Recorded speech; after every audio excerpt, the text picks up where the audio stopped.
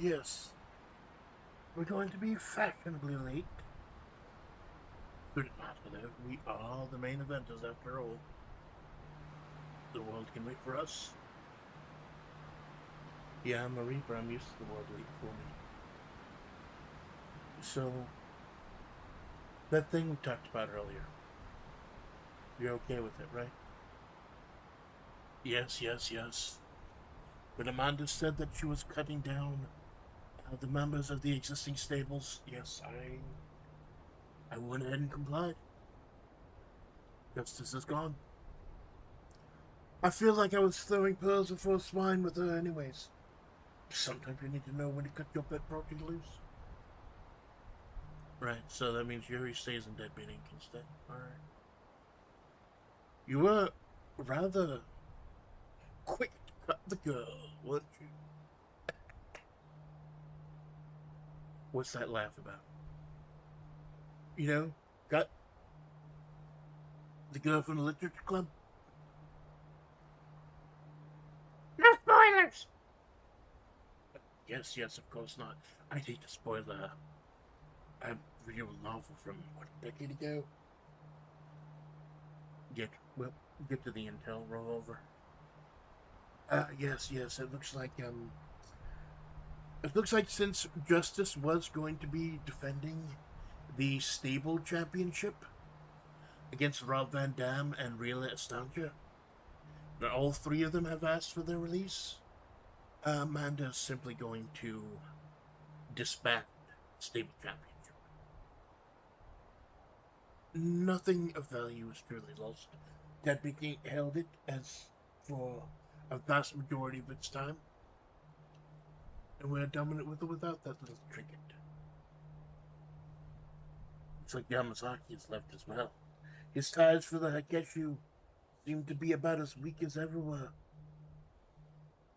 Yeah, I wouldn't be surprised if Geese paid a little under the table to get him out of the way, too.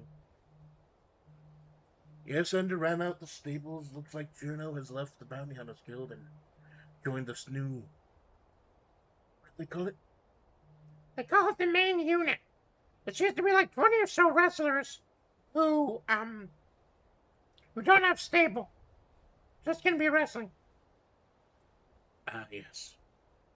So we've got the little tournament going on tonight, but I've not concerned myself too much. I am a main eventer after all. My concern's Rubico. Your concern should be cashing in that sextet and taking the belts off of Hishi and Hakon. Deadbeat Inc. will be as dominant as they ever were. We should be touching down shortly.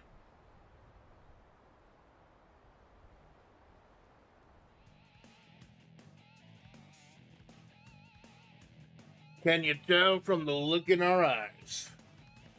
We're going nowhere. Hello, everyone. Hello, Clanker. Hello, everyone. Thank you for stopping by here this morning. This is welcome to Shadow Moses.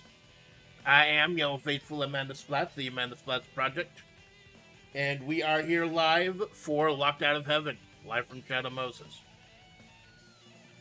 It's going to be a big one, man. Hello there. Hey, Jinx. It's going to be an important one, man. I can feel it in my bones tonight, man. This is going to be one you're not going to want to miss.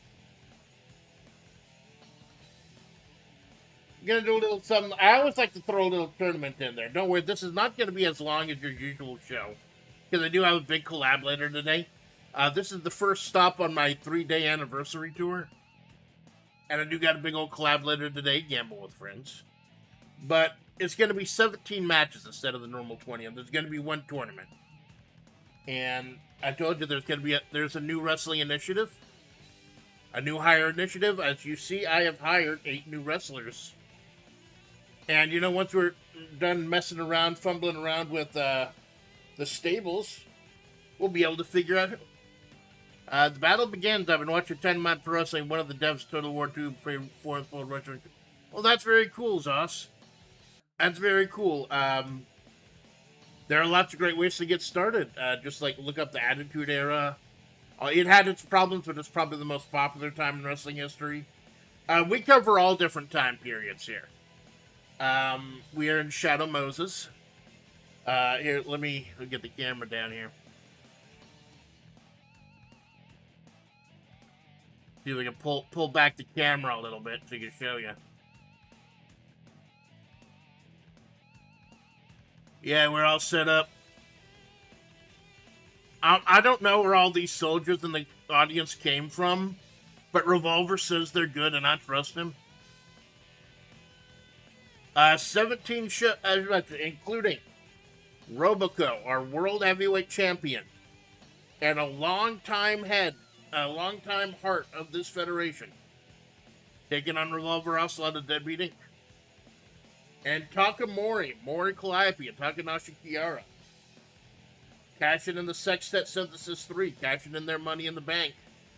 They'll be taking on Hishi Akebono and Hakan, our new tag team champions, later tonight. Well, we start out with Newcomers Tournament. Now, I used RNG. I knew who the 8 people were going to be. I used RNG. I used random.org to shuffle them around. Random.org grouped the first 2 wrestlers and then the other 2 non-wrestlers. So, our first new hire.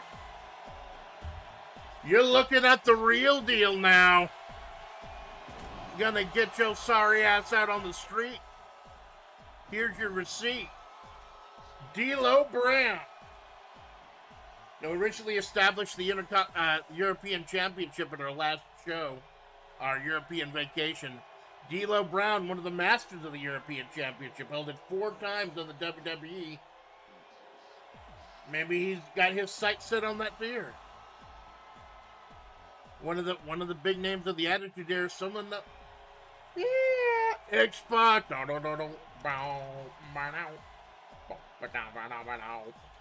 X-Pac, man. I loved X-Pac growing up. X-Pac gets so much hate for some reason. Like, they call it X-Pac heat, where they just want people would want X-Pac to go away. I honestly don't think that's fair, man. I think X-Pac is awesome.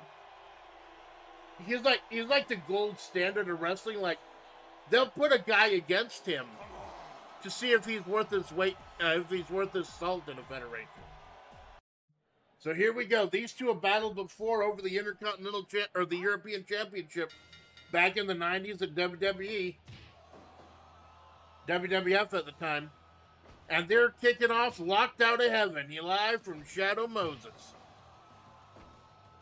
I'm sorry if I peaked the mic a little bit. I'm trying to keep it. I've got OBS on one monitor and the show on the other, with chat and everything in the corner. There's just so much action. So it'll be interspersed with the other festivities tonight. We will have this one-night tournament of 8 newcomers trying to make their bones. These 2 men made their bones in the Attitude Era. Had some pretty decent runs in TNA as well. X-Pac, a hell of a worker wherever he goes. D'Lo Brown, member of the Nation of Domination. He's a living bobblehead, and we love it. Oh, the strength of... Oh, X-Pac slipped out. D'Lo Brown with the head punchies. No matter who you are, head punches. You get punched in the head, they're going to be problems. They'll flip an X-Pac over. Just one. Oh, purple floating head. That's the dude from Coliseum. He always likes to see Macho bodies in great shape. Satisfaction guaranteed. Punching D'Lo right in the head. D'Lo punching him right back. That's all you need. Now, neither of these 2 is a member of a... Oh, flying lariat by X-Pac. Neither of these 2 is a member of the stable right now. Right now, there are 4 stables. The Muscle Gym, held by Marissa. The Bounty Hunters Guild, headed by Bridget. The Hakeshu, headed by the 4 Heavenly Kings. And Deadbeat Inc., as you saw, headed by Revolver Ocelot and Mori Calliope and Takanashi Kiara. Mori's really the leader, but even though she's been with the chicken, Revolver's been in their ear recently. Wonder what that means. X-Pac with a sliding. There's also going to be a prize at the end of this tournament, but I'm not letting you know yet. I got some surprises for you. Oh, big old Hurricane Rana by D'Lo. People forget how agile a massive guy like D'Lo is until you see him doing that sky high from the top rope. X-Pac with those devastating kicks.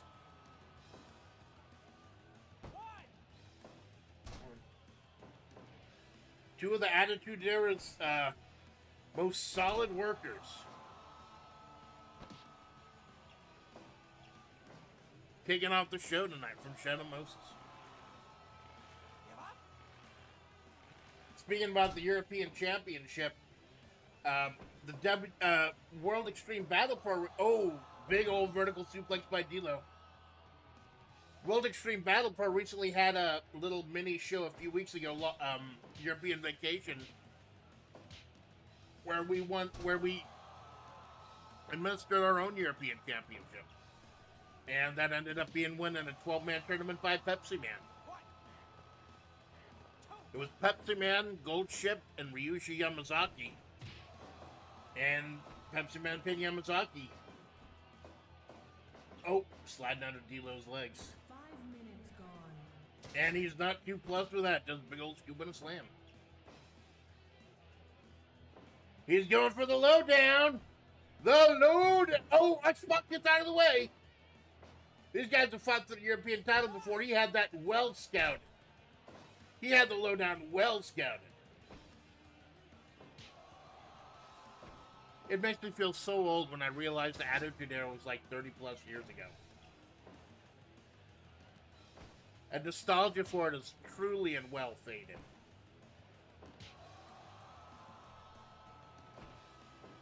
Oh, the old human slam by Pac.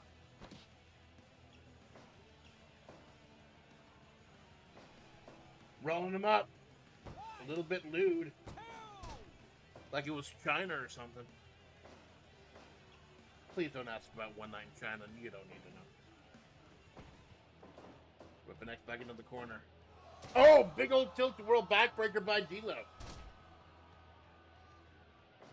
If you remember the Nation of Domination, D'Lo, one of the more underrated workers of that group, they feuded with the Generation X back in the day. Oh, X-Pac on his feet. Lifting up D'Lo. Driving him right to his back.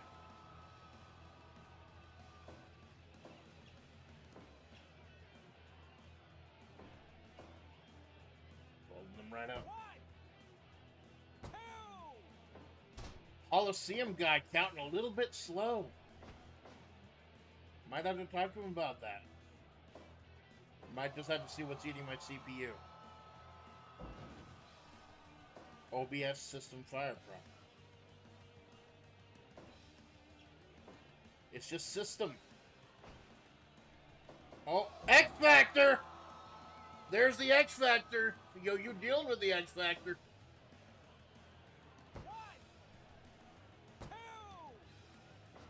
D'Lo kicking on it too. I guess the X Factor isn't nearly as protected as it used to be.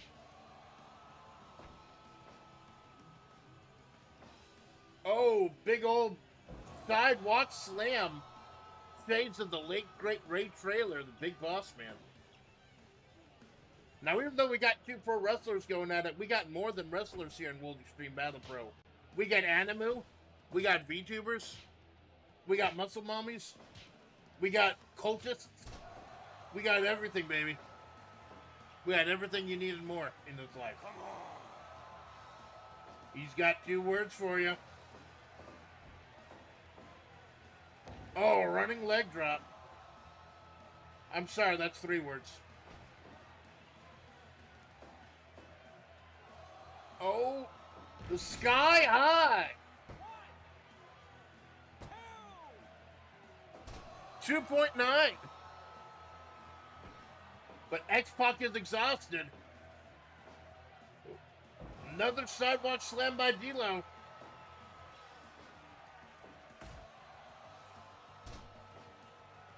Drop to the elbow.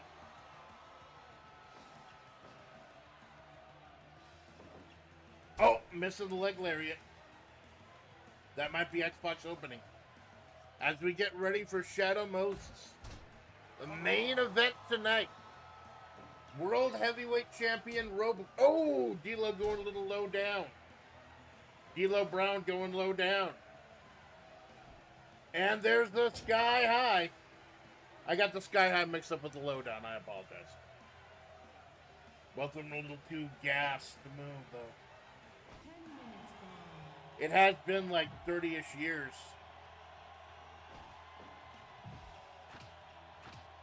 With nasty jumping kicks. Oh no, is he going to do the crotch thing? He's doing the crotch thing. Bronco Buster. Oh God, that was a disturbingly long time.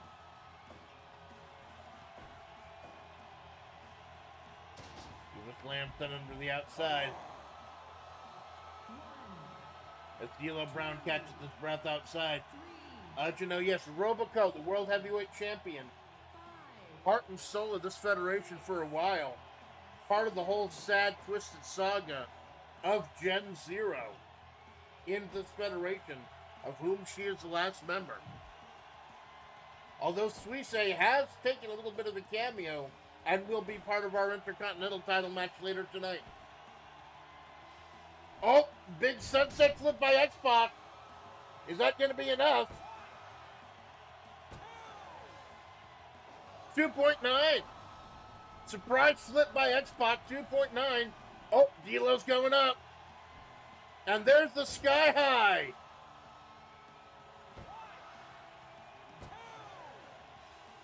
Holy crap. I don't think we could have asked for a better opening match here. At Locked Out of Heaven, live from Shadow Moses. That was a hell of an opening match, in my opinion. Everything's going a little bit slow, but I'll tweak that. I think the settings are minimized.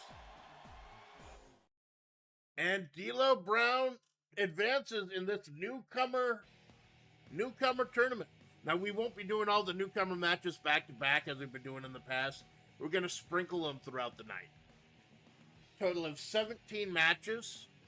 A total of 3 segments. There will be breaks. Even if I don't need a break, we're going to be taking a break here and there just to set up the next segments. And here we go. Just one moment. Grab a drink.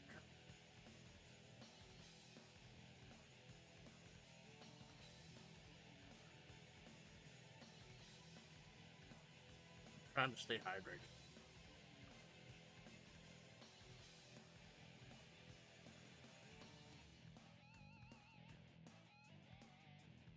There we go. And the tournament continues. Those of you who are avid wrestling fans may or may not know who this next man is. And if you know, I apologize.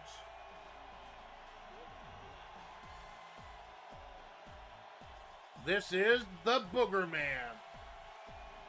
Bastion Booger. Wearing an outfit made of duct tape. He's farting.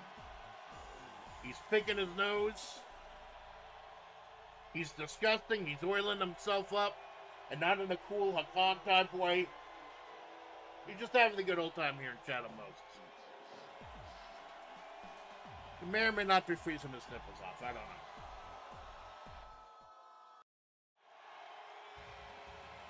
And next up, a man I personally despise. A man who's been part of my channel for a while now. Double J Jeff Jarrett.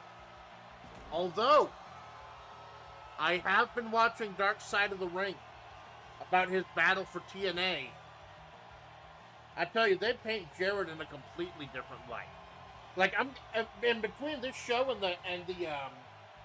and the collaborator today, I'm gonna watch the 3rd episode of Dark Side of the Ring. And Jarrett has actually kind of had a fascinating story. But as a wrestler, he is one of the most hated bad guys out there. Swinging that guitar. But that guitar is not going to save him against the Booger Man, Bastion Booger. Now, you may have a question. Why did I hire Bastion Booger?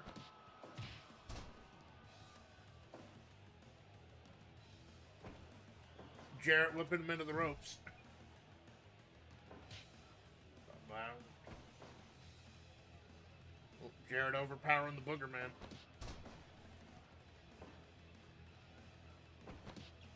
Yeah, Jarrett, after a little hop, skip, and a jump to WCW, been in the World Heavyweight title there in their last days, ended up founding TNA, Total Nonstop Action, which for some fucking reason is still around to this day. Holy crap. Bastion Booger, he had like a handful of matches and then was never seen again. So we've got decades of wrestling legacy and an independent federation that is the gold standard of the indie federations for the longest time versus the Booger Man.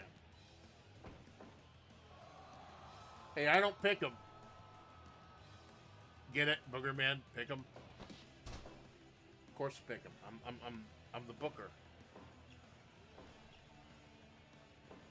I've thought about wrestling. Like, there's no way, like, with my spine that I would get medically cleared to wrestle. No fucking way.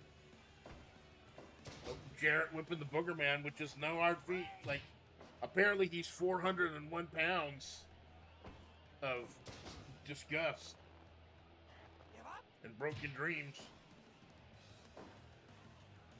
No, Drew McIntyre's not here. Big old fists. We talked about the main event. We're talking about our other main event. Hishiaki Bono and Hakan of the Metal Gym are our surprise tag team champions. We had a situation. Originally, it was supposed to be Hishi and Hakan versus the G-Man and Dag Boomer for the tag titles. However, Takamori cashed in their Sextet Synthesis, their Money in the Bank, specifically for Shadow Moses. Big backfire drop by Jarrett. Stomping away. So we had to have two different tag team title shots. So we had the title shot, the tag team title shot in the European Vacation, and Hishiaki Bono and Hakan in an amazing career-making match for Hakan beat G-Man and Dag Boomer for the tag team titles. And G-Man, fuck you, G-Man, you're gone. Opening that forbidden door. And now we will forever have the stain of having an SWA contracted wrestler being a former tag team champion here. That stain is thanks to the G-Man. That door is closed. This is where he gets off. Jarrett whipping him down. Jarrett surprisingly dominant over the Booger Man. But that's not gonna last long. Oh, vertical suplex. I will admit, I think I just hired Bastion Booger for the bodily humor puns. I like to think I've cultivated a more mature fan base than that, but it's not. Oh god, that armpit! That lethal armpit of Bastion Booger.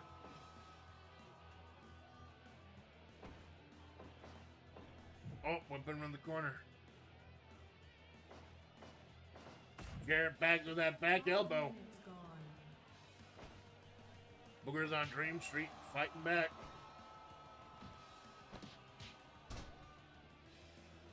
Wow, I am seriously regretting giving Bastion Booger a spot here. Especially considering the implication of what the prize for this newcomer tournament is going to be. Stomping away on the leg. Jarrett in the corner. Booger whipping away. One to the back of the head. And another one. I get the feeling that Bastion Booger's moveset is a little bit limited.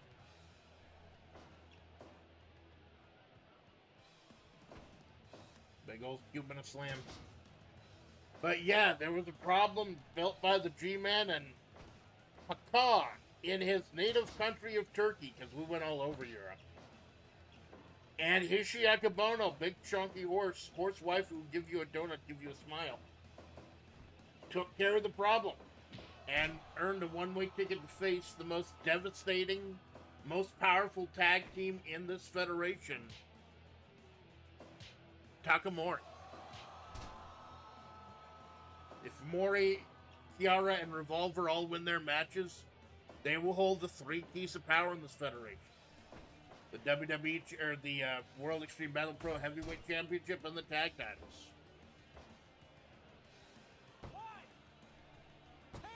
Garrett with a 2. Booger somehow able to kick out.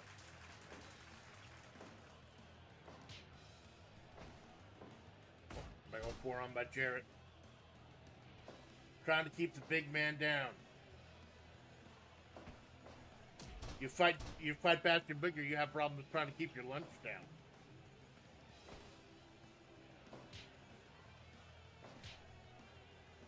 Oh, big forearms by the Booger man.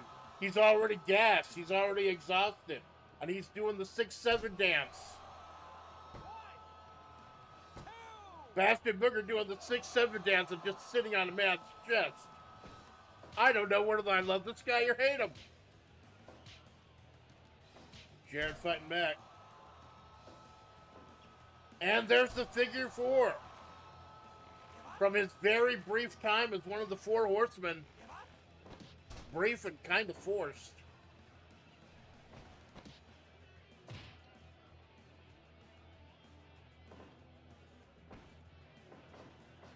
Jarrett whipping Booger into the ropes. Oh, side slam. I don't know, with all that weight, I don't know who got the worst of it. If you think this match is weird, the other 2 matches in the tournament are even weirder. Big old clubber and forearm. Bob the Booger man. Big old forearm. Nothing fancy about a large man's forehead. Unless you've, like, scribbled on it or something. Clothesline by Jarrett. Stomping away at the leg. And going for the figure 4 again. I think the crowd are starting to get behind Bastion Booger. How the fuck did that happen? They must really hate Jarrett. People are cheering for the Booger man. He has some weird, funky charisma to go with his weird, funky armpit odor. Jarrett with the roll-up. A little too close to the ropes. But Booger is fried. Booger is out of gas. There is a stamina mechanic in Fire Pro. And when you're hunched over like that, you know, like you're out of gas. Jarrett is bleeding, though. Jarrett's going right for the balls. Double Jarrett. Is he going to go for the double MMA? Oh, big old clothesline. Jarrett fighting back. Misses with a clothesline. Hits the neck breaker. Is that going to be it? 2.9. The Booger man fighting back. On a good day, anyone can have a great match. Apparently, Jarrett and the Booger man coming to blows, facing each other down. And this is just the pre-show. This is just the undercard. Imagine what the main events are going to be like. Oh, shoulder tackle by Jarrett. I think he's given all he can.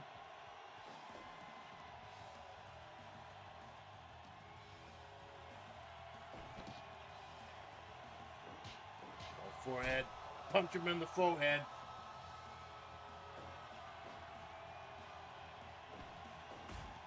Jarrett is bleeding like a stuck pig. Bastion Booger needs a meal. Jarrett whipping Booger on the ropes. Big old splash. Oh, Jarrett trying to go for the stroke. Booger Man's a little too heavy for him. But his stamina gauge is at 0, though. Like, he can't follow up.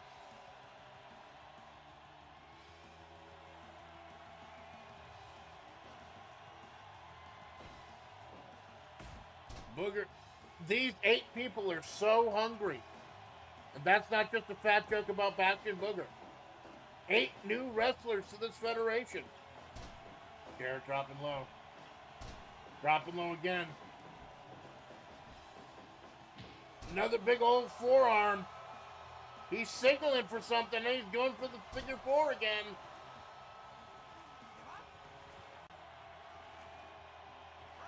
And Bastion Booger too close to the ropes. The fans are on their feet for Jeff Jarrett and Bastion Booger somehow. What the fuck did I put together? I love it.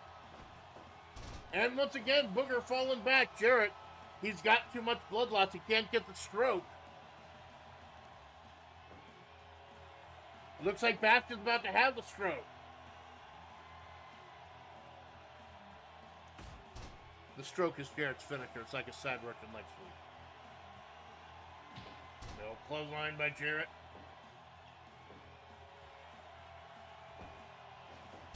Oh, is that going to be it? Just the roll up? 2.9! Surprise roll up. Booger has the wherewithal to kick out. Slow, chunky man in a duct tape diaper giving it to Jeff Jarrett. Oh my God. Is he going for the stroke again? Nope, just a big old forearm. Nowhere to go. Figure 4 in the middle of the ring. And somehow Bastion Booger kicks out. This is supposed to be the time on the undercard matches where I start talking about the main event matches to hype you up for the show. I'm a little too enthralled in this one, though. I'm getting wrapped up in this undercard match. Holy crap, Bastion Booger.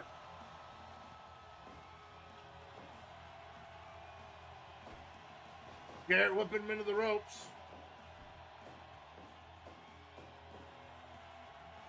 Fall away, slam.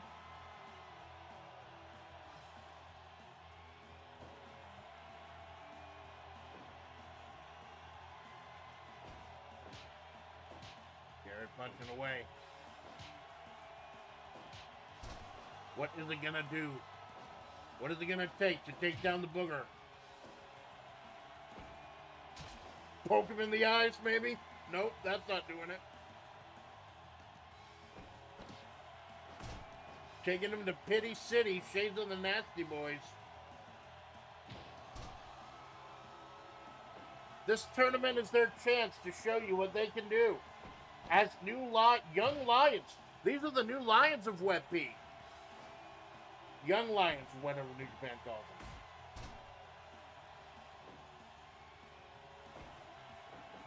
Whipping Booger into the ropes. Big old clothesline.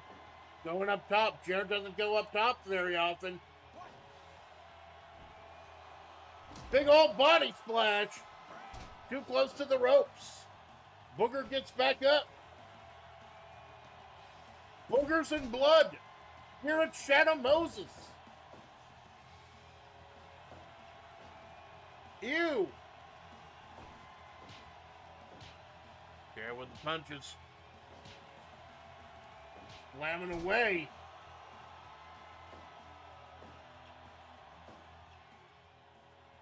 Crowd are on their feet with these two men who barely had a match in this federation.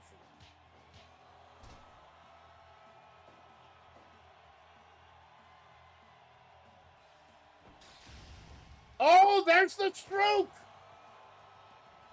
That shit booger just stole Jeff Jarrett's stroke. And that's how you do it. That's the stroke right there. Single leg crab, it's over. It's over. Holy shit. What the? I am legitimately interested to see what the score rating is for that match. I am legitimately interested. So semifinals later tonight, D'Lo Brown and Jeff Jarrett. Got a little bit of history there. 94% match. Whoa. Ooh, talk about. I had not had a chance to talk about the upcoming matches tonight. Is one hell of a go. We're gonna go ahead and save quickly. Step away from the tournament for a moment, as we do have a European title match.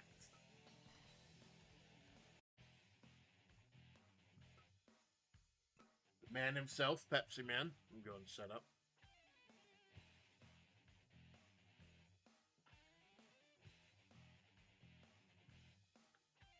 Now, I understand that we may not have had a chance to establish a challenger for Pepsi Man. And his tournament victory during our European vacation was quite dominant.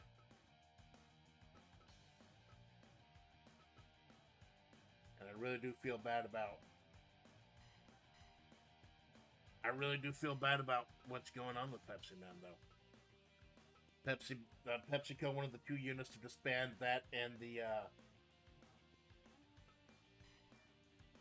both that and the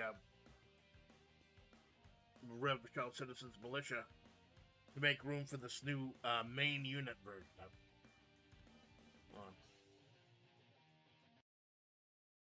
Hold on a sec.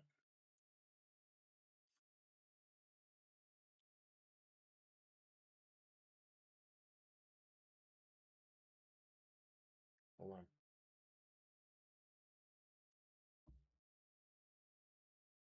What the hell? Who's coming out? Pepsi Man's already in the ring.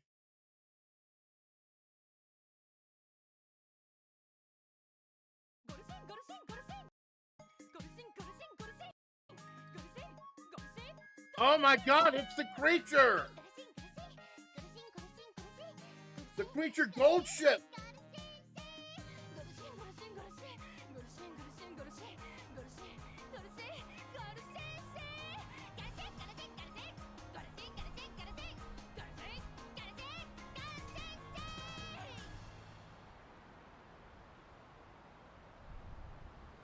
Yes.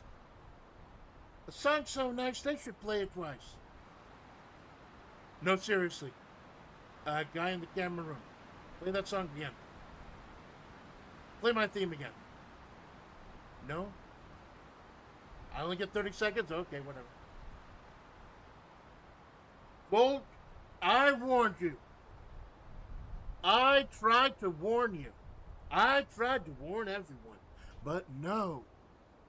Nobody listens to Gold. I told you there was something wrong with this man. This is not blessed hero of the early days of this federation. Long, long ago, back in the halcyon days of like 14 months ago. This is evil, frictionless deception. He's gone corporate. Look at him. Look at this motherfucker. He's got corporate branding all over him. He's sold out. Well, I'll tell you something, Mr. Pepsi Man. You may have beaten everyone in that tournament, but you didn't beat me. Technically. Because the finals were a triple threat match. And you pinned Yamazaki. You didn't beat me. I'm here to claim what's mine. I want the remnants of the Pepsi Empire. The remnants of PepsiCo. I want to start that new fifth stable a man has been talking about. And I want that European Championship. So, Pepsi Man, you think you've got the cojones to dance with the creature?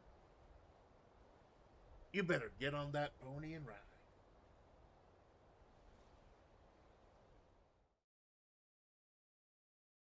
And here we go, ladies and gentlemen. The European Championship match is underway. Pepsi Man defending his new European Championship against the creature Gold Ship. Naga will tell Sayun doing the referee work. And she sends him right to the outside. This is an animosity, an anger, a hatred that boiled over at European vacation. Gold Ship has tried to warn up. Pepsi Man sending him to the outside. Gold Ship tried to warn us about Pepsi Man. A slow turn towards the dark side. Although saying that he's turned corporate is kind of fucking stupid. Because he is literally a corporate mascot. I don't know where she got that. I don't know where she gets a lot of things. But as one of the biggest advocates and the mouthpiece for PepsiCo, I know Gold Ship took it hard when PepsiCo pulled their funding from WebP and the group disbanded. And so it was the Europe in Uria, in the place where the people did the thing. The finals of the tournament. It was Gold Ship, Pepsi Man, and Yamazaki, Ryuji Yamazaki. Pepsi Man pinned Yamazaki, sent him packing. Gold Ship was not part of that decision. So she made her own decision, and now this is the collision. Better watch out once you get caught in the crosshairs of the creature.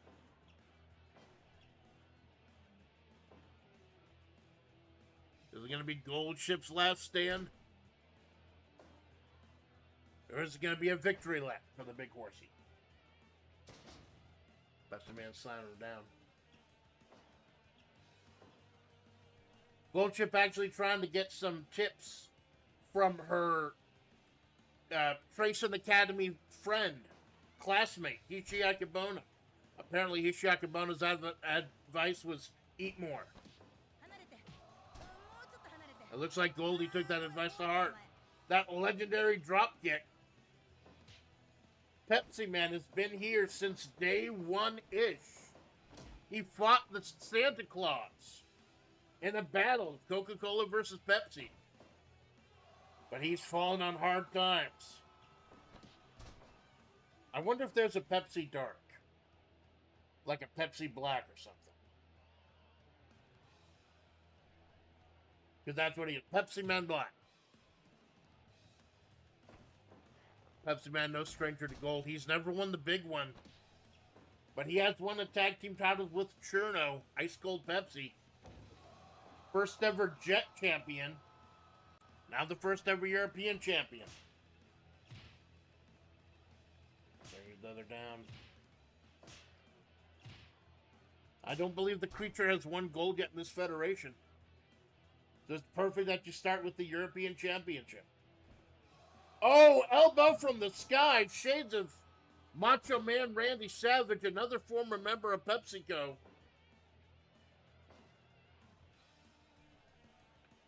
Watch each other, keeping a close eye.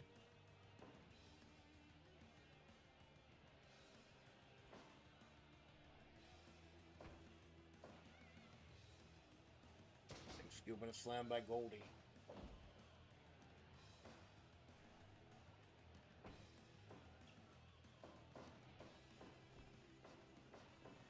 And, oh, right. Maybe she has been taking some pointers from her powerhouse pal.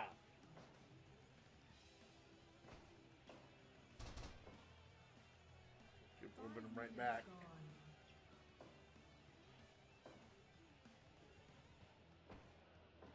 And Pepsi Man with the scoop and a slam, sending her right out. He's dancing on him, cartwheeling on him. Is that a cartwheel? Is that a racist thing about her being a horse and having to pull carts? Are Uma's horses?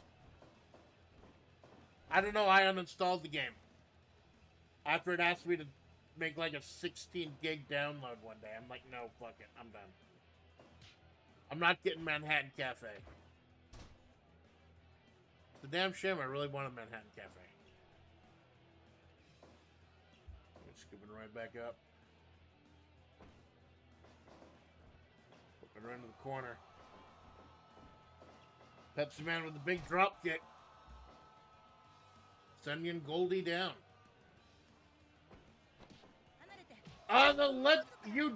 You shoot a drop kick at the queen, you best not miss. Gold Chip's drop kicks are legendary. Pepsi Man finding that out right now.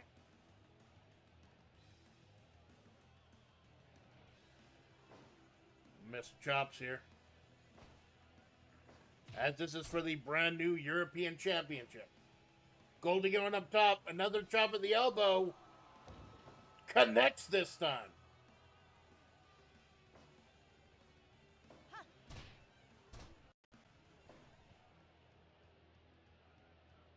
Pepsi Man on unsteady legs. He may see his future flashing in front of his eyes. If he has eyes.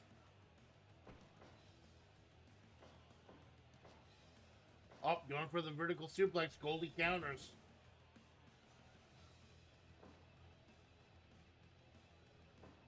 Keeping a close eye on the Pepsi Man. Knee to the groin. Naga doesn't care. I get the feeling Naga's probably seen a lot of things go to the groin. Because she fights sturdy. Because she's a bounty hunter. Oh, scooping a slam.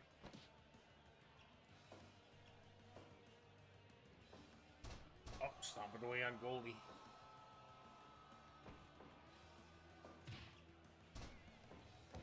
Dropping the knee.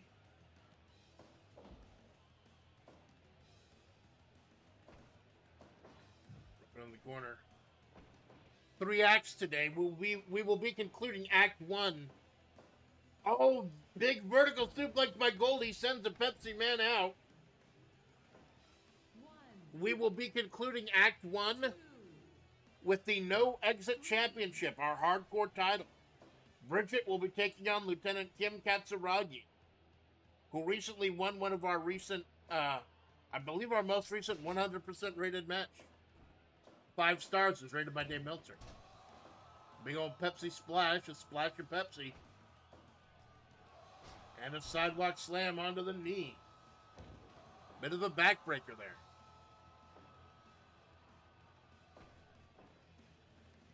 DDT by the Pepsi Man.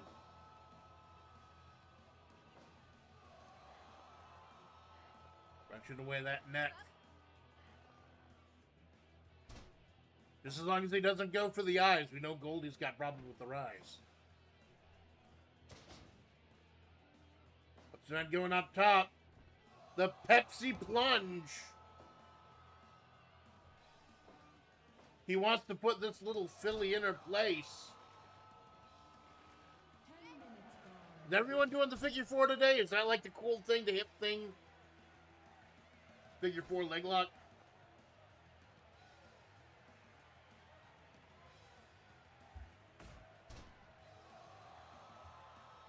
Gonna break him over her knee. Gold Chip, you got the crowd out behind her. Unfortunately, that's not always enough.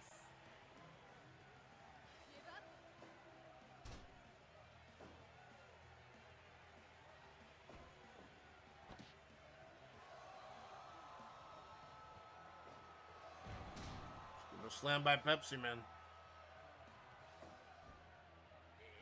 Got another Pepsi plunge.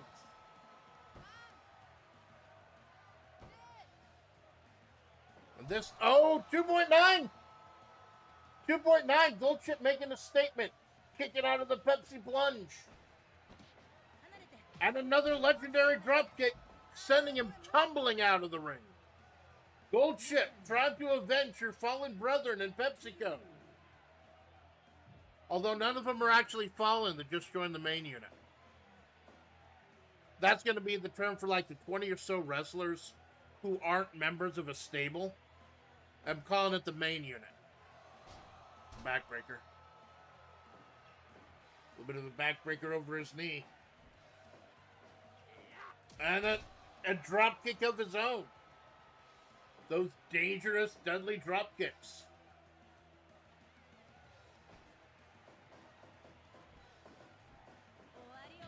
Big old clothesline, just flopping him inside out. Is that going to be enough?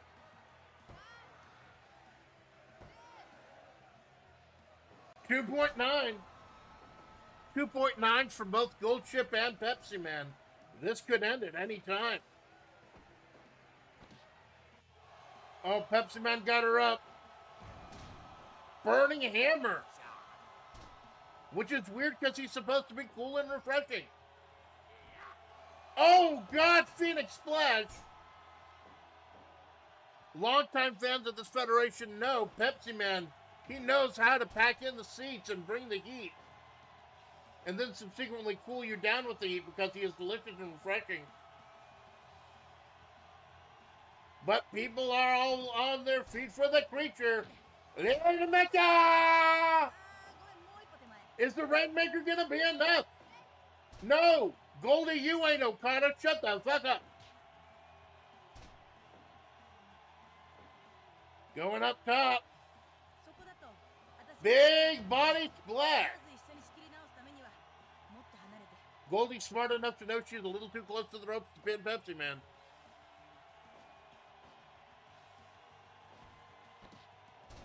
Another Rainmaker.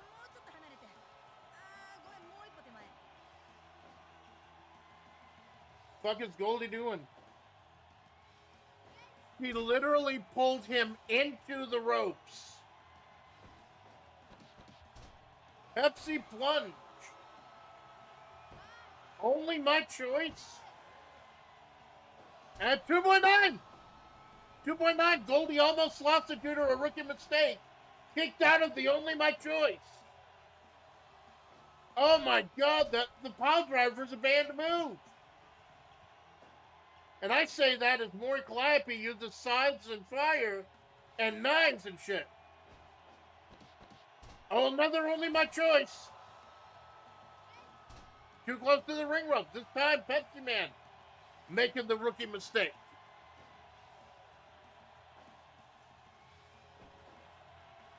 Goldie with the power bomb. And she folds him up. Is it going to be enough? Not even a full 2. Not even a 2.9 rather, just a full 2. He's shaking the bottle. And that's flat. Bit of a flat liner.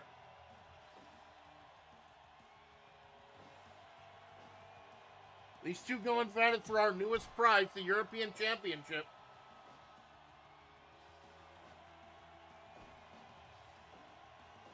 Not the Pepsi Man. Slamming him down.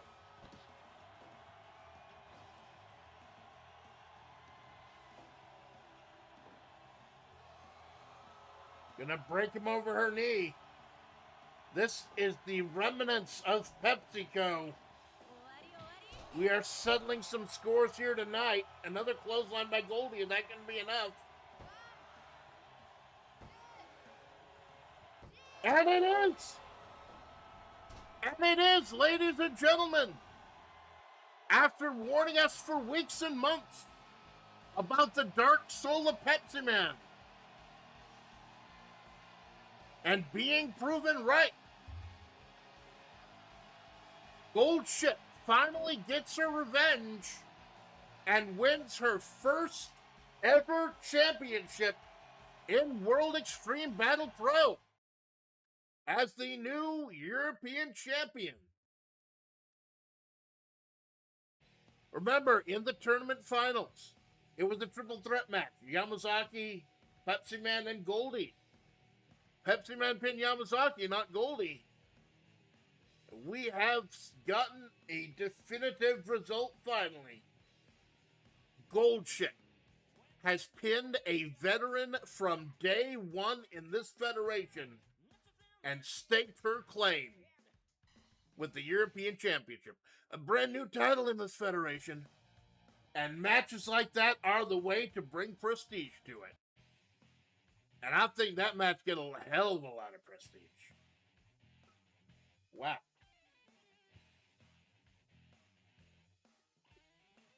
Goldie, a fan favorite, finally getting on the board, as it were.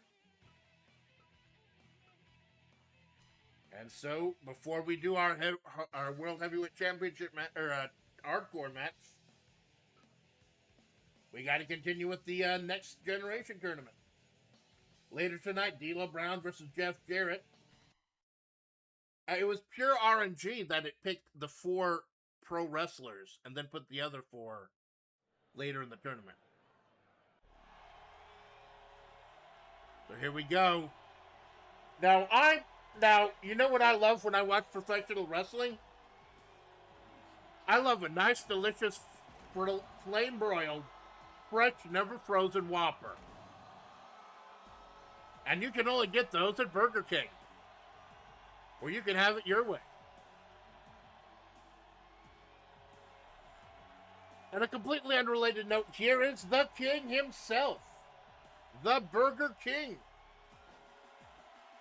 Maybe he heard Pepsi Man was here and he thought, you know, chance to sell burgers.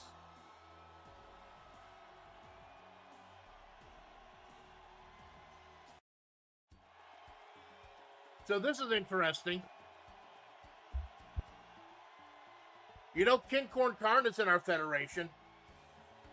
I was originally going to hire the Amazon from NES Pro Wrestling, the big green skin guy with a lot of cheating moves. Turns out we hired the wrong Amazon. We were gonna hire Amazon from NES Pro Wrestling. We ended up hiring Amazon from Dragon's Crown. And I saw her and I'm like, okay. He's not Sneak King for this one. Oh, fun fact, by the way, Jinx, I got 100% in Sneak King for Xbox back in the day, which is pure RNG for one of the requirements. You have to have, like, the people who pop up in a specific order. Yeah, Burger King put out 3 Xbox games back in the day, and one of them was like a Metal Gear Solid type sneaking game. It was weird. So, now we get into why I love Fire Pro. As the Burger King takes on the Dragon's Crown Amazon. I don't think she has a name. I think she's just the Amazon. Driving his shoulder into her chiseled abdomen.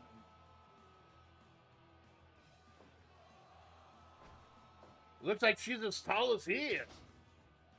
She is an Amazon after all.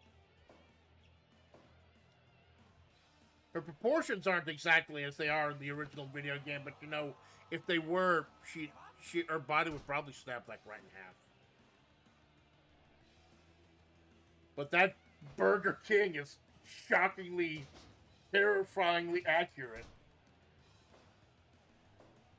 That's the thing you're gonna see in your nightmares.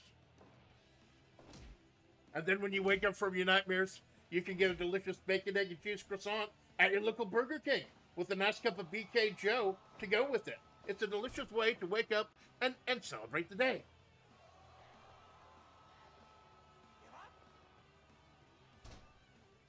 We're not sponsored by Burger King.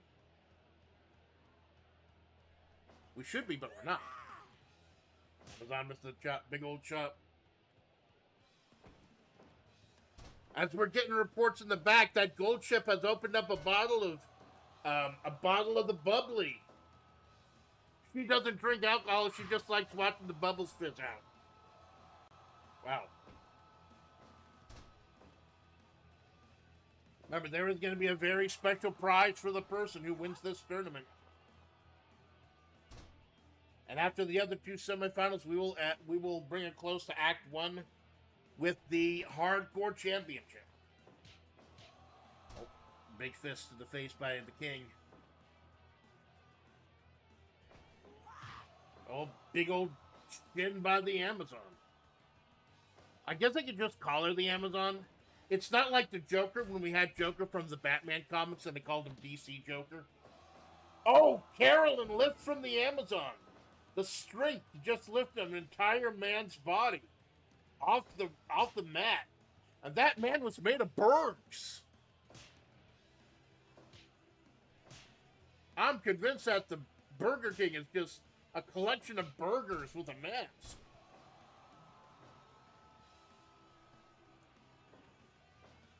Will the Amazon eat the birds? Away. No, I don't think you get a physique like that from eating birds. I'd love to play Dragon's Crown sometime, but apparently, like, they don't sell it anymore. You just have to emulate it. I really do want to play Dragon's Crown. It looks amazing. And I heard it plays pretty good, too. I have to ask Minato about that. He's played it on stream. Oh. The strength of the Amazon blocked by the Bird King. Who knows? Maybe Pepsi Man called in for backup. That's why the Bird King is here. Do they sell Pepsi products at Burger King? Probably.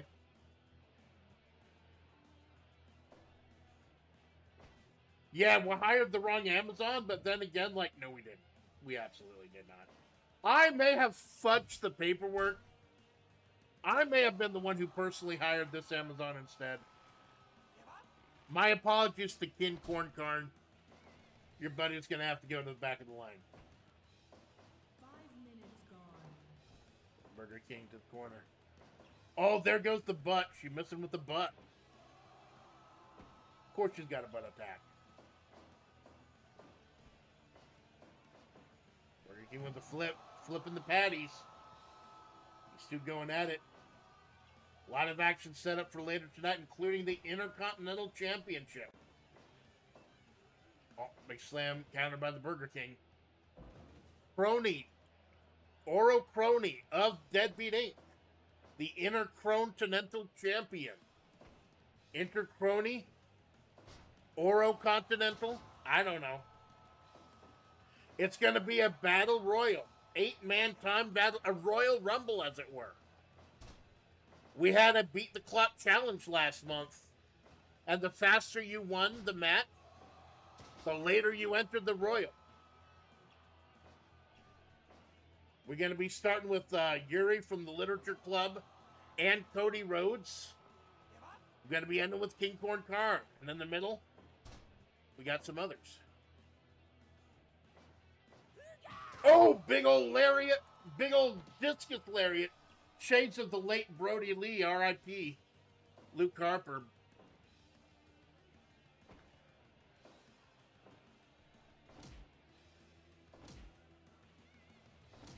Burger King going for the shoulder. Messing with that European uppercut.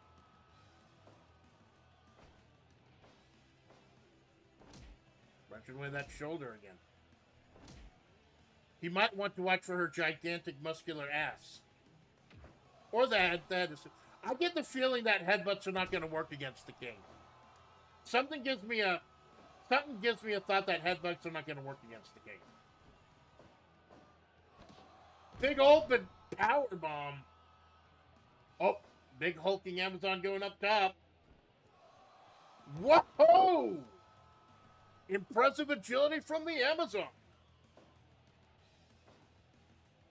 Wait for the King to get up. She is a dignified woman. Oh, with the King with the double underhook.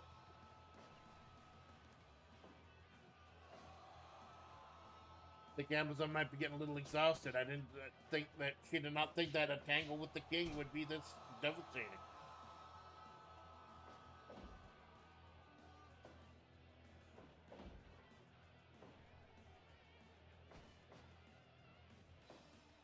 Okay, oh, perfect flex. A picture perfect flex. R.I.P. Mr. Perfect Kurt Hennig. Crunching away on the leg. The king giving as good as he gets. And what he is giving are delicious, mouth-watering, flame-broiled whoppers, which you can have your way. Big flip over by the king.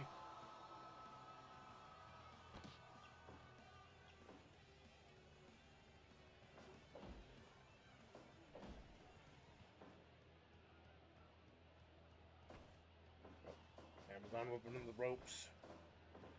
And there's the butt. There is the butt. I believe that's actually set as her finisher. Oh, and she is exhausted. She did not expect the king to last this long. She is winded.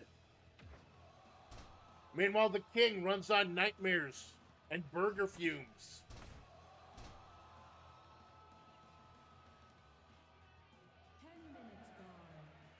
Has she reached the end of her rope? King whipping her over. King's looking a little tired too. These two have very little gas left in their tank. But she still powers out the power bomb. Oh, that's a little lewd. There's the butt. 2.9. The king able to slide right out of there. Just like you can slide right into a Burger King drive-thru today and get a delicious flame-broiled Whopper. Amazon falling right back on the king.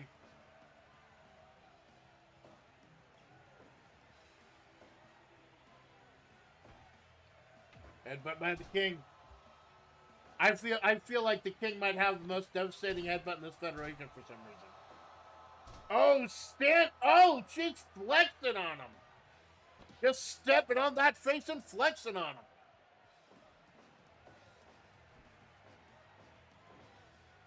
And a big butt drop. You know what? When it's Bastion Booger doing it to you, I don't think so. But when it's the Amazon doing it to you, yeah, sure, fine. I'll take it. I would take a Bastion Booger butt drop just to get an Amazon butt drop. Totally honest. Oh, the king's sneaky, nicking like he's Snake. Out around back downtown. That nasty headbutt of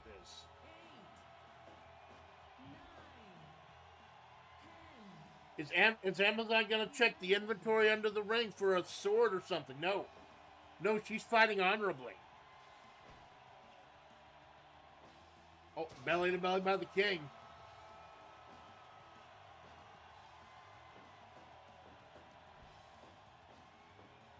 And a big clothesline. And big old stunt puller right there.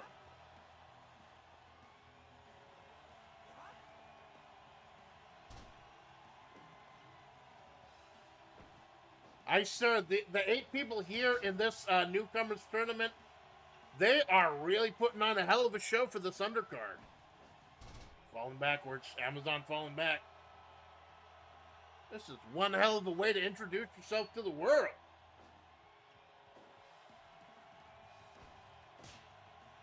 With a chop and the fist.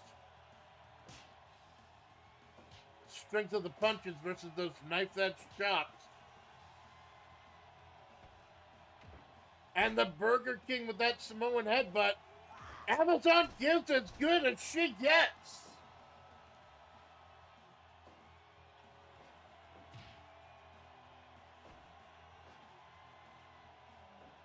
Oh, shoulder breaker by the king. Is that going to be enough? No, he's not done torturing the Amazon. Is his hubris going to be its downfall?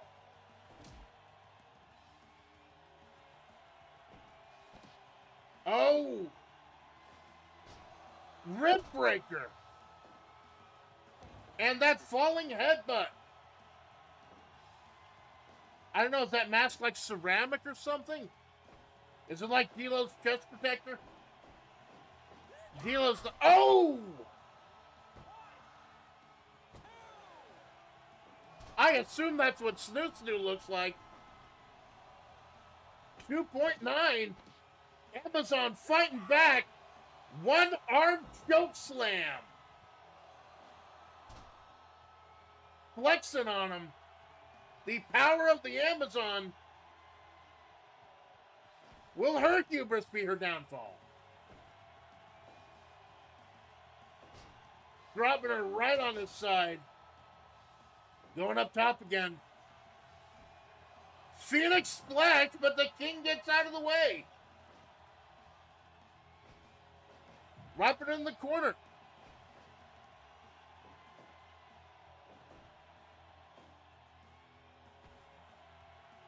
Oh, jostling for position. Oh, top rope Alabama slam. But she is too tired to follow up.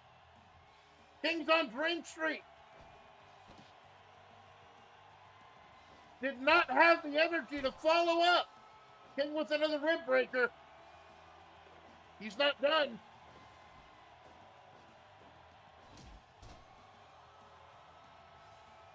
This is a quarterfinal for a new Lions tournament. Imagine what the main event's going to be like.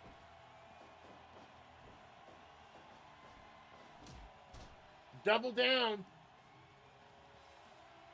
It's not the KFC double down. We couldn't get the Kentucky Fried Chicken here.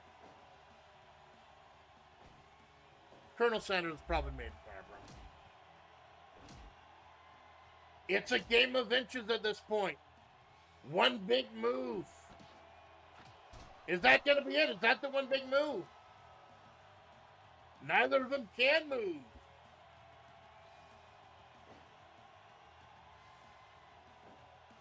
One of them may have to kill the other. Another rib breaker. Going up top again. Phoenix splash, or rather a big girl senton. Going up again. 2 sentons. But she is gassed. She is gassed and cannot follow up. Burger King with another shoulder breaker.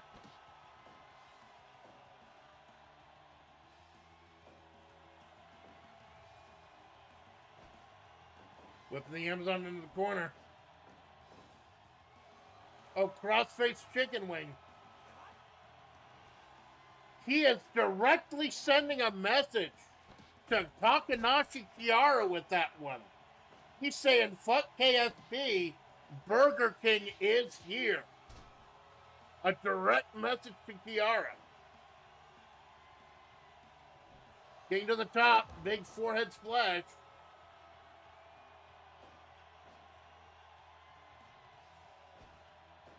Nope. Breaks out of the one-arm choke slam. Samoan pile driver. These two are pulling out everything tonight.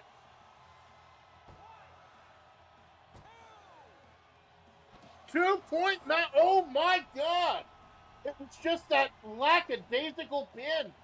Her hubris. And missing with the butt. Bear hug. The raw strength. And that's it. And that is it. Ladies and gentlemen, this is just supposed to be a little pre-show thing to wet your whistle for the main event. I did not think it would go this long today. I'm glad it did. Holy shit. The Burger King slain by the Amazon. The big old bear hug. 100% match. It has been a while since we've had a singles match rate, a 100% match rating. These two deserve it.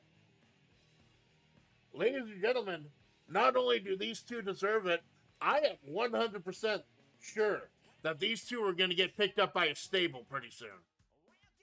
You got to think Marissa of the Muscle Gym is looking at the Amazon right now. And who wouldn't want a delicious, tasty flame? But oh, yeah, he lost. I can stop shilling now. Oh, thank you. I felt like such a fucking whore. He's out of the tournament. I don't have to shill anymore. But he had a hell of a match. Like, I think that's the first singles match we've had in 100% in a while. The Amazon and the King. She now holds the King's crown. But that was just a quarterfinal. Like I said, we bring the absolute bangers in the quarterfinals of newcomer tournaments. Think about what the main event is going to be like. It's been a little over an hour. My voice is already fucked. I got medication for that, though. I got something I can take.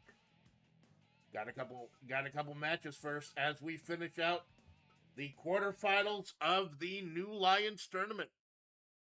I gotta call some of the New Lions. I don't want New Japan to sue me. They get very litigious. What animal would they be? The new what?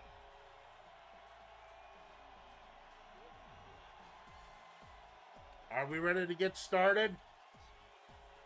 Get ready to push start to Rich. Granddad himself. Fortron. John Shimali, present start to Rich. We couldn't afford Mario. So we got the Fortran. Just like we couldn't afford Lincoln Zelda, so we got CDI Lincoln Zelda.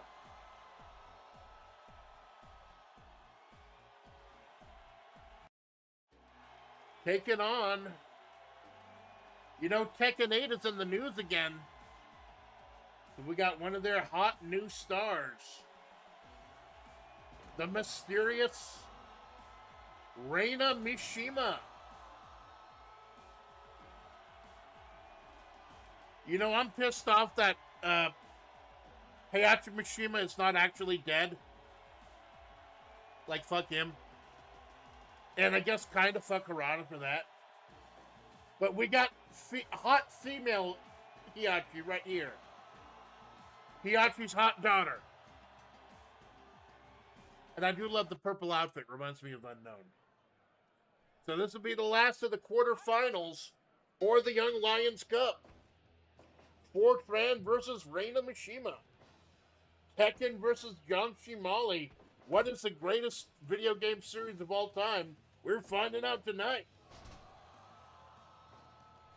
Yeah, Japan has the new Lions or the Young Lions. What should we call them? The Young what? Fortran getting the early advantage. Be very careful when this man starts pushing start to Rich. You hear that ring-a-ling-ding in the fruit machine. Fortran rolling up Reina. Ooh. But yeah, it's going to be a hell of a hard act to follow, Amazon versus Burger King. These two have got to do it, though, because the winner takes on the Amazon in the semifinals later. It'll be D'Lo Brown versus Jeff Jarrett and the Amazon versus one of these two.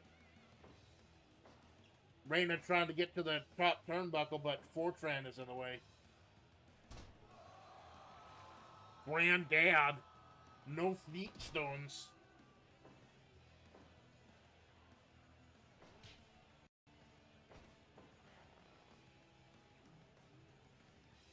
Reina tracking in the chest. Reina Mishima. I believe she knows the Epic God Windfist. Or the Electric God Windfist or whatever. The thing that the Mishimas do, like if it's frame perfect.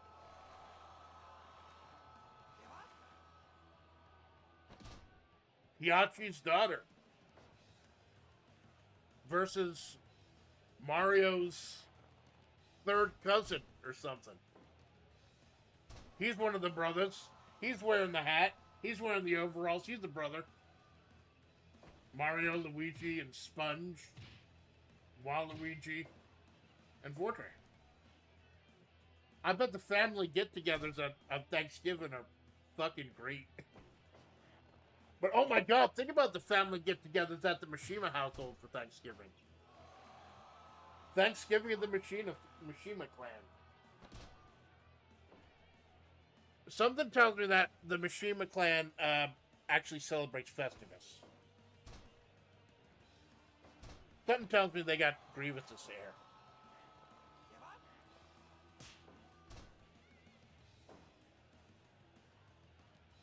Yeah, we're getting reports now of that they are entering our airspace. Revolver Ocelot and Mori Calliope, Takanashi Kiara, that they're getting out of that military convoy over at the archipelago, and they're switching over transportation to get here to the base. We're coming live to you from Shadow Moses. We are locked out of heaven. We are locked into some amazing wrestling this morning. We're going as long as it takes, baby. This is going to be a shorter show than usual, but we're going as long as it takes. There will be stakes and there will be consequences.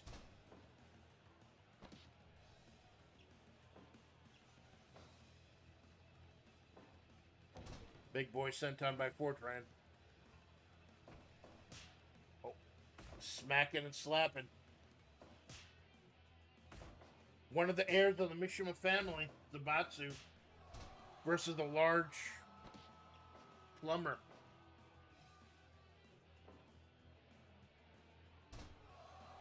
Punching rid of that arm. I wonder if Fortran knows how to do the elect. No, she knows what she's doing. She knows exactly what she's doing. If she breaks that arm, he won't be able to push start to Rich. 5 minutes gone. Wait. Oh! Very innovative. Kind of an overhead Saito suplex.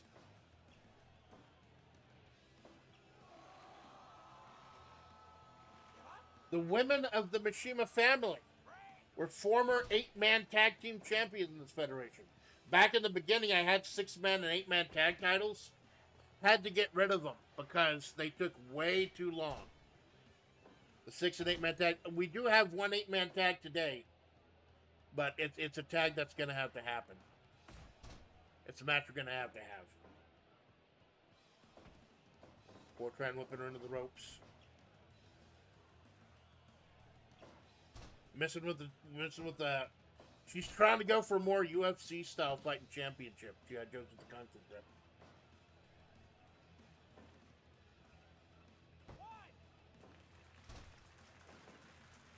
Just one. Reina Mishima will not be. She will not be intimidated. Not even by a large fruit machine. Ring-a-ling-ding with the fruit machine. Spent my money on Gucci jeans. To quote Pete and Baz. Pete and Baz, greatest rap duo alive. Ask about him. Big ups to the snooker team. The Northern boys. Octogenarian UK drill music is some of the best music ever. Prove me wrong.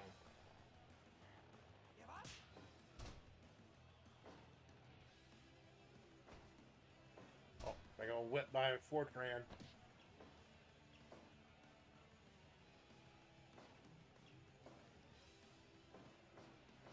Big man with a big splash. Big forearm. He's motioning for something. I don't think he got what he was motioning for. Talking about new things, talking about starting new traditions here. We will have the first ever Intercontinental Tag Titles. Reina again trying to break that arm so he can't push start to Rich. We've only got one pair of tag titles in this federation, and with such a burgeoning tag team division, I didn't think that was fair. So we will have the Intercontinental Tag Titles, the secondary tag title you can shoot for while you're warming up to get on the big ones.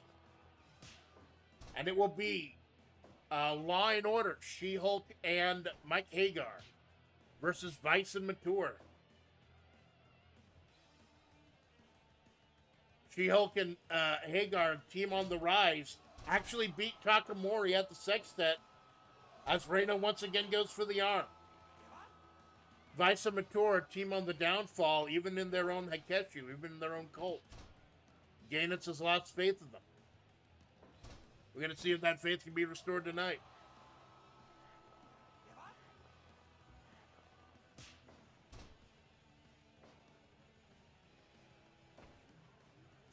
Fortran pummeling right in the face. And he's motioning for something again. He should stop motioning for things. They're not procking off. Reina catching her breath. Fortran not letting her. Elbow to the face, that's what you get. And she's just choking him out, the Kata Hajime. I don't know if this is lore accurate. She's got some very UFC-style submission moves. But that one got the crowd going. Got a big old big boy senton. Big forearm by the big man. Rotating those fingies. He's about to push start to Rich. Don't let Fortran push start to Rich. Oh, big old flying clothesline. Almost a sling blade type of move there.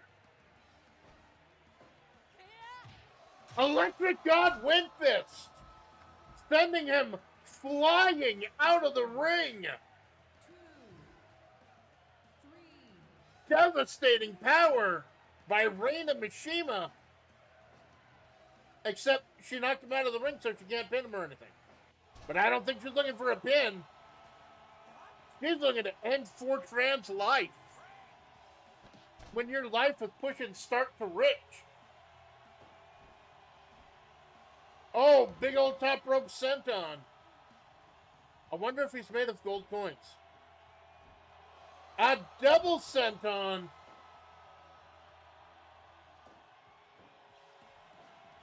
I don't know what press start to Rich is. What type of move is if he's done his finisher yet or not. 2.9. Reina looking impressive with that Electric God Wind Fist, but she was not able to follow up. And Fortran is putting the screws to her. Another large senton. This enormous plumber. Y'all getting hooked on the brothers. To the bridge.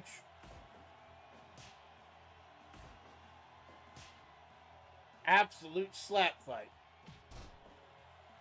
Big old double drop kick by Fortran. Was that a triple? Oh, I get it. I get it. John Shimali is a slot machine.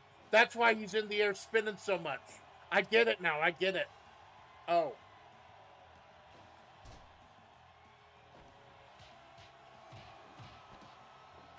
Devastating blows from one of the participants in the Tekken 8 tournament.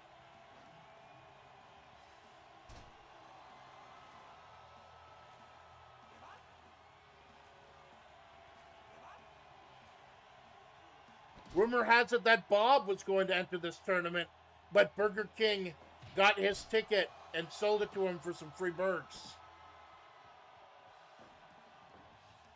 Those rumors are unfounded. He's got a lot of ground submissions. A lot of ways to keep a man down.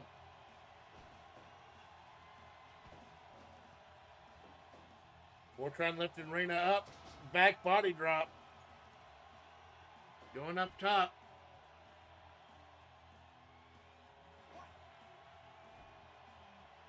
Oh, big boy senton while she's standing. This man is pushing start to Rick.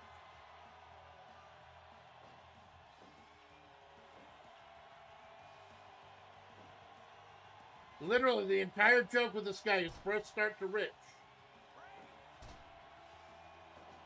I did not think his contract through.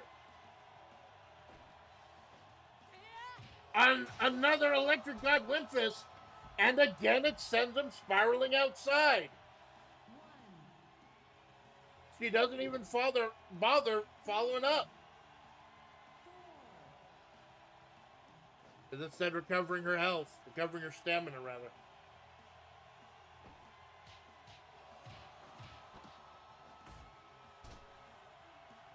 wonder if any of these combos she's doing are lore accurate to Tekken. I'll have to ask Choco about that. And again, going to break that arm.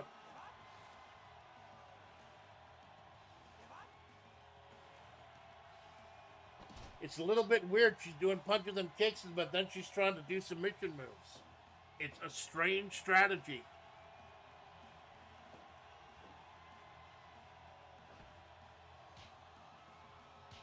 And here's a not so strange strategy. Just punching someone in the head multiple times.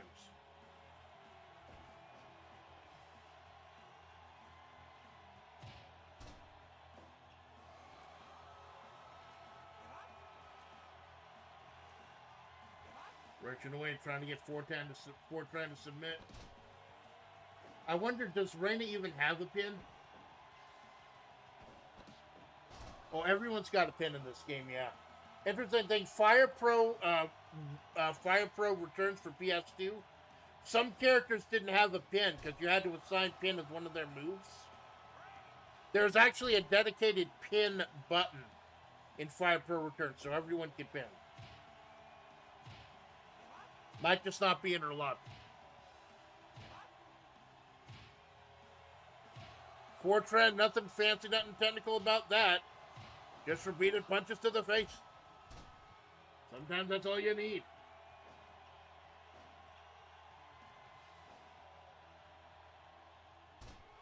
Oh, she's going for the arm again.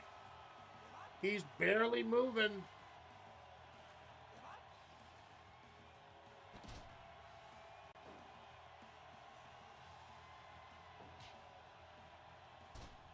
These two are absolutely going at it. Oh, big boy splash. I wanted to give the young Lions as much time as I could. So I have the shorter card. And that's 3. Fortran push start to Rich. And Rich he did. All over Reina Mishima. Ending the ambition of Heihachi's daughter. Whatever evil ambition she may have had for this federation. As he takes on the Amazon in the semifinals later tonight. Another 100% match. Wow.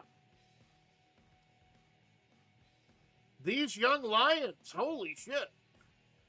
Like I said, we haven't had 100% matches in a while.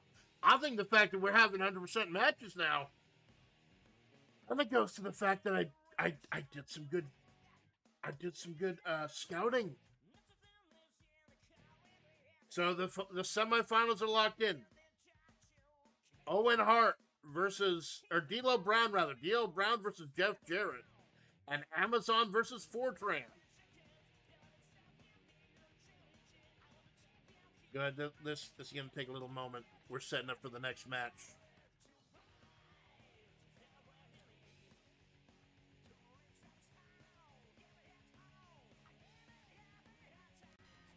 I got to do all the documentation in the middle of the show.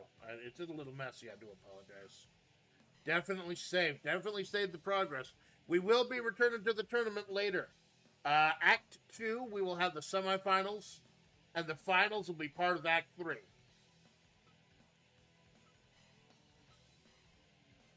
So let me tell you how this next match, our main event of the first act, came to be. Lieutenant Kim Katsuragi was one of 6 people meant to represent their different federation, their different stables. And he lost his initial match with one of the series eventually won by Revolver Ocelot. But he did win a follow-up match for a shot at Bridget's Hardcore Championship. Or rather, we call it the No Exit Championship. Because there's supposed to be no escape from the barbed wire.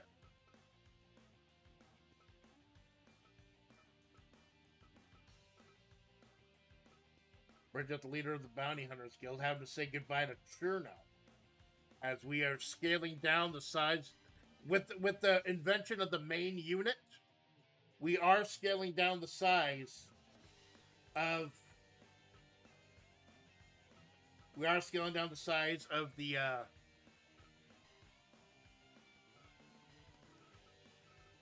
stables. We are working on getting the 5th stable together. We've got some ideas. But the big change is you don't have to be a member of the stable. We're talking about big changes.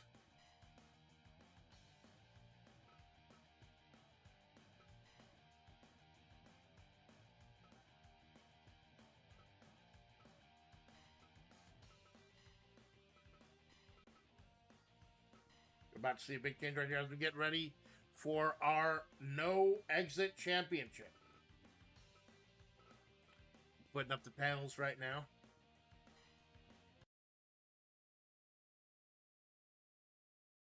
Setting up. Unfortunately, Detective Harry Dubois not here tonight. He was part of that European title tournament. We got referee Bill Alfonso calling right down the middle, Daddy. Now you'll notice this looks a little different. I believe this is WebP's first ever cage match. This is not barbed wire. This is not the C4 or the boards. I have changed the rules. From now on, the hardcore championship, the no exit championship, it's not stuck to one match type. It can be any match as long as there's no disqualification. So we'll get a little something special to end the first act today. Kim missing with the leg lariat. Bridget keeping very close eye. This would be, you can win by pinfall, submission, or escape from the cage. Any or any of the all of them. Your choice. Whatever you feel can get you the victory. You know, Kim Katsuragi, he's from Disco Elysium. Very carefully weighing his options. Bridget, the heart and soul of this federation early on. From the beginning. He was the most dominant world heavyweight champion until Geese usurped that spot and became a nightmare for several months. Oh, Kim probably pretty happy right now that he's not fighting with barbed wire. But yeah, that is the big surprise of Act 1, other than the amazing work the Young Lions are doing. From now on, you are not locked into one match type. Any match that's no disqualification. Because I want to do more different types of matches. Bridget, who's held on to this title for months, actually got a technical challenge with the name Kim Katsuragi. Going solo for a couple months while Harrier Dubois was recovering from injury. Let's see how Kim's doing.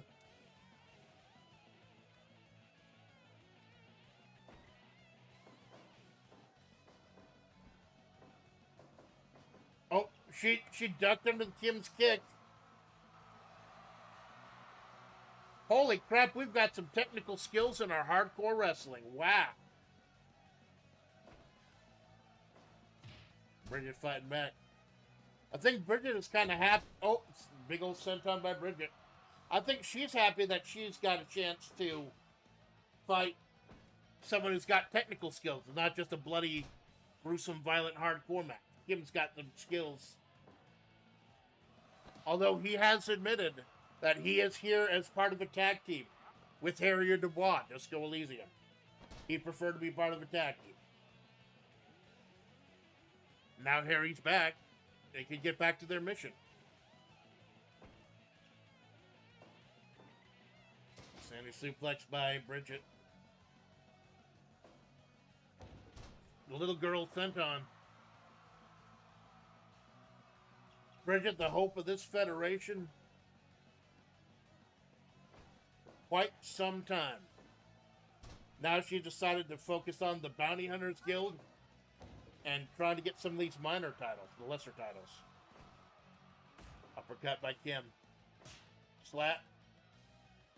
Uppercuts versus slaps.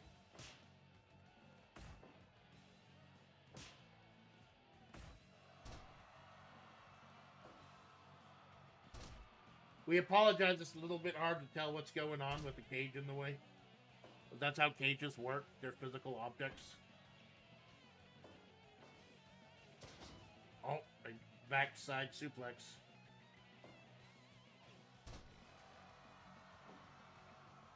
A little bit toe twister there.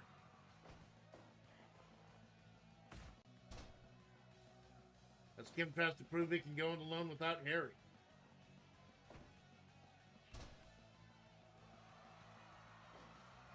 Oh, she was able to reverse Kim's positioning. Bridget got some of those mat skills as well.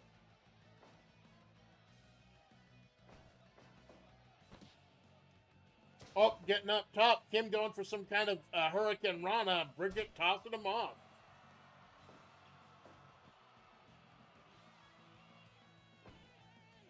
Kim in the corner. Question is, do you go for the pinfall? Do you go for the submission? Do you try to beat them and make them bleed into oblivion? Do you climb up the side of the cage? And if so, when? Is Bobby going to try to scale the fucking cage again? The answer is no. I'm done with that shit. Bridget with a kick. Corner. Go kick rush by Bridget and another senton. Doesn't quite have the weight that it does when Fortran does it, though.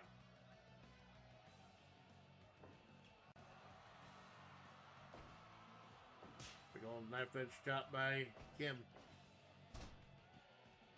2 100% 5-star matches so far tonight. And those are from people who barely had a match in this federation.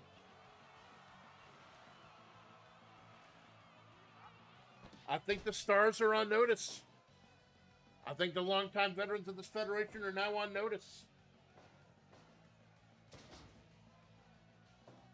Kim driving him back. Bridget wrenching the leg. Another senton.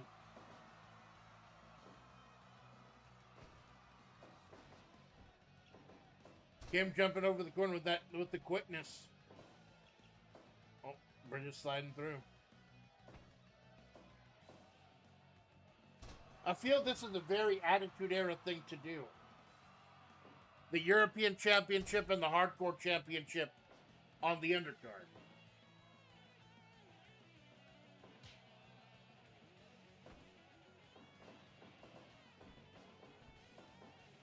Oh, Kim missing with the knee. These two have each other well scouted, dodging a lot of these lethal kicks. Kim wrenching away, just dropping down. Rolling her up for the pin. Very fancy pin. I don't think anyone's picked up a weapon yet. Actual wrestling in our hardcore matches. That's great. I like it. Need more of it. The cage has not come into play much, though. As a steel cage match, the cage has not come into play. I'm a little surprised. Kim whipping Bridget.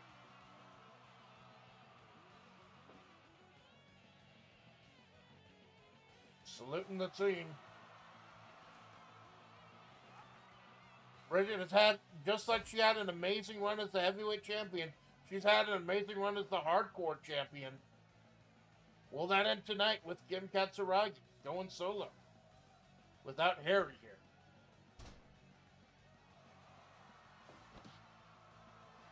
Oh.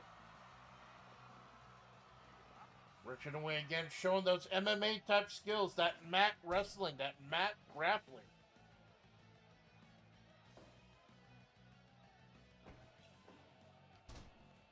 Rigged it over.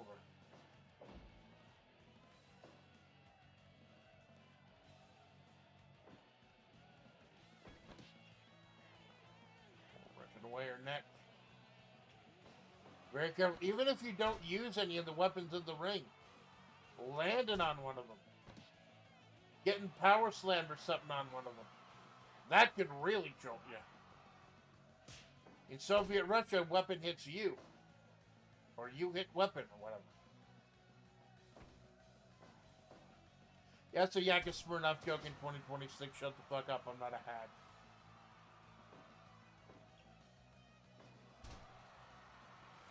I wanted the leg lock.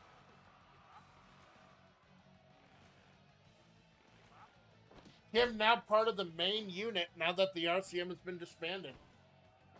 The RCM really just, it was Disco Elysium and a bunch of random wrestlers. There was no real cohesion with the group. Same with PepsiCo. It's just Pepsi Men and a bunch of randos. The other four groups have cohesion. Deadbeat Inc. has its own story. Bounty Hunters is more the heroic characters. Muscle Jim, Muscle Mommies and Daddies. Oh, Standing Shiranui by Bridget. That high-flying dare. Here comes Daredevil.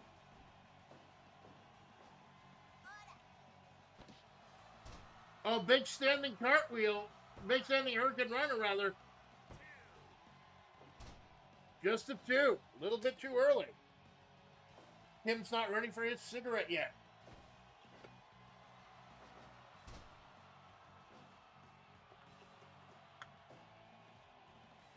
Oh, ouch.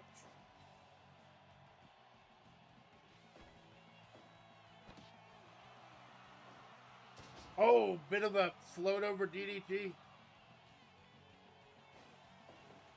Him seeing all the weapons on the ground, deciding not to use them. Deciding to play this one clean. Bold move, Cotton. Let's see how it goes. Oh, bit of a diamond dog there.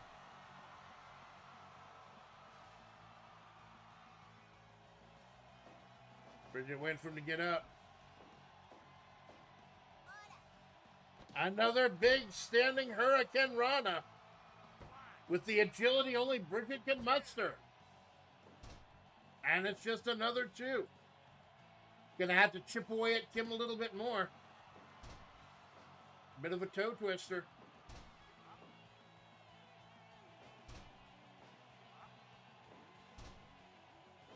Like I said, pinfall, submission, or escape. It's your choice. It looks like Kim's going for submission. Bridget able to counter. A lot of these attempts that Kim is making from MMA-style moves, Bridget is able to counter. She's far more wily than you might want to give her credit for. Kim with a salute.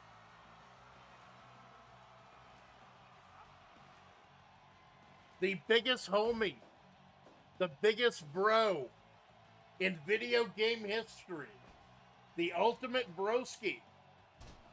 Will he get the due by beating one of this federation's legends? Sliding with the elbow. Kim getting a little winded. I think he notices it. Bridget rolling him up.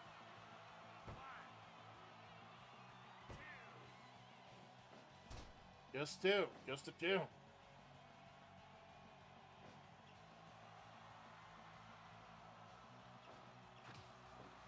Good with the kick. Another standing Shiranui. Sailing right over him. Slamming right into that neck.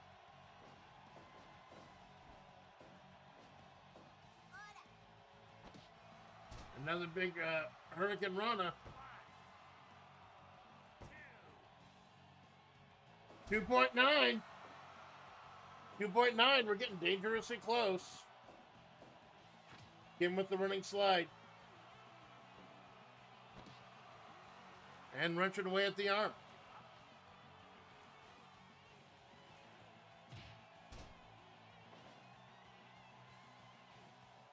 Be very careful. Kim going up top, Bridget shoving him off. It seems that whatever Kim has done, Bridget had an answer for it. Especially his attempts to use MMA.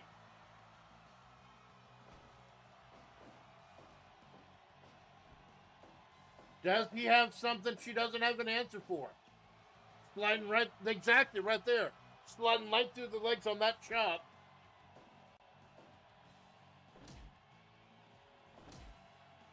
Bridget's very, very flexible, getting very well scouted. Our first ever world heavyweight champion in this federation.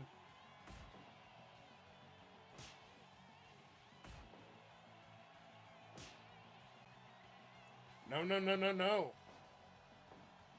Big leg lariat by Kim.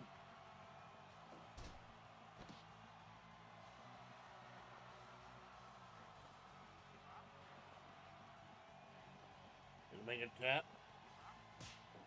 And Bridget's able to power out. I wonder if now that they're at 2.9, we're going to start seeing, and he misses again. Bridget's like, why do you keep trying that move? We're going to start seeing people try to climb out. Nope. And roll up.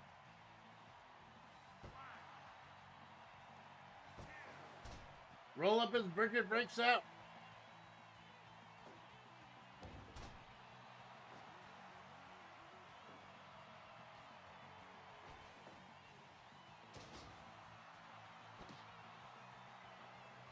Coming out, locked her in with a really strange looking submission. Choking the leg underneath the arm.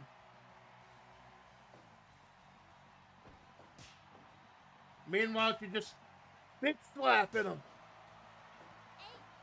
Just bitch slapping him. Which is always fun. Stephanie McMahon made a wrestling career out of it. That camel clutch. Is she going to break his back? Is she going to make him humble?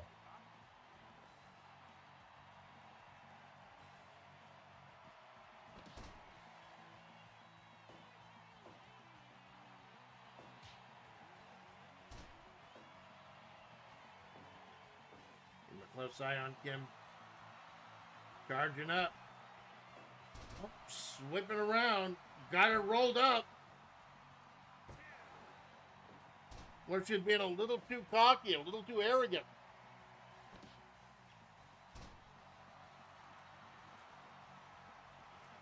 Just wrenching away, just absolutely wrenching away on that neck.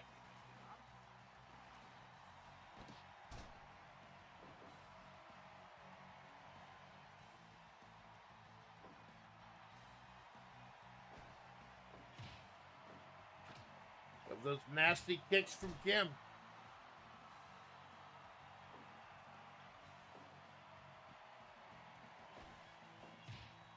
Just repeated violent kicks. It's something that Bridget doesn't have an answer for. Bridget doesn't have an answer for it. She's got to do it.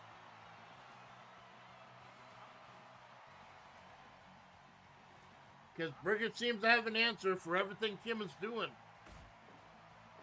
Harrier won't be able to interfere in this steel cage. Not that Kim would want him to. Another standing Shiranui by Bridget.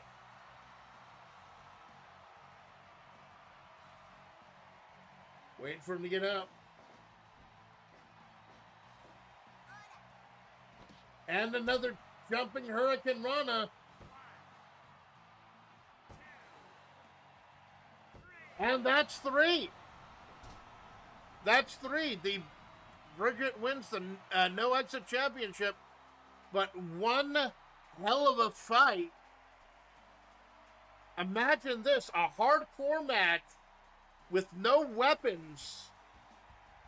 A cage match where the cage was not a factor. These two just had a straight up wrestling match here.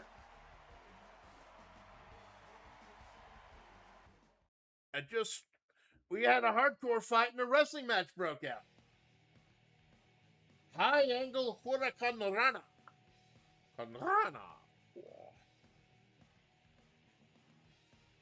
It's like when you need your teepee for things. And Bridget sending us to our first break with a hell of a title defense. Kim has nothing to be ashamed of there. He actually pulled out a wrestling match out of Bridget, the hardcore champion. Wonder if that's going to make her long for the World Heavyweight title again. Who knows? Ladies and gentlemen, we got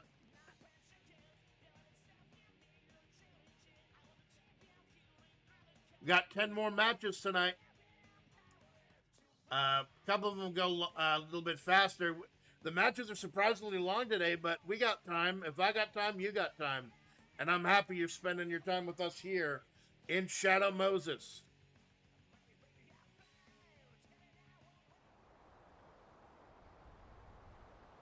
Taking a quick look at the back. We see that they have arrived. Mori Calliope, Takanashi Kiara, Takamori, and Revolver Ocelot have arrived in a Hind D. More action next. BRB.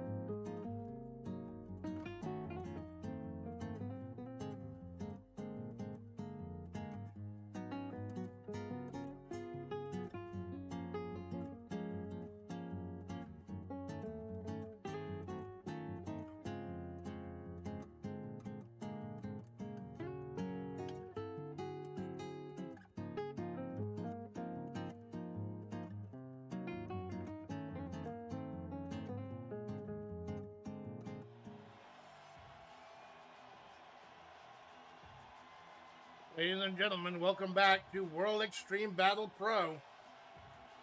Locked out of heaven, live from Shadow Moses. Welcome back. Thank you, Jinx. We got a brand new title for you tonight. The Intercontinental Tag Titles. Vice and Mature, the hetero life mates of the Hakeshu. Hello, Amanda. Hey, Dragon Lord. I figured it was not fair if I want to focus on my tag team division. It was not fair if there's only one tag team belt. So tonight we have the Intercontinental Tag Belts. The inaugural bout. Vice and Mature. Dragon, you missed some amazing matches. We had 2 5-star matches earlier today, just on the pre-show. It's going to be one hell of a night. Main event, World Heavyweight Champion Robico defending against Revolver Ocelot. And here comes Mike Hagar and She-Hulk of the Muscle Gym, known collectively as Law and Order. The Muscle Gym has huge stakes tonight, as Hakan and Hishiaki Bono defend their tag team titles against Takamori, Mori Clappy, and Takanashi Kiara.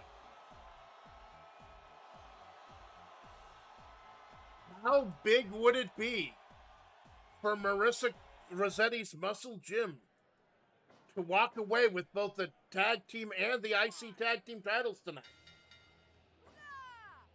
Oh, Mission with the big gamma-infused punch. Mature about to make Arena run. Oh, jeez. First move of the night, just kick her in the vagina. King Dice is being surprisingly lenient today. I tell you, we are going to get KC Judge to judge the main event matches. We are squarely in the mid-card, ladies and gentlemen. But position on the card doesn't mean a whole lot. Because we had 2 amazing 5-star matches on the undercard. Fortran versus Reina Mishima, and the Amazon versus the Burger King. Oh, elimination! Total elimination by Vice and Mature. The brand new vacant Intercontinental Tag Belts. Both of these teams on completely different trajectories. Mike Hagar and She-Hulk, the only people who beat Takamori during the sex step, our version of the G1 Climax. Actually beat them and have had an amazing victorious run so far. Vice and Mature on the way down. Vice won a World Heavyweight title shot last November at Southtown. Mature won a World Heavyweight title shot in the Fishing Village several months ago. Both of them forfeited their World Heavyweight title shot to be a tag team and get a tag title shot. Both of them lost. So now the big question is, we got the Muscle Gym's Law and Order on a rise. Vice and Mature on the downfall. Who will end up changing the trajectory tonight?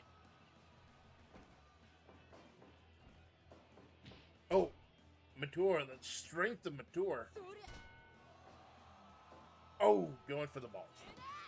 Mature was the surprise winner last November, of the 32-person Real Folk Blues tournament.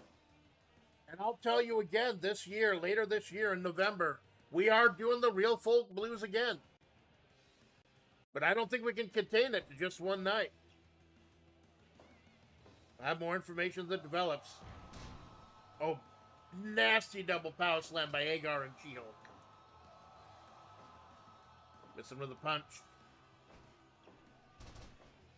Mature with the elegance and the skill. Vice just throw the fuck out of you. You know, it's wrestling though, so it's fine. The lethal legs of Mature.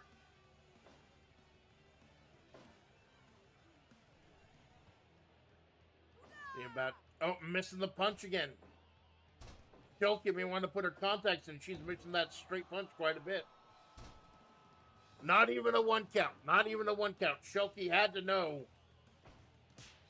that wasn't going to be a pin. She was just trying to get into Vice's head.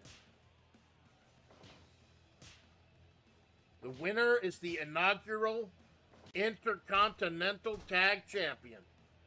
A secondary tag belt to shoot for on your way to the top. As the top is usually dominated by 3 teams. Takamori, the Fallen Angels, Yuiran, and CDI Lincoln Zelda. Oh, Hurricane Rana. Hurricane Rana into an armbar, into a Hell's Gate. The technical skill of Mature. But when you're dealing with members of the Muscle Gym, you're dealing with just pure raw power. Leg lariats. 5 minutes gone. Big backhand by Vice. Vice, the more no-nonsense of the two. No bullshit. She'll just throw you, and she may eat you. I believe she's a cannibal. I wonder if she's never nibbled on Mature. Doki taking a chance to tag in Mike Hagar. Hagar, a man who has had a storied history in this federation. Former United States champion. One of the few men in the world who ever shut Chris Jericho up. Big Mike slumming it with us norms. 1, 2. Way too far away. No way Mature was going to get there in time. I think she knew that. It's a chance for them to double team. Fire Pro calls that cut play. When your tag partner interferes. Oh, Harlem Hangover by Vice. You get a few seconds of cut play where your partner can stay in the ring, or if your partner gets to break up a pinfall or something. Oh, an assisted power bomb neck breaker. Now she's trying to lock it up while he's dazed and confused. 2.9. Dangerously close. I think Big Mike is getting serious now. Big Mike, a member of the Muscle Gym. Vice and Mature, members of the Hakechu, the cult. The Death Cult.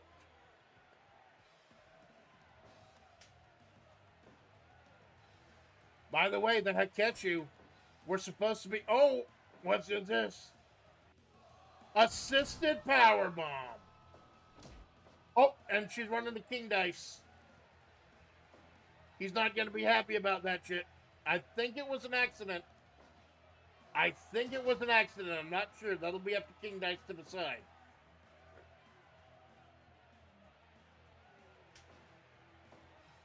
Massive could be a little spicy now. He's still out. When you have a 700-pound wall of green muscle flesh slamming into you, you're gonna take some harm. Oh God, King Dice is bleeding.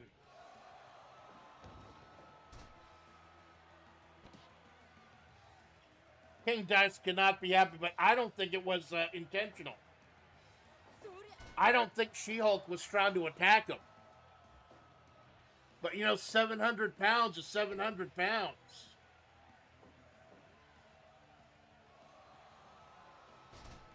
That's not like Bastion Booger weight. That's like actual muscle.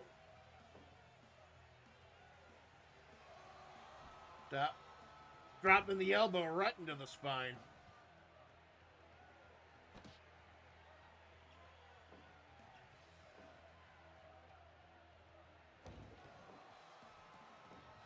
The inaugural Tag Team Intercontinental Tag Team belts. A stop on the way to the top. Doki tagging in Hagar. The boots. Muscled him with a big double drop kick. Speaking of drop kicks, Goldship is still celebrating her European title victory in the back. She's trying to open every bottle of champagne she can find.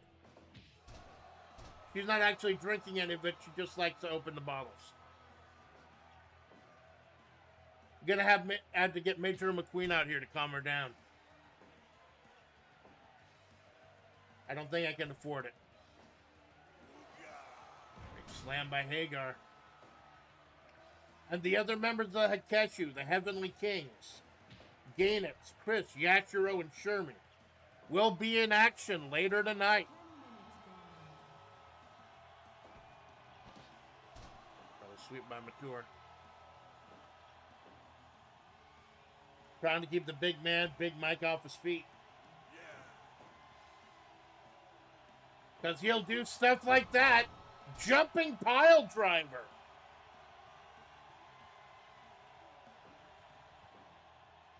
Law and Order, one of the only tag teams to have a clean pinfall over Takamori.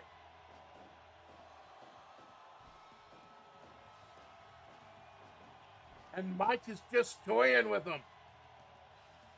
The mayor of Metro City is just toying with him.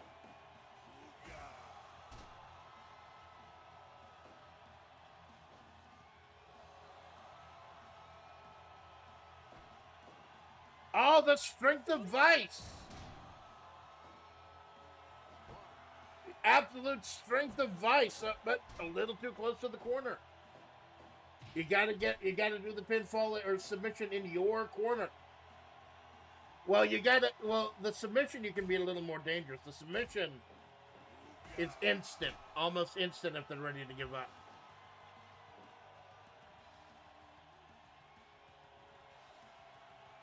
You got taking a moment, tagging in Shulky.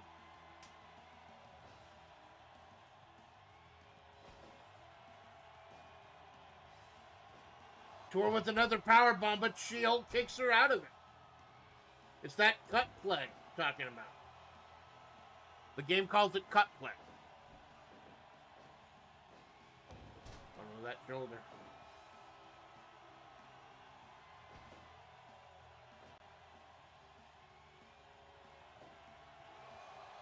More strength of Vice. That's one. One's not enough. Nor is two. And that's three, baby.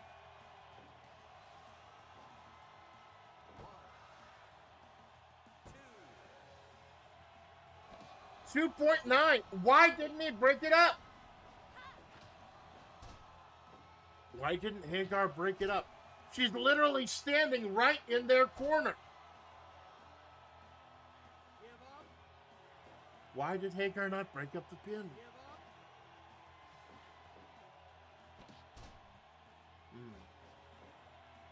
Wonder if there may be a little dissension in the House of Law and Order. So with the standing claw, Vice rather, standing claw, showing why she won the Real Folk Blues tournament last year. The Green Amazon on Dream Street.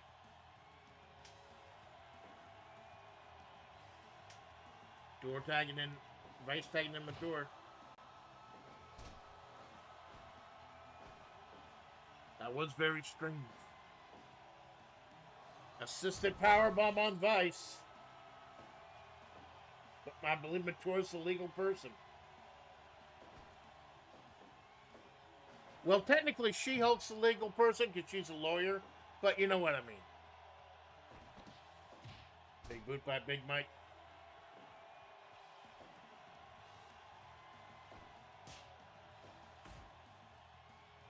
Sizing each other up. No, no, no, no, no. Big super kick by Mature. Big Mike following up with the biggest of boots. A very large boot indeed.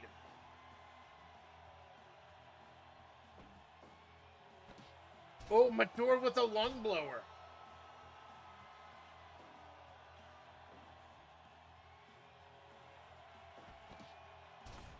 Hagar just stomping away. Gotta be careful of that neck snapping pile driver. You remember Mike Hagar during the Sextet Synthesis 3 put a pile driver on the road dog, Jesse James, and he was out for 5 months. The New Age Outlaws have missed a lot of time. A tarantula-like move by Mature. We can interrupt for Vice. It didn't work. Jumping pile driver. I think that's the move that broke the road dog's neck. I actually do roll for injuries. Like, it's potentially you're going to miss some months, or it's potentially it's a storyline thing. And they're tagging in the She-Hulk. The nasty kicks by Vice.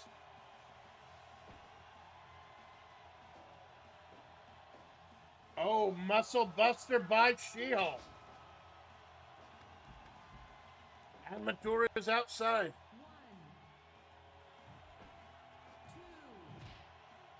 1, 2, Or Vice is outside, rather. 3, Mature, 4, the Canadian whirlwind type of move. 6, 7, Vice a little bit dazed and confused, trying to get back in. Mature with a super kick. Shulky with the underhook.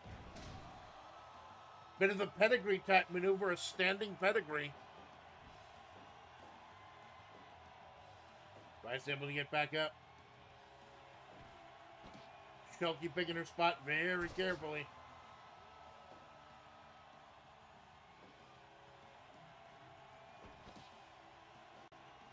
A little bit of joint manipulation. Because it doesn't matter how big your muscles are, we've all got the same size fingies. Joint manipulation with a spiral bomb. Is Mature going to be able to cut off Hagar? Nope, Hagar breaks up the hole.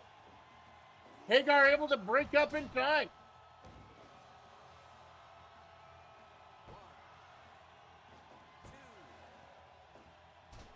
2.9. There's a limited amount of time you can be in the ring. And you know, after being hit by Shulky, King Dice is going to be very adamant and enforcing the amount of time you're allowed to be in. And again, Mature breaking up. It's that cut play. It allows Hagar to get back in. 1, 2, and 3. You see the She-Hulk standing right there. Decides to tag in her hetero life mate Mature. Shulky with a stunner. Vice with a bit of an iron claw face slam. Leaving Mature to pick up the pieces. Cartwheel powerbomb type of move. 1, 2, 3. And that's 3. Mike Hagar able to stop the interference just in the nick of time.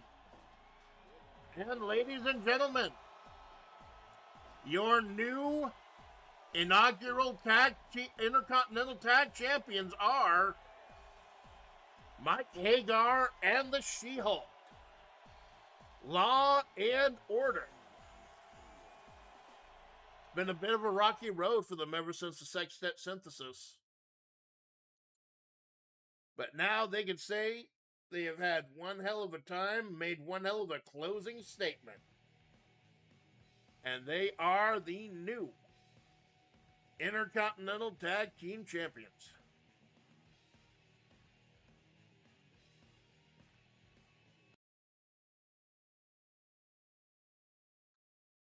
Wait a minute. Hold on.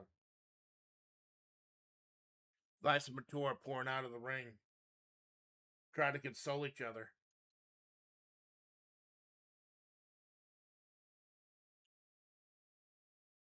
Oh, you didn't know? Your ass better call somebody. What the hell? He's running down the ring. It's the Road Dogg. It's Billy Gunn. The Outlaws are here. The Outlaws are here. She-Hulk and Mike Hagar clearing the ring. Road Dogg Billy Gunn running in.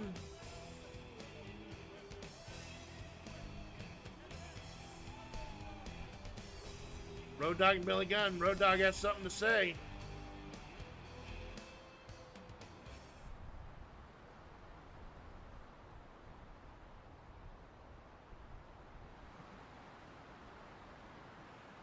Ladies and gentlemen, boys and girls, children of all ages, D-Generation X proudly brings to you its future World Key Intercontinental Tag Team Champions of the World, the Road Dogg Jesse James, the Badass Billy Gunn, the New Age Outlaws. Now, for y'all who may be new to this channel, maybe watching for the first time, I got a little story to tell you. Starts back over a year ago. Me and the BA double crooked letter. Nobody do it better. Better this big tag team division. Taking on ASCII, Sweesek. Any of those little items they can throw. Sora. I forget all their damn names. We took them down. We broke them in half. And yet we still never got a serious tag team title shot out of it. Not happy about that. We went back to Vince. We went back to Outlaw Wrestling, this little thing I like to run. But, you know, I'm done with the WWE right now. Billy's taking a little time off. We figure, hey, let's revisit this place.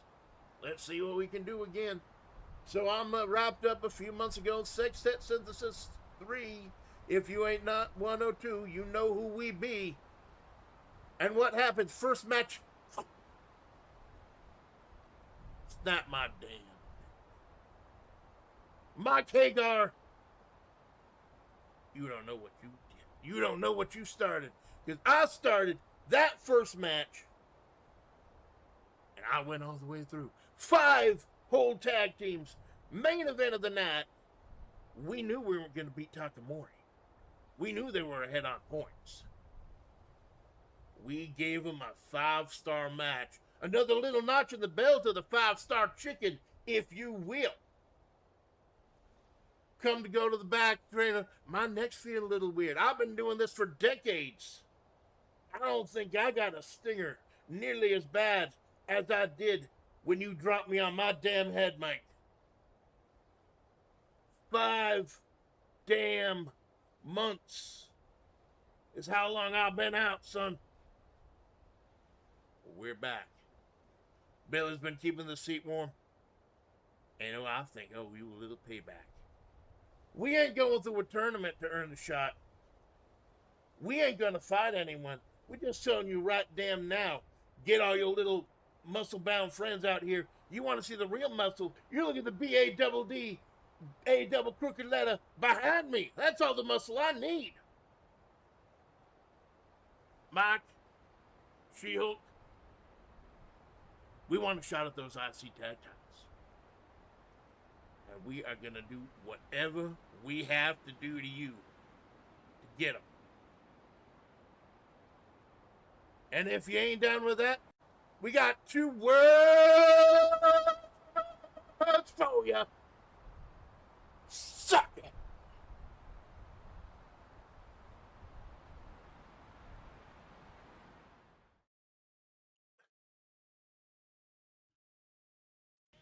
Powerful words from the Outlaws. Road Dogg Jesse James, Badass Billy Gunn. They were here earlier tonight. I told you. Almost 5 months ago. One of the nasty, legitimate injuries you get in this business. Road Dogg, absolutely furious, letting his anger be known tonight. I don't know if I approve of just giving him a tag title shot, but you know, we'll see what Lion Orr thinks about this. Ladies and gentlemen, a hell of a match, hell of action. Just absolute fiery rage here tonight. But it's all about the wrestling, and we continue to go to the wrestling as we go to the semifinals of the Young Lions tournament. As She-Hulk and Mike Hagar celebrate their Intercontinental Tag Team Championship win, they've got a few things to think about. But what we've got to think about is some of these young lions, quote unquote. Most of these people are older than I am. I'm a fucking hag.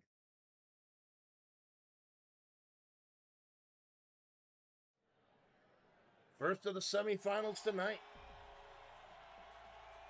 We had the 4 quarterfinals on the pre-show. Almost every match tonight has been 90 to 100% match quality. I'm not surprised.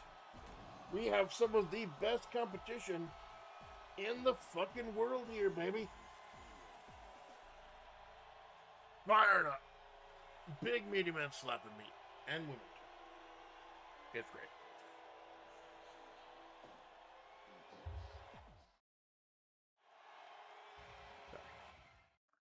D'Lo Brown beating X-Pac. And Jeff Jarrett defeating Bastion Booger. Thank fuck. I don't know whether I want Bastion Booger or Jeff Jarrett in this federation. I don't know. All of them have been... All of these people are signed in this tournament, by the way. All these people have been signed.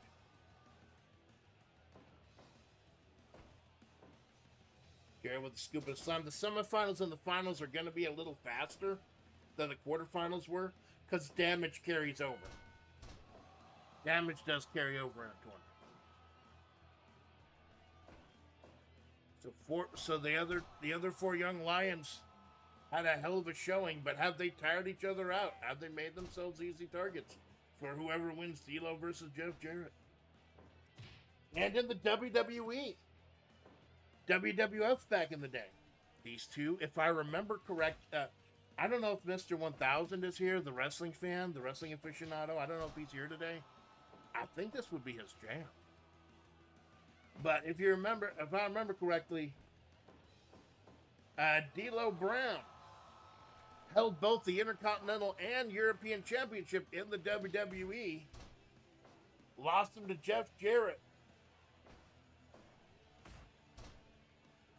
These two have a history trying to settle old 30-year-old. I gotta stop talking about the Attitude Era. It was like 30 years ago. And whenever I think about watching the Attitude Era as little baby Splatts, I just get sad about how fucking old I am. But everything new, old is new and good. Everything poop is fart. Why can't I talk today? Brain already go. Maybe I've been injected with fox dye. Here at Shadow Moses. Big old splash by Jarrett. Going to the top. Got the weird, creepy Holocene guy out here again. Why not? King Dice was injured earlier today, so from one big, creepy purple referee to another. Because we haven't hired Barney yet.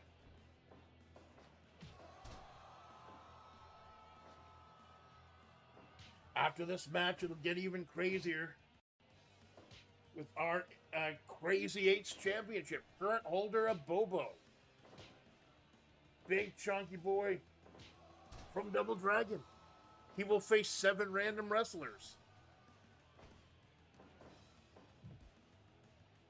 And the main event of the second act will be the Intercontinental Oro-Croninental title in a timed Royal Rumble. Big neck breaker by Jarrett. Down D'Lo Brown. You can't keep the Brown down.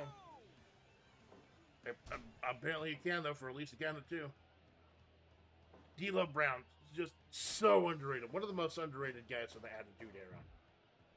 And Jeff Jarrett. I fucking hate Jeff Jarrett. But I have been watching Dark Side of the Ring about TNA. As a huge hardcore wrestling fan, I knew 95% of the stuff that they're talking about on Dark Side of the Ring. I think the only stuff I didn't know is that Jarrett and Angle and his wife had already broken up by the time they were doing the stuff with Jarrett. Everyone thought that they were still married, doing a whole Matt Hardy Edge Lita thing. But everything else is like surprising. Oh, big old sidewalk slam by D'Lo Brown.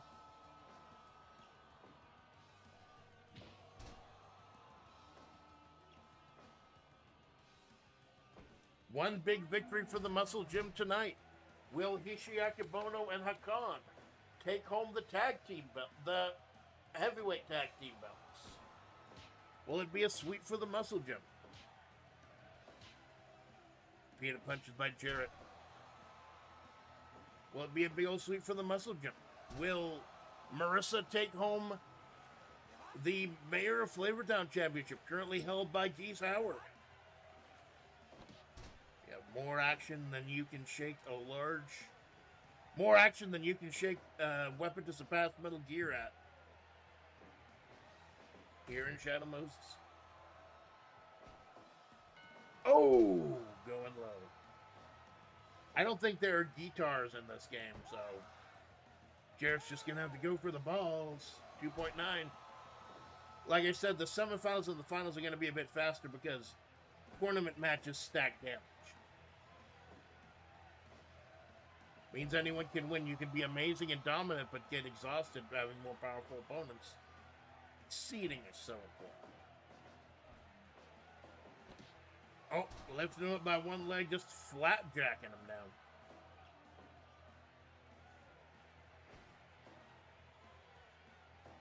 And another boss man slam, kind of sidewalk slam. Is that going to be enough? 2.9. Jarrett's still got a chance. And the stroke. The stroke and a single leg crab. Oh, D'Lo's still got some fight left in him. A lot of fight left in him.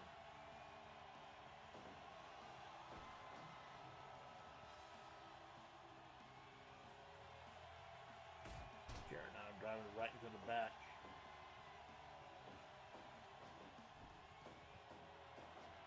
Big clothesline by the big J-E-double-F, J-E-double-R-E-double-T.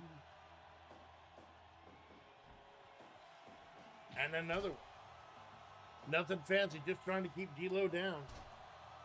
And there's that figure 4. He is a lot slower to try to get to those ropes now. A lot slower. Oh, Hurricane Rana. The agility of D'Lo Brown. His bobblehead is not the only thing that's agile. Sky high, baby. Is that going to be enough to keep down Jarrett? Yes, it is. You are looking at the real deal now.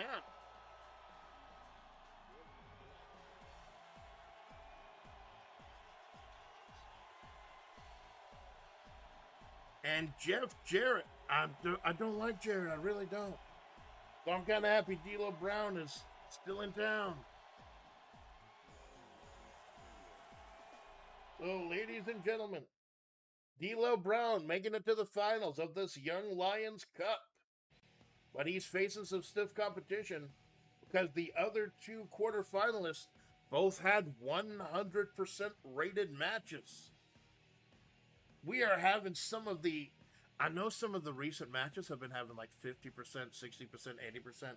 We're having like nothing but 90s and 100s today, which is good. This is a very special occasion. This is an audacious celebration. I'm having my 3-day streaming fucking bender.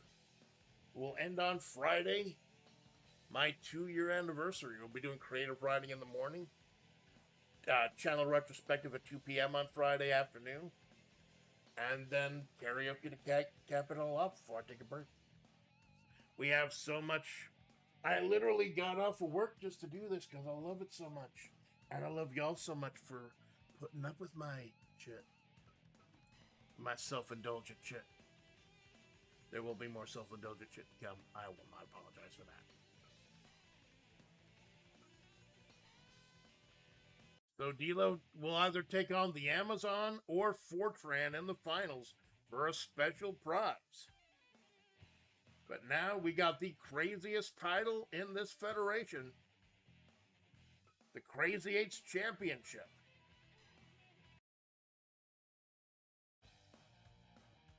So for those of you who may be new to the channel, this is how the Crazy 8's works. This is one of the only belts that is open to anyone ever, except for characters who are already on the roster for WebP, or characters who are built into the game. Like, I have all the New Japan and all the Stardom characters. Basically, I've got like 800 to 900 downloaded characters, and if you're not on the roster, this is open to you. Always an 8-man battle royal. Always 7 randomly generated characters. If you win the battle royal, you win the championship. If you go into the belt, if you go into the fight as the Crazy 8's champion and successfully defend, you can either cash it in for a shot at the secondary championship, or you can try to win a third time and try to, if you successfully defend, then get a shot at the World Heavyweight title. So far, only one man had successfully cashed in a shot at the World Heavyweight title. That was Rob Van Dam. Except he didn't cash it in at the heavyweight title. He wanted to cash it for the United States Championship, which when it vacated got him a shot at the Sextet Synthesis, which he won to cash it in as the heavyweight. So it was a very, very long road for him. Last person to successfully defend it was the Riddler. But he went for a third shot to try to get a heavyweight, and he lost. Current holder is a Bobo. If the Bobo wins tonight, he could either cash it in for a shot at the secondary championship or try to let it ride. It's all up to him if he wins. And here are the people he'll be facing.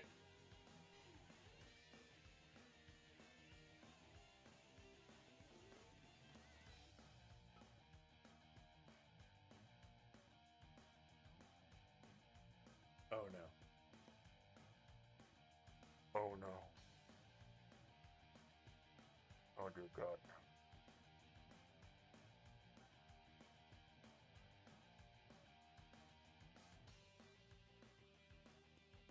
I fired him.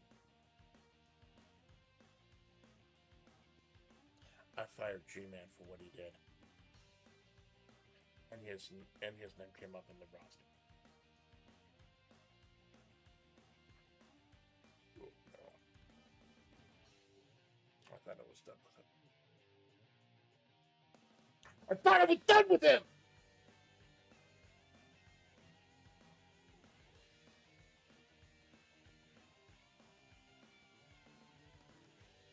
The only one we have to re-roll is Landman. Because he's on the roster, but he's the general manager. He's no longer a wrestler, but he is on the roster. So let's draw again.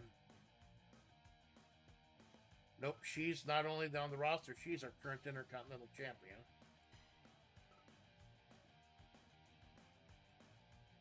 Roll again. Alright, so here it is. Abobo will defend against Urban Champion, Redman, Ryoka Hakubi, HP Lovecraft, Mongo, Oropoka, and the G-Man. Former World Heavyweight Champion, the man who opened the door. And thanks to him, there's now a stain on the Tag Team Championships that will never be erased.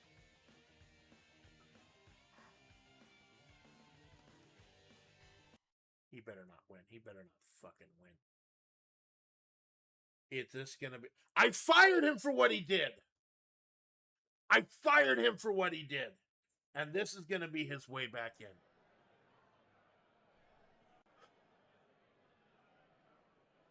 Fight!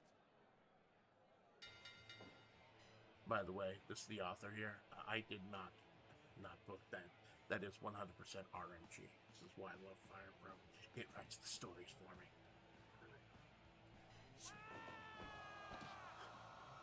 Ladies and gentlemen, things are going to get crazy here. It's the Crazy H Championship.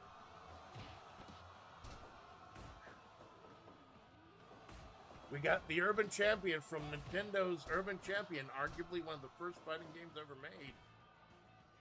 We got Redman, my favorite rapper. We got Mungo from Survival Arts, who just has bombs and shit. We got Amado Polka, Order Kaporka, former member of Clowntown. We got Ryoko for... Hey, did you know there's a new... they kickstarted a new Tenchi Universe sequel. Oh my god, I have never paid for a Kickstarter. I have never paid a Kickstarter in my entire life, ever. I may have to join Kickstarter. They're doing a sequel to Tenchi Universe. It's gonna have Ryoko. It's gonna have Nagi in it. It's gonna have Keone in it. It's gonna deal with the space pirate angle.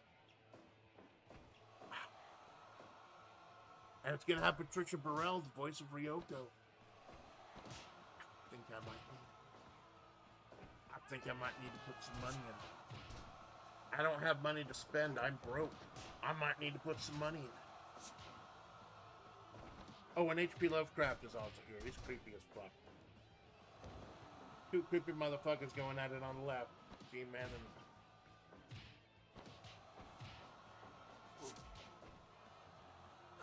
I should have known. I should have known. I fired him, and he'd have found a way to come back. Former World Heavyweight Champion, former Tag Team Champion, with Dag fucking Boomer! I think they're falling apart, this federation's falling apart. Okay. It's okay. Get through the end of the night.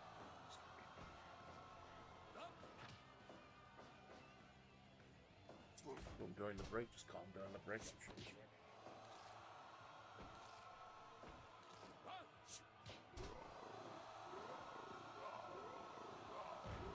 Powerbomb on Polka. Big chops by Redman, Reggie Noble, my favorite rapper. My favorite rapper. And Ryoko, one of my first waifus, getting punched by the Urban Champion. One of the first ever fighting game characters. Nintendo, the original Nintendo Entertainment System, did not have a ton of fighting games. It had Urban Champion, which is barely a fighting game, but it still is. I believe it was a black box title, I'm not sure. HP Lovecraft rolling them up. HP Lovecraft, creepy as fuck. It was very, his work did greatly inspire the work I do with my creative writing. Mahavre, the Mahavre project. Nabobo, the defending Crazy H champion with those big, meaty forearms of his. That big, meaty, bald man. Ryoko putting down the Urban Champion. There's a big old drunk, badass space pirate. Dropping Mungo from Survival Arts on his head. Better not drop him too hard, like 5 nuclear bombs will drop out of his vest. And Ryoko going straight for Ababo. Trying to knock the champion out so that this will be... Like, if Ababo wins this Battle Royal, he has the choice of challenging for a secondary championship or defending it again to win a shot at the World Heavyweight title. It's up to him. The Riddler chose to let it ride, and he chose poorly.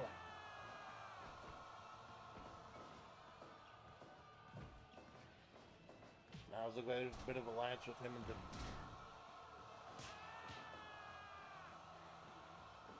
the G-Man.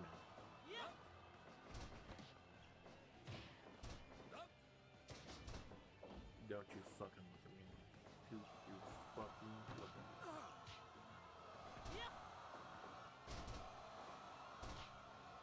I think maybe I need to go back inside.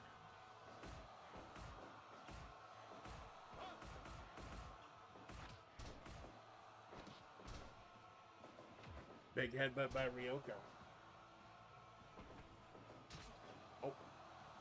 So apparently H.P. Lovecraft's massive horror is not above just poking you in the eyes.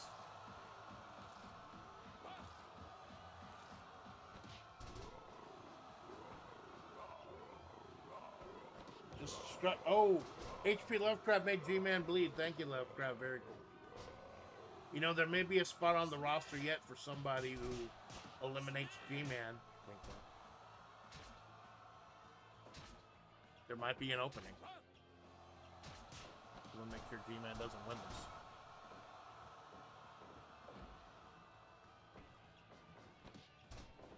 Elsewhere, Bo and Redman, Reggie Noble. Polka. You know, Polka's buff as hell from what I've heard. Polka gets buffed too. We need more buff VTubers. I know there are a few others. There's a buff. There's actually a French one I like to watch called Drakya. She's a buff VTuber and she's French and she's into fighting games. Oh my god, Polka is just doing a merry-go-round on Ryoko's neck. And the merry-go-round broke down. Lovecraft now kicking Mungo's leg from under his leg.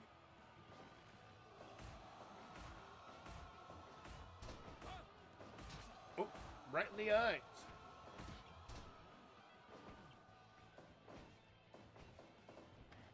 And by the way, this is not a over-the-top battle royal. Not an over-the-top battle royal.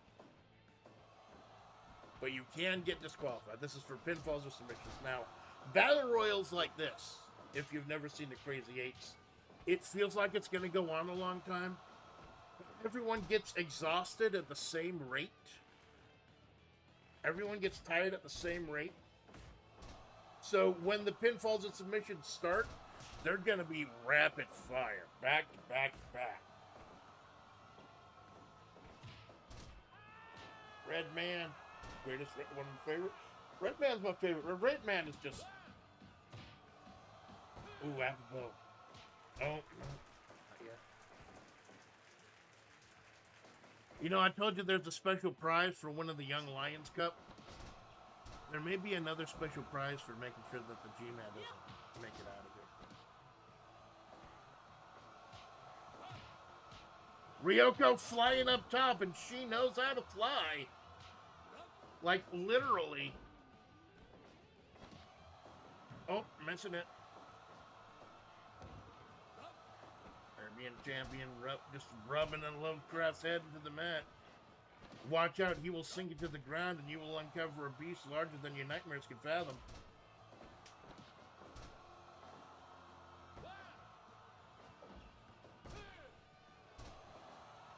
And Red Man kicked out. My rap Oshi and my anime Toonami Oshi in the same match.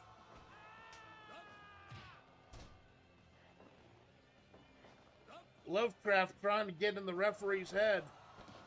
That psychological torment.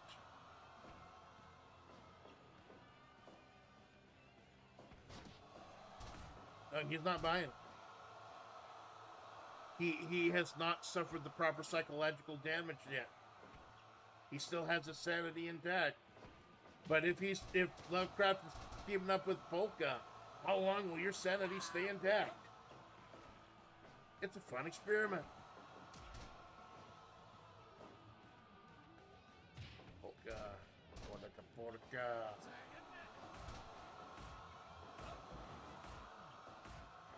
Urban Champion with those mounted punches.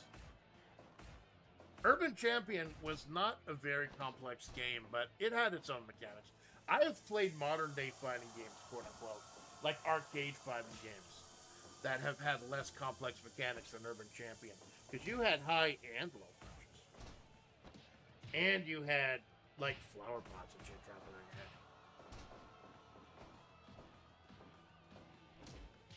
Urban Champion, all he does is punch.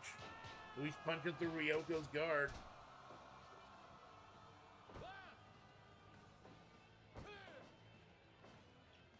And there's Polka. Ababo making a big statement by making the first elimination himself.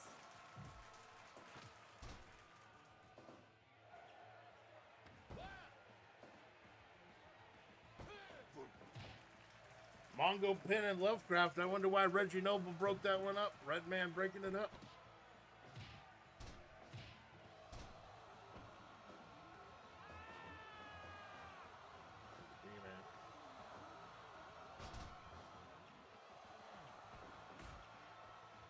The old face busted by the G-Man.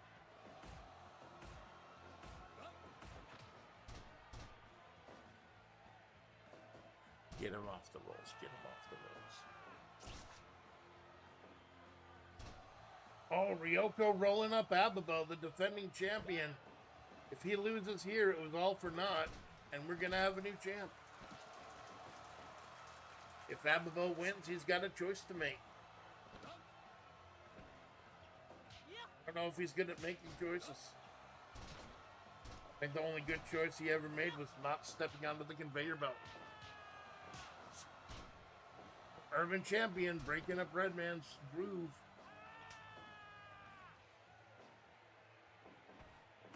And Lovecraft trying to use the psychological horror on the G-Man. I don't think it's going to work.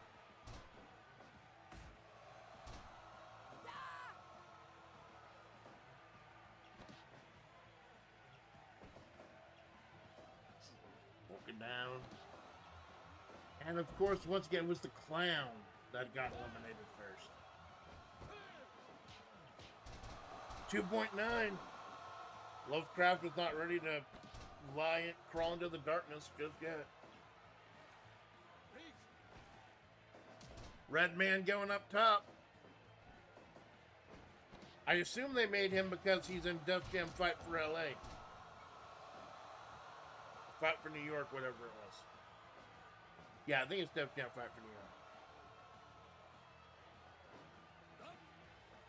Because I think I have Snoop Dogg from the... like he's known as Crow in that game. I do have Snoop Dogg on the roster. I think Pro Wrestling... Yes, no, Snoop Dogg wasn't Pro Wrestling. There was that one moment where during WrestleMania where Shane McMahon was supposed to do an interference and do a fight. Oh! And G-Man pinned Lovecraft. Lovecraft is never wrestling here again.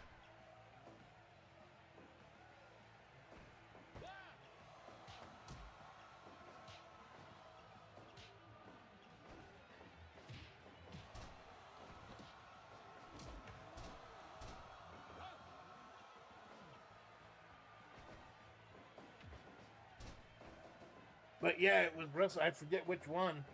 Shane McMahon was going to fight. Oh, massive muscle buster on Ababo. Like Shane tore his quads coming to the ring or something. He hurt himself. So then Snoop Dogg just called an impromptu match right there in the ring with The Miz.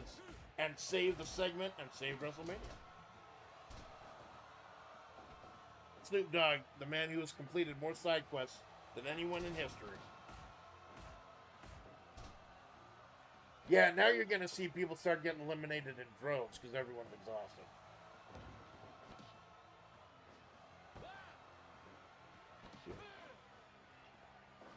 Oh, 2.9. Like I said, if someone out there can get rid of G-Man,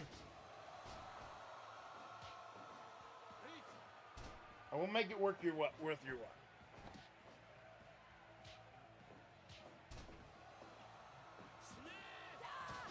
Lower suplex by Mungo. Right from the arm. 6 people left. Urban Champion with the Cesaro swing. That definitely was not in his repartee in the original Nintendo game. But then again, if we're talking about the original repartee and the original worlds, Mungo would have won this hours ago. Because he'd have just dropped an airstrike on the entire arena. G-Man with the roll up.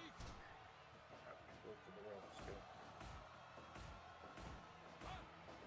Urban Champion bringing down blows on a Bobo with the Nintendo Classic.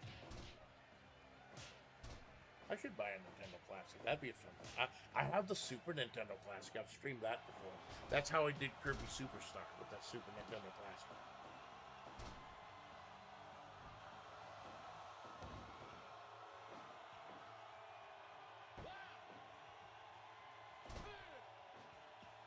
Oh, ooh. My anime waifu kicked out of the pinfall by my rap waifu. Double kick by Ryoko. And double arm choke, but broken up before he could get into it. Someone's pinning someone else. It's a big schmoz. Absolute schmoz. No one knows what's going on, least of all me. I run this federation, so that's what it's doing.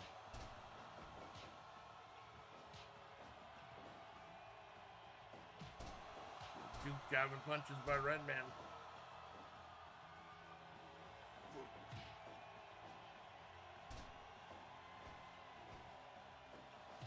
Flank's handled by the G-Man. Don't you give me that smug smirk, you fucking Yeah. don't you fucking call him out here right now.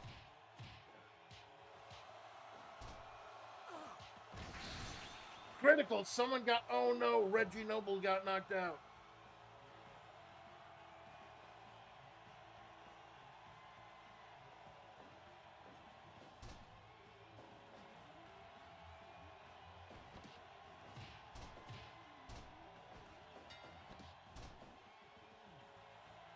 Of course. You man tries to stick it to me by Snickers, my favorite rapper.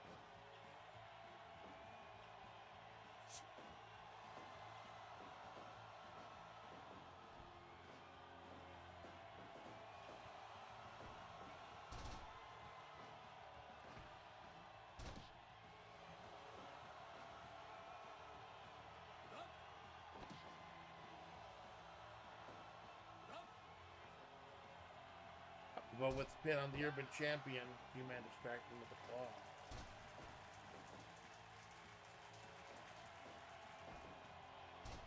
G-Man reversing Ryoko. Don't give up, Ryoko. Don't give up. Don't give up. Someone get Redman out of there. Someone get Reggie out of there!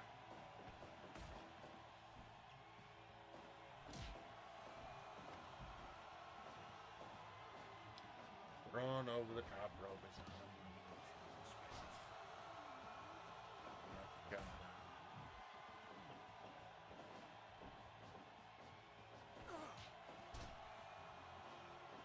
Mungo tossing Ryoko into the corner. Mungo with the big chops.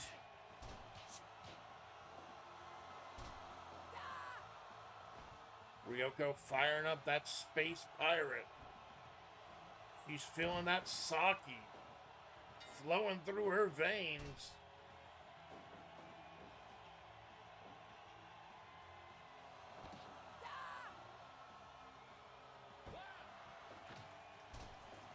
Why did she bring it up? Oh, I think she might have heard me. I think Ryoko might have heard me. Might have heard that if you're the one who eliminates the G-Man, you might get it.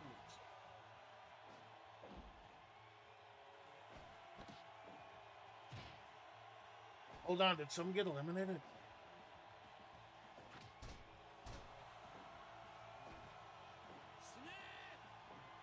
I think Urban Champion's been eliminated. I must have missed it.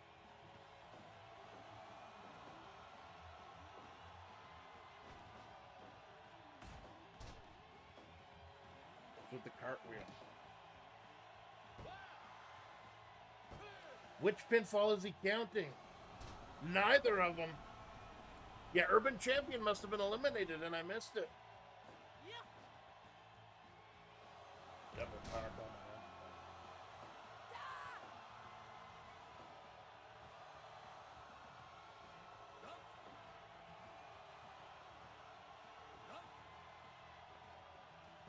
Abibo got a little bit more fight in him than that.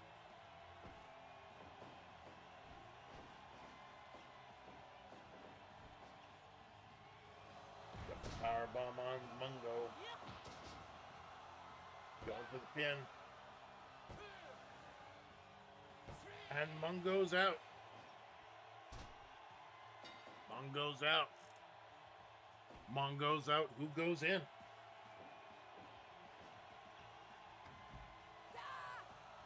Jumping pile driver.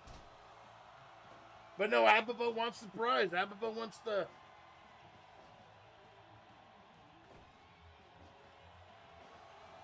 big old power slam.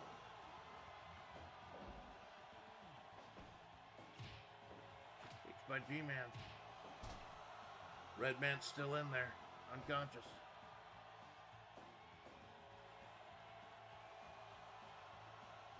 Ryoko with a bit of a modified Styles Clash. Both she and Abibo feeling it.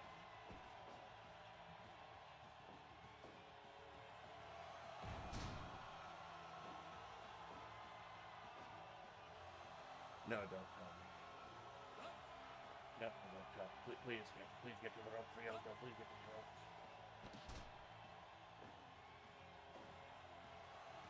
Ryoko going up top. I have to rethink that as Abibo's picking him up.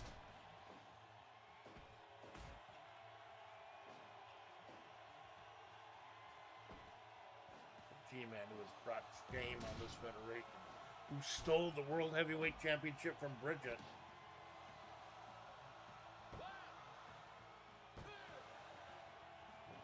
.9. Ryoko's still in this.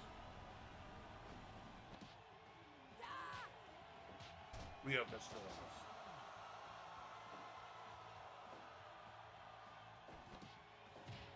Big kicks by Ryoko.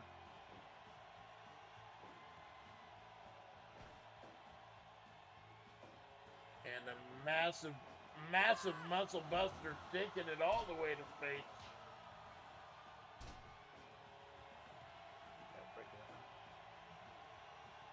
Man going to the top, big body splash on a Bobo. Too close to the ropes. Ryoko's gassed. Ryoko's absolutely gassed. And don't fight each other. Don't fight each other. Eliminate the G-Man.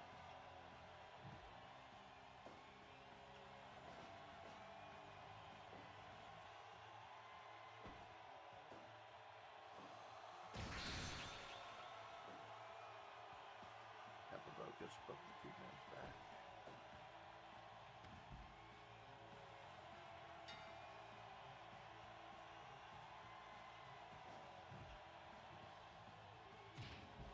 Abibo, come see me during the second break.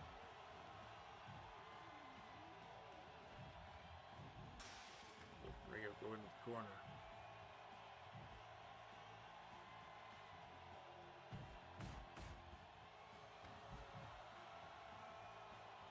I will not be rolling for injuries until after the show, by the way. I will be rolling for injuries as usual. 2d6. Doubles, you're legitimately injured. 7, it's a storyline injury.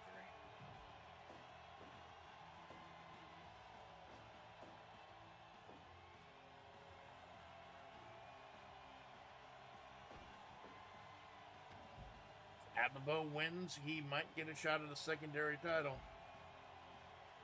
Ryoko wins, and she gets the 8, and it starts all over again. The clock starts all over again. But it's not going to be the G-Man.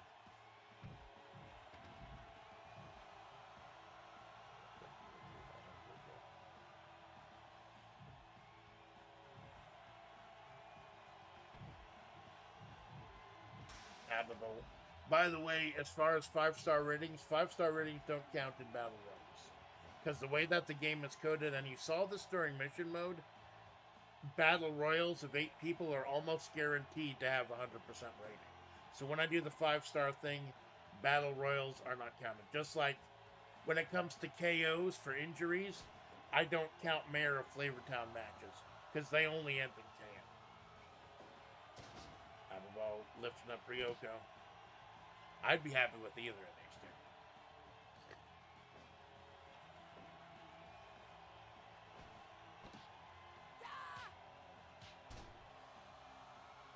two. Ryoko raining down hell on the bald bastard.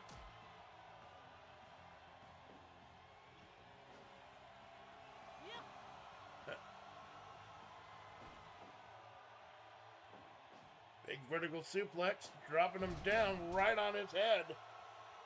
How much more do these two have left? Almost a half hour in game. Of course, the game clock is twice as fast as real life, but still. You do not think of the Crazy Eights match being the high quality, high octane match. But everyone's dialing it up to 11 here in Shadow Moses.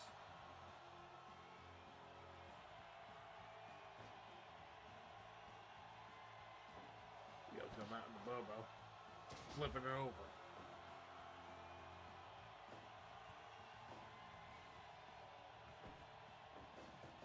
Ryoko into the corner. But I wonder why the game does that sometimes.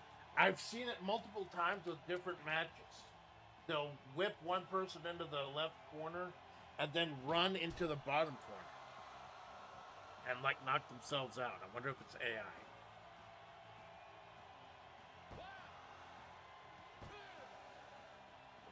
2.9! Oh my god, nearly a half hour. Nearly a half hour of power. And Ryoko still has the strength to get. Probably a coding error. I think so, Jinx. It's probably very common spot is both wrestlers running off the ropes, and there's just no rope down there. He's trying to bounce off the ropes. He's just bouncing into the turnbuckle. Holy shit. Big, powerful Ababo. Big, powerful Ryoko.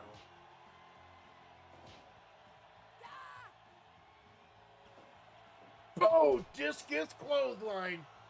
R.I.P. Brody Lee. Mr. Brody Lee.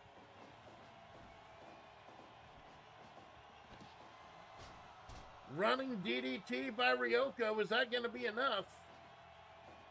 Holy shit. Ryoko is gassed. Ryoko's asking for some sake. I don't have any. If I did, I'd give it to you.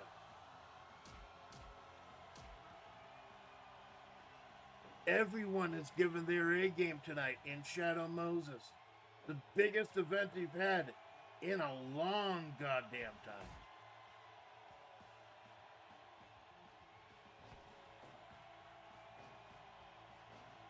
And we're just in the second act of 3. Oh, big slam by the big man.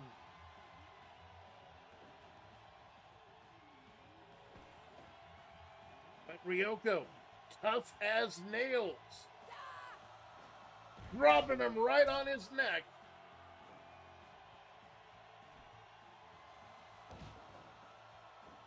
As we've reached the 30-minute mark.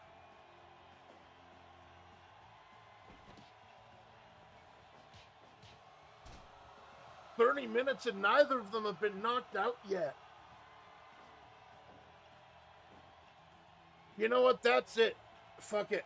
Whatever happens, I want to hire these two.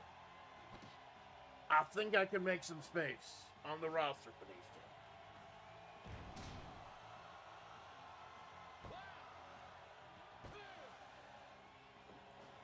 two. Ryoko kicks out at 2. Not even 2.9 at 2. Oh, man. These two are going way over time. It's lucky my collab's not till 4 o'clock. These two are going way over time. Another running DDT by Ryoko. Ryoko going up top. Diving fist.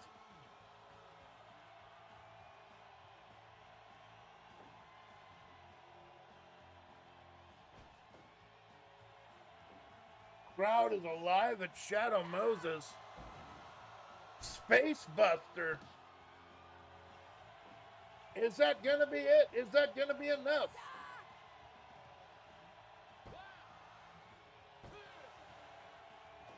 No, it's not.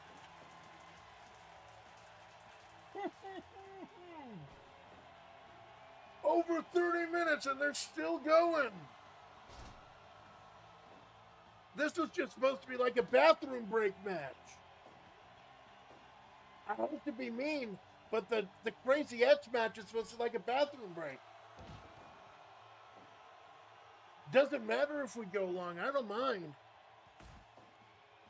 I just feel bad like people like Jinx aren't going to be able to watch the whole show if it goes too long. But you know, there are the reruns, or there are the VODs. I just feel bad about going to show because I know nobody's going to like, just very few people are going to be able to sit through the whole thing in one sitting. But this action is so fucking good. It's better than some actual wrestling matches I've seen. These two, yeah, sign them. I don't care what happens in this match. Sign them both.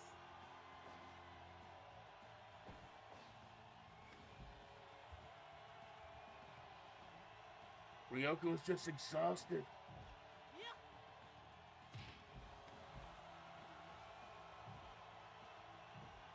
I think I'm gonna have to start instituting time limits.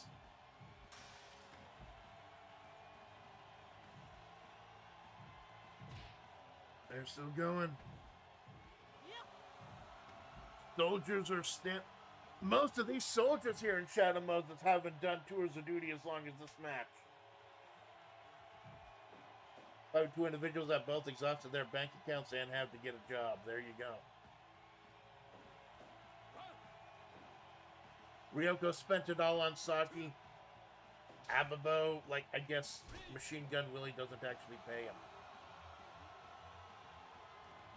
He paid him in Shadow Dragon coin. Got a run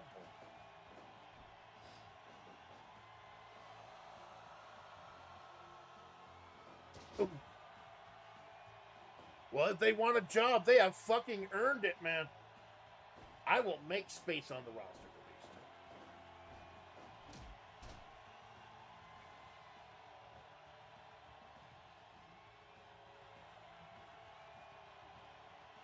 Yeah, that's right here.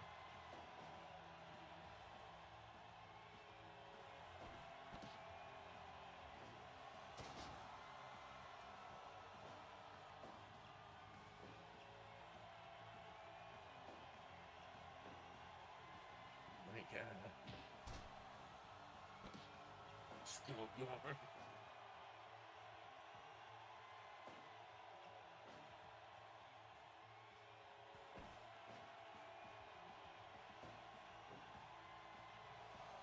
Ababo with the Canadian Destroyer. She's not gonna tap out, is she? Nope. Someone's gonna have to fucking die in the ring. Oh my God. Oh, Brainbuster on the... I spoke too soon. Brainbuster right on the steel chair. 2 point...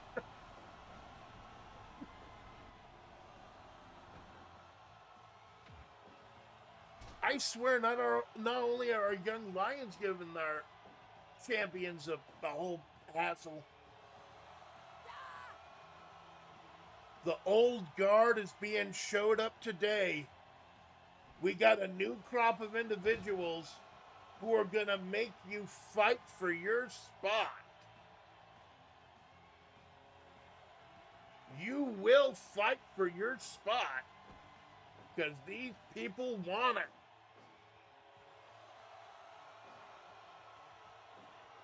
Another Canadian backbreaker. Is Ababo Canadian? I don't fucking know. I don't fucking... Imagine these two figures that's attacked.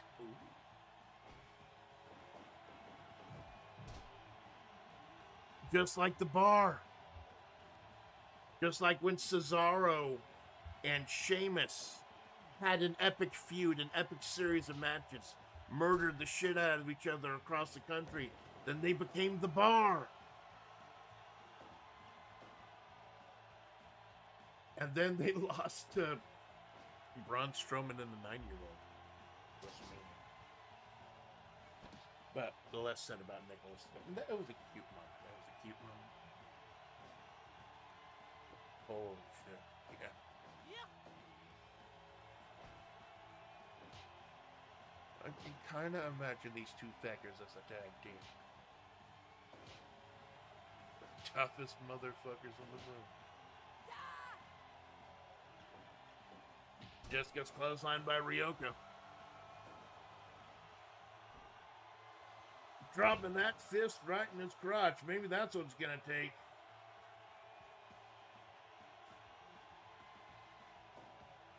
Fighting so long, her face graphics are kind of breaking.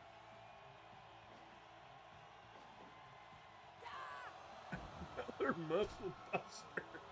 Dear God, these matches usually only go like 10 minutes. And finally, 39 minutes in.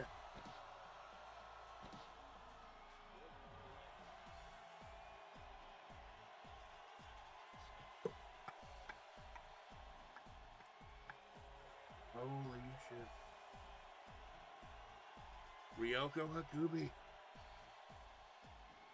The space pirate extraordinaire. Giving us yet another reason to watch every single... There are no bathroom matches. How the fuck was that only 91%? This game is rigged to try to get like 100% out of 8-man battle royals. Probably because of the KOs. A match ending by KO will make the score plummet. So it might have been the KOs. So I know it throw her off. Yep. Holy crap. Yeah. Well, I think we may have to make a little space from the roster for these two. Ababo and Ryoko. But technically, Ryoko has won. Now, being the Crazy H champion doesn't mean anything. She's got to successfully defend it. And Ababo, he's gonna get a little something. Oh, holy crap. That was easily the greatest Crazy H championship. Oh god, that was so fucking long. The show's gonna be like 6 hours now. Worth it though, worth it. That was fucking amazing. Some stars are being born tonight, man. Stars are the Burger King, Amazon. Stars are being born tonight. And when you're thinking of the new generation, when you're thinking of the future of the Federation, you gotta make new stars. You can't let them rest on their laurels. We're not even through Act 2 yet. We still got a semi-final match left. D'Lo Brown, semifinals champion. My throat is going to be fucked for the collab today. But this is worth it. This is totally worth it. I added it to my notes. Add Ryoko and Abobo to the roster. We are jacking up the roster to 50. So we're going to have some space.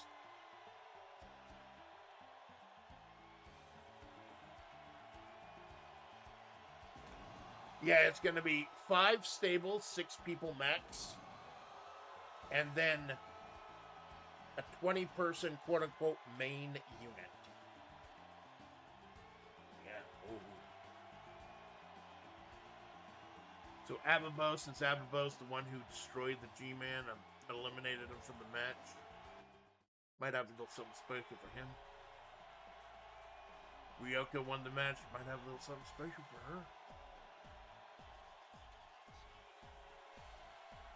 Now we got a little... Both of these two had 100% matches.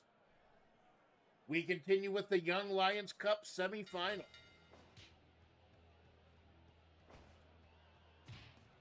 As we got Fortran taking on Amazon. Again, funny story. King Corn Karn is a member of this federation. And we wanted to hire Amazon, who is also from NES Pro Wrestling. We got the wrong Amazon. But maybe I may have fucked with the paperwork and gotten this Amazon instead. And she had a 100% match with the Burger King. So it's not the Dragon's crown, it's the Burger King's crown. Taking on Fortran, who had a 100% match with Reina Mishima, daughter of Heihachi. Creepy motherfucker in and of herself. The winner of this match takes on D'Lo Brown in the finals of the Young Lions tournament. Here it was just supposed to be filler. Much like the Crazy Eights, it was just supposed to be filler. But now we are showing the old guard. We are showing the champions here. They're gonna have to step up their fucking game. They are hungry. They are hungry as hell. Double axe handle on the Amazon by Fortran. The Amazon, of course, she's a busty, muscular warrior. Fighting for gold, looking for treasure. Fortran doesn't have to look for treasure. He just has to push start to rich. Will the Amazon be able to take on the living fruit machine? Oh, the strength of the Amazon! A torture rack on this massive plumber. I assume he's a plumber. He might just be a compulsive gambler.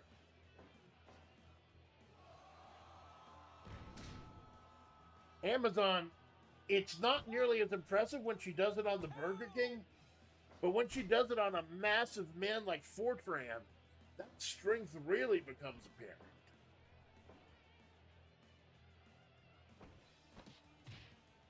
Talking about spots opening up, we have had some people who have quit recently.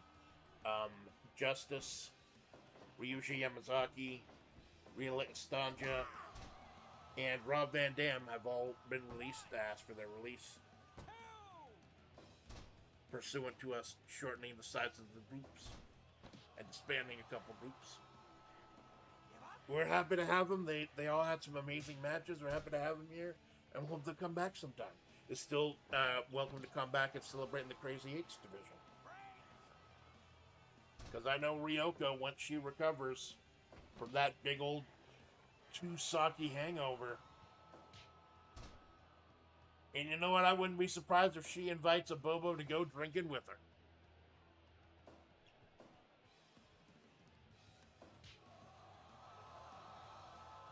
He's pressing start to rich.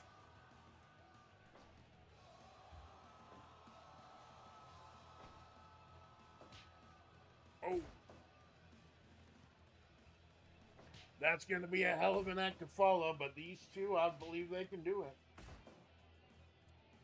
Blow after blow. Like I said, I had what's called the Revachol rule, because I had the Revachol Rumble, which was an 8-man battle royals. I had 8 in Revachol in one show, and 5 of them got 100%. So any battle royal that's 5 or more people, 100% doesn't count as a 5-star match. I'm surprised that got 91. But like I said, I think it was the 2 KOs. Like anyone saw me play mission mode, to get a really good high score, you gotta finish clean and you gotta end with a finish. Having 2 people end knocked out with KOs may have been it. That might have been the problem. Weapons weren't the problem. Weapons and blood will actually drive up the score.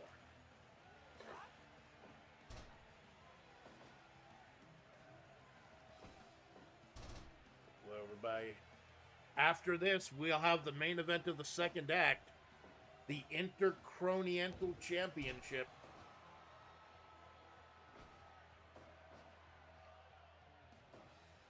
Right now, Amazon.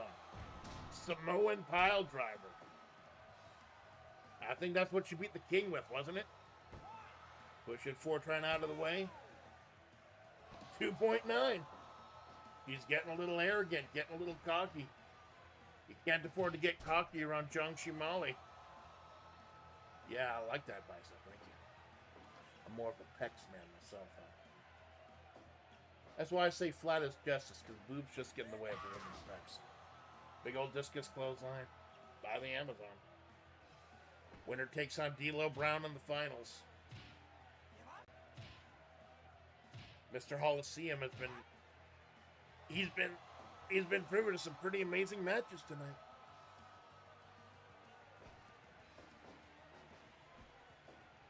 There in the corner.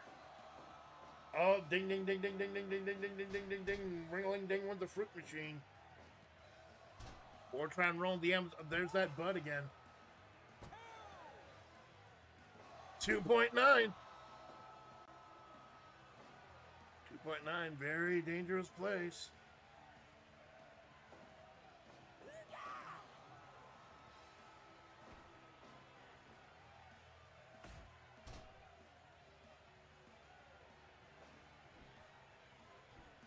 Fortran going up top. That big boy. I honestly think they gave him those sentons because like Jiang Shimali is a slot machine thing. That would make total sense. I totally get it. Problem is she's face down. He can't roll into a pin that way. He's rolling her up now though. 2, 3. There we go.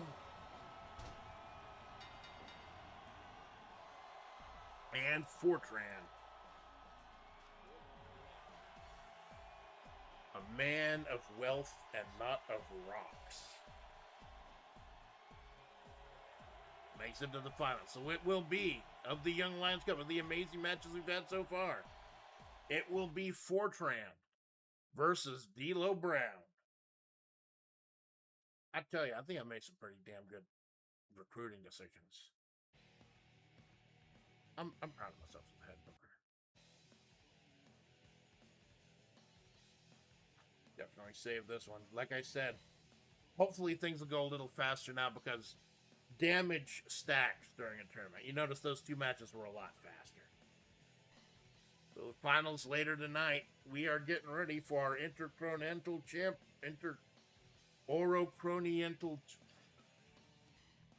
Intercontinent. I'm tired of making a cute little name for it. If Crony's not going to put in the effort to give it a cute little name, I'm not going to. So this is what's known as a timed battle royal.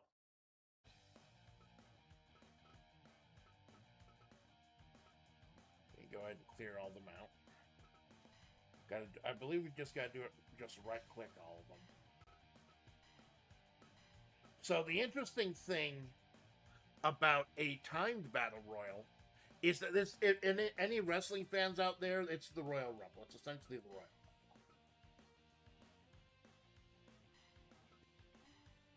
This one. Let's get Carl out here. I think Carl will be good. So what happened last show a month ago? We had a series of beat the clock challenges. And if you won the challenge, the faster you won, the faster you got in there, then the better time you had. So you will be entered in later, which means you'll be fresher by the end. This will be another elimination match.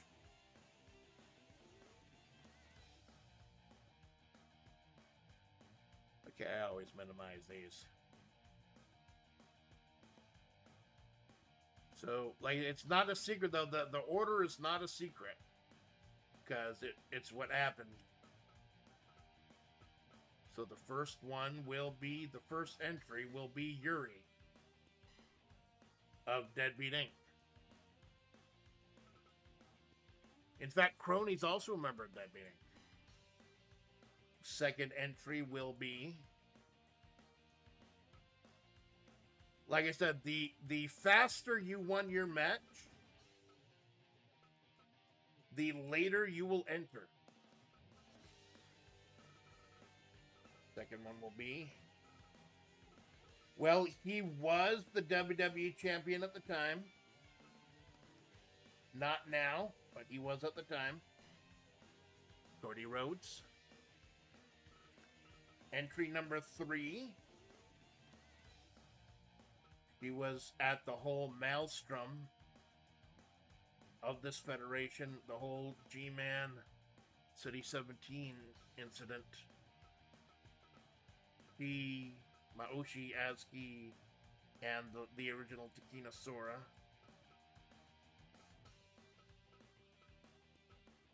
But now she's, even though she initially refused to come back, she's now decided that she's willing to come back to help promote her new stellar agency. Entry 3, Hochimachi Suisei. Entry number 4, member of the Bounty Hunters Guild.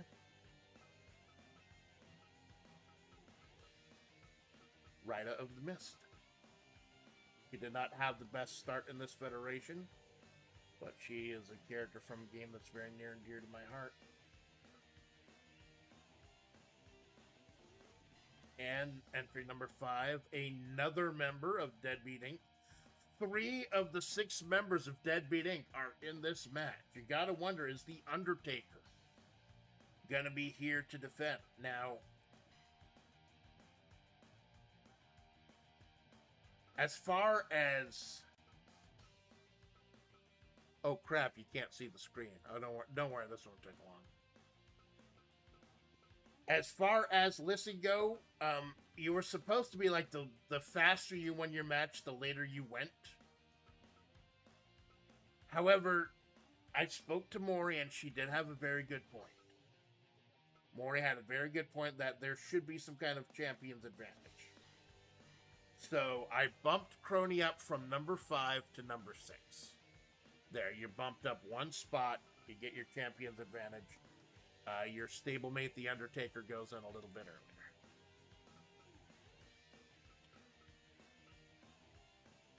Entry number 7.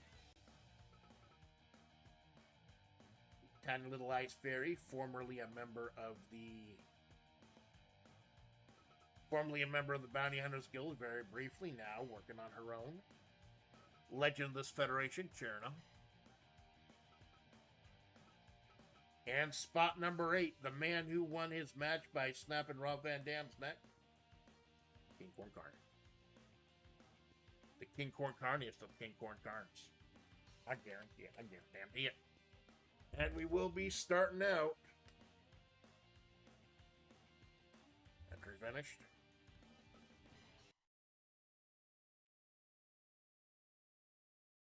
We'll be starting out with... Loading up right now. Hold on, let me pull up OBS.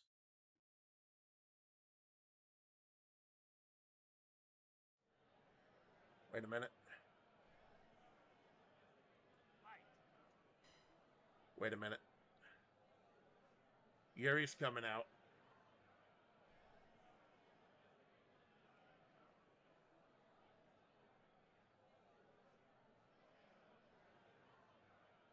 Hold on a minute. That's not Cody Rhodes coming out. That's... What the hell?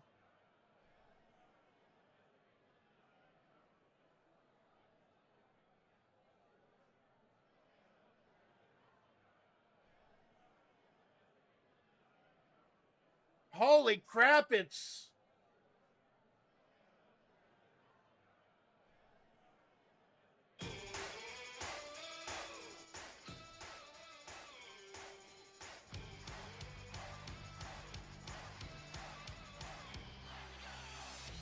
It's Sami Zayn!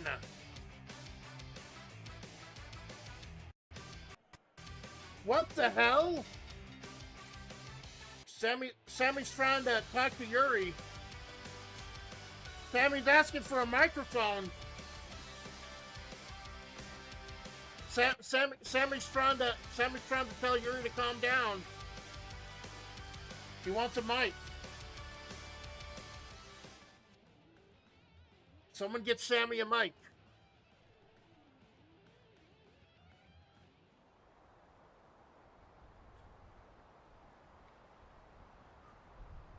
Hey, stop! Please, stop! Please, stop! Now, I know you may have a question about why I'm here. Frankly, I've got some questions myself. So, apparently last month I wasn't here, but Cody Rhodes qualified for this whole thing, right? Cody Rhodes got a shot at this whole thing, right? This is his fight. But there was a little bit of a mistake. You see, when they signed the contract, they didn't sign the contract. They didn't sign the contract for Cody Rhodes, American Nightmare, no. They signed the contract for the World Heavyweight Champion of the WWE. And for 9 glorious days, that was me. My home country, winning the WWE Championship. So, when he came up to me and said, you know what? You've earned this too. You're not just out there representing me. You're out there representing the WWE. They don't want Cody Rhodes. They want the World Heavyweight Champion of the WWE out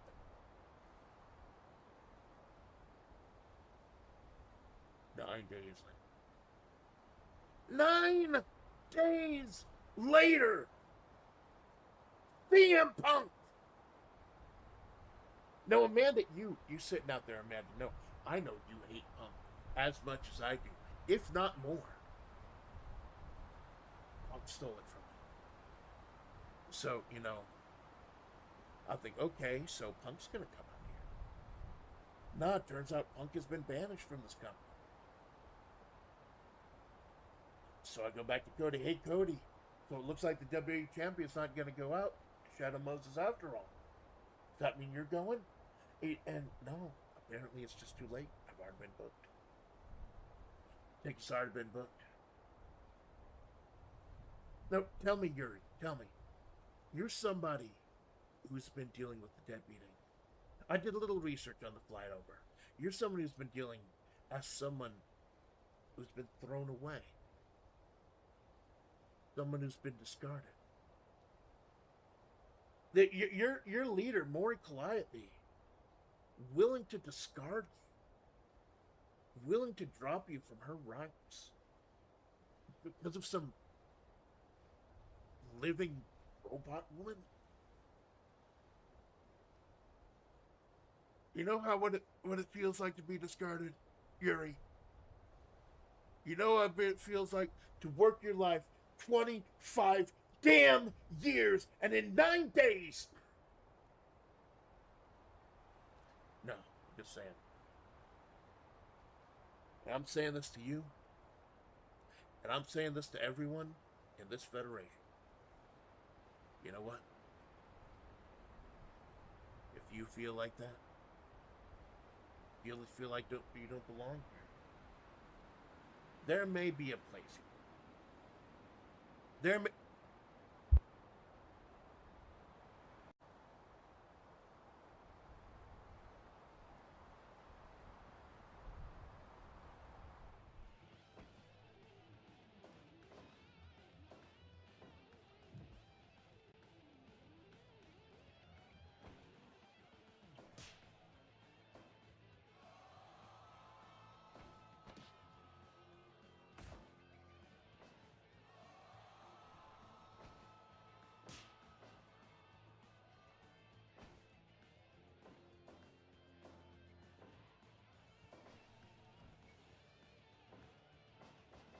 Do not give him a mic again.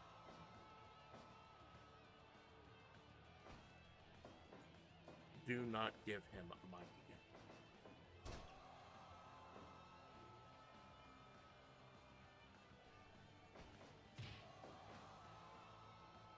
Okay, unmute me. Unmute me, I'm ready. And Sami Zayn. I don't know if it was Robert Landolt who signed off, our commissioner Robert Landolt, who signed off on Sami Zayn coming here instead of Cody Rhodes. He may or may not be commissioner after today, if that's the case. But yes, Cody Rhodes initially qualified for this spot. And Sami Zayn was the WWE champion for 9 days. Considering how Punk won the belt so quickly, considering like this is like a militarized zone and everything, it may or may not have been enough time to go ahead and it doesn't matter because Punk is gonna. And here comes the stellar one. Ochimachi Suisei. Carl, calm the fuck down. She's making her way to the ring.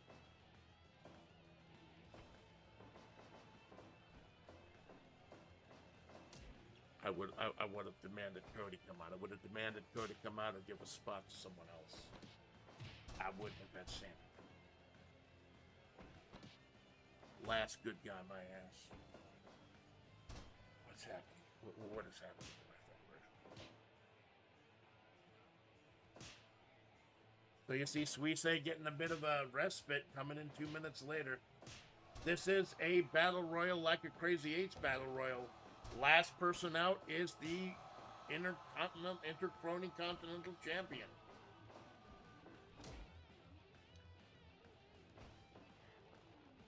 And Suisei, part of those troubles. Back with Gen Zero being servants to the G-Man. Oh, 3D by Yuri and Sammy on Suisei. It's like there might be a little alliance between these two, or maybe not. The last good guy, Sami Zayn. It was Mori who freed the Gen Zero from the G-Man. And then Gen Zero refused to sign contracts. And here comes one of the new bounty hunters. A member of the Bounty Hunters Guild, Raida of the Mist. From Final Fantasy IV. I played it on stream. It was amazing. And I will be sharing more memories and more of my life with you on Friday. We do a 2-year retrospective. Oh God, Yuri stabbing Raida in the back. Just like Triple H stabbed me in the fucking back. Now you're sending your buddies X-Pac, Road Dogg, Billy Gunn to the show. You can't tell me that you got Sami Zayn instead of Cody fucking Rhodes. What the fuck, Hunter? What the fuck, John Paul? This is gonna make me rethink wanting to work with the WWE in the future.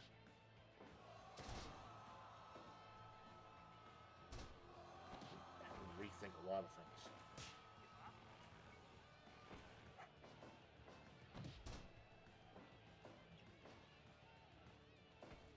Oh, switching around. Suisei switching back, and Yuri switching back, and Suisei switching back. Meanwhile, Sammy hitting the neck breaker. Big combo there. Yuri wrenching away on the shoulder of the Stellar Star. Smashing that leg.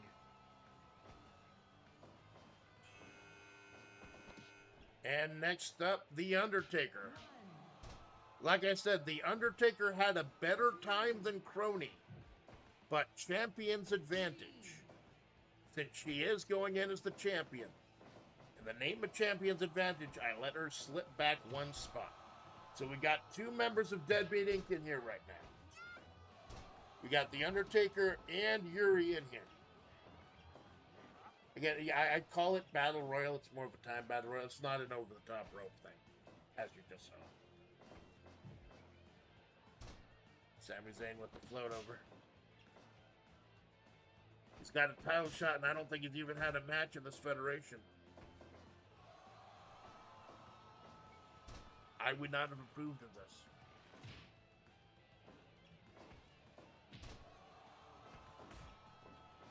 But yes, Punk is banned from this federation. Punk lost a loser leaves match to Justice. He's not welcome back here. But would have given the spot back to Cody.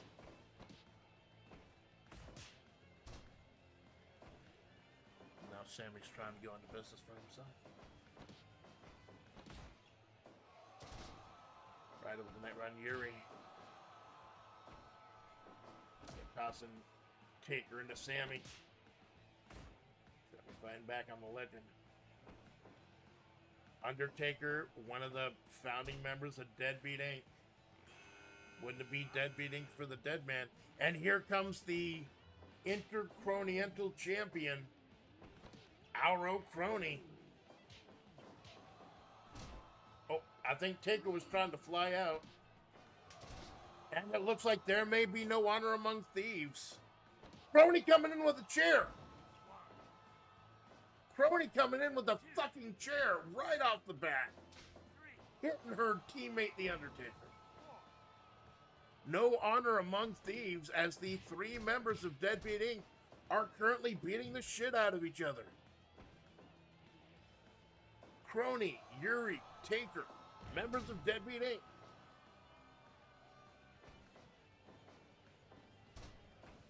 Sami Zayn tossing out Ryder. And a big smack by Yuri. It's hilarious. I was worried about Deadbeat Inc. ganging up on the rest of this federation. On the right side of your screen is all 3 members of Deadbeat Inc. beating the shit out of each other. And on the left, we got a Summoner, a Comet, and the Last Nice Guy. I'm sorry if I seem out of sorts, man. I really do. I'm sorry if I seem out of sorts over everything that's going on. I guess I'm just not feeling very oozy today.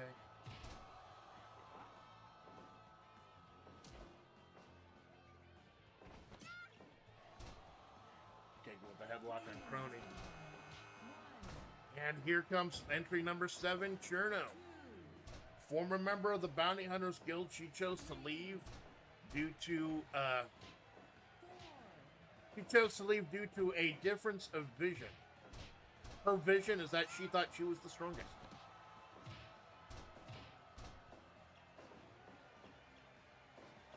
Right to drive Sami over. All 7 members still in. No one's been eliminated yet. So yes, if you enter later, you are going to get a bit of an advantage, but not a lot. Not a ton. Gurney tossing Sami into the ropes. Cherno into the ropes. Tiny little fairy. Tiny little fairy's almost as big as the Undertaker. Shut the fuck up, don't think about it. And Cherno flying hot.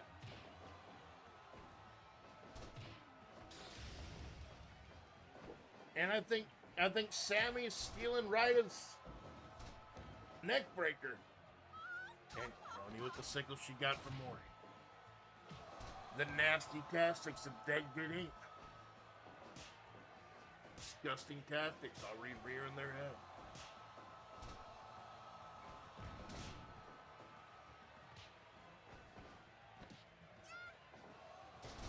Neck breaker on Taker. You gotta think Maury and Tiara can't be happy that the 3 members of Deadbeat Inc. are King Corn! It's King Corn! The king of all the corn and all the corn is making his way to the ring, Corn. Will he be the king of the ring, Corn? Will he show up in Ring to King Corn? Is he going to start a feud with the Burger King Corn? Taker trying to pin Suisse.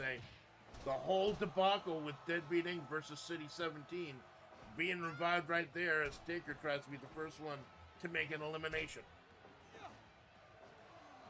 Powerbomb on Ryder.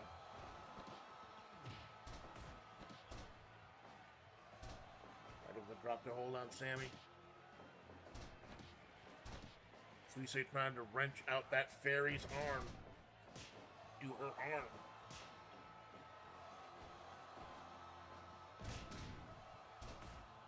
Away, Cerno's arm. Yuri tossing Crony into the ropes, catching herself. Like I said, again, this is not like an over. I don't think this is over the rope. It might be. I think over the rope is just standard for timed battle royals. But yeah, you see, it's a royal. I wanted to do a full Royal Rumble, like a 30-person Royal Rumble. But no, you can only do 8 people at once in Fire Pro. Yeah. Which is a lot more than you used to be able to do. Like with most of the 2K games, you used to only be able to have 6 at once in a lot. And of course, if you did a Royal Rumble in a WWE game, the timer would just freeze until somebody got eliminated.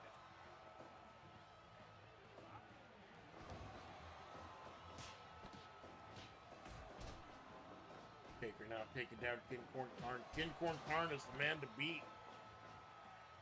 He is the freshest man in this ring. Except for Cherno, because Cherno's an ice fairy, so I'm pretty sure she's packed fresh.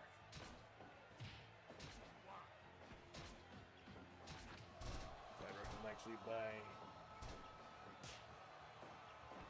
Karn. Neck breaker by Rida. And the Summoner of the Mist. Jumping pile driver.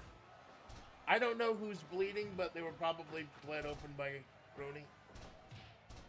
Karl Brumslavsky trying to keep the order here.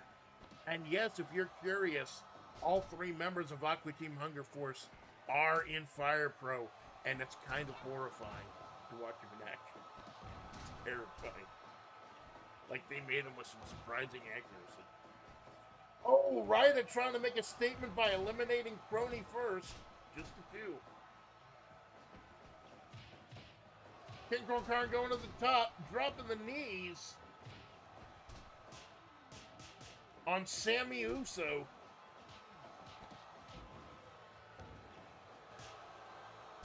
Oh, Crony trying to pose and getting caught by Cherno. Sam into the ropes. Get flopped down by the King. King of Wrestling. Oh, big stomp by Crony on the tiny little Cerno. Someone's gotten pinned. Crony with another time stomp. Sammy trying to pin King Corn Karn. He is the freshest man in this match. But now all 8 people are in the ring at once. That bonus of entering in later may be minimal. But that may just be the thing that gets you over the finish line. Starting that one spot later than your opponent.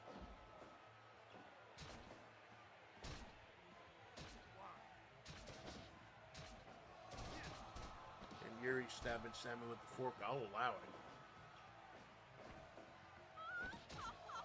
Karl Brumslavsky is a lot more lenient. Oh, there's blood. All this fucking blood. Karl is being very lenient. It looks like Meatwad was just rolling around and leaving meat stains everywhere.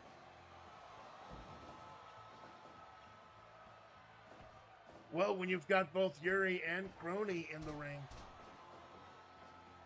And she got that bibbity-bobbity. The IC title is going to be her property. A slam by Taker.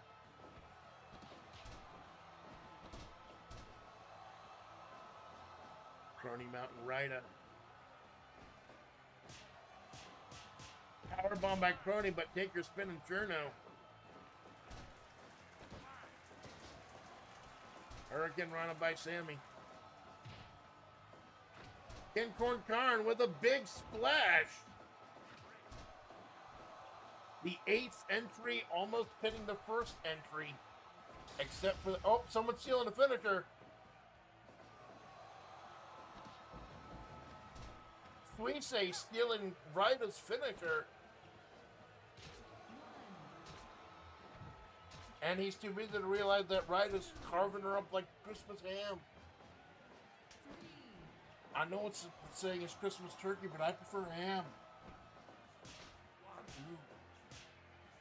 Turkey makes me drowsy.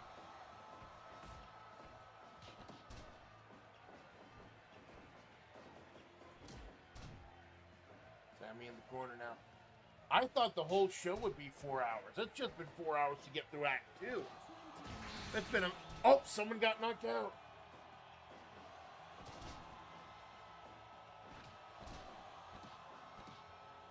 Hold on. Get the medics in there.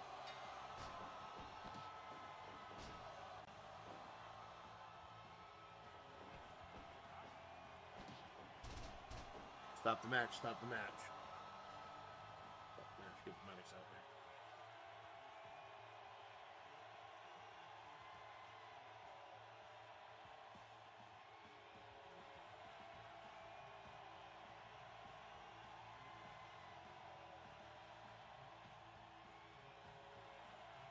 Crony Crony knocked out.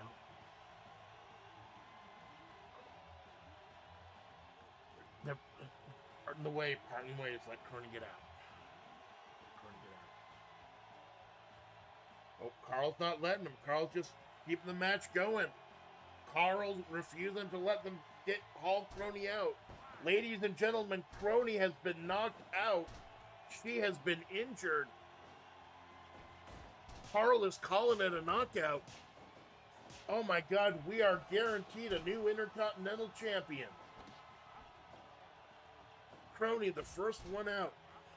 Who knocked her out? I think I turned off the replays to help with the lag and everything. But who knocked her out?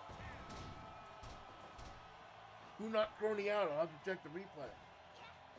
Because if it was another member of Deadbeat Inc.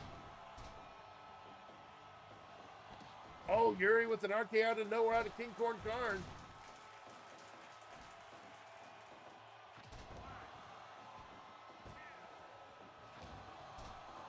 Yuri with a 2.9 on The Undertaker. We've already eliminated one member of Deadbeat Inc. and the second almost eliminated the third. There are no allies here. There is no camaraderie among thieves. There's only the glint of the Intercontinental Championship. Sammy with the pile driver on King Corn Karn. Yuri carving up Suisse. Right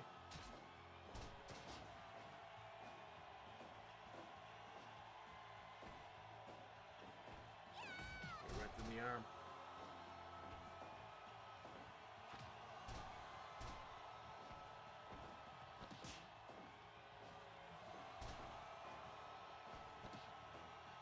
Yuri stabbing away. But Carl's counting the pin. 2.9. Crony just lying there. Carl is not letting... Carl, what the fuck, Carl? What the absolute fuck, Carl? What are you doing, Carl? I don't think I can let Carl referee ever again after this shit. Kid Corn Karn pinning Sammy. And Sammy's out. Sami Zayn is out. I bet you Cody would have stayed longer. Congrats on fucking yourself over, Hunter. Literally the first person pinned in the match. And we're down to 6.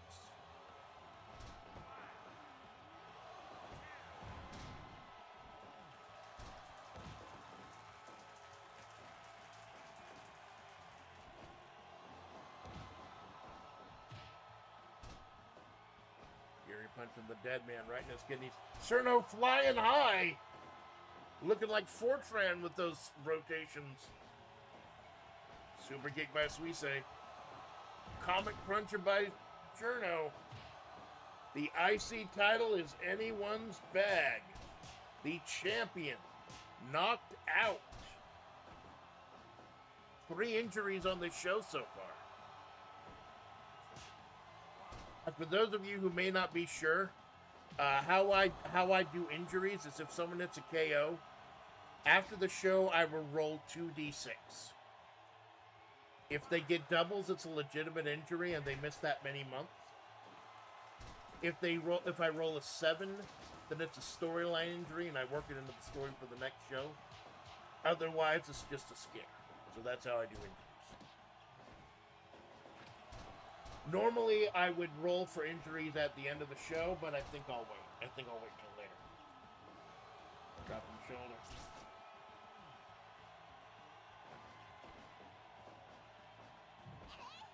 Three injuries to roll for so far. It's been a hell of a show. And we still have our heavyweight championship left for Robico versus Revolver. Still got the tag team titles. Deadbeat Inc., Maury and Kiara. Taking on Hawks and the Turkish man. Taking with those massive suit bones, trying to knock right out. Just had an elimination. I think we just had an elimination. Who's missing?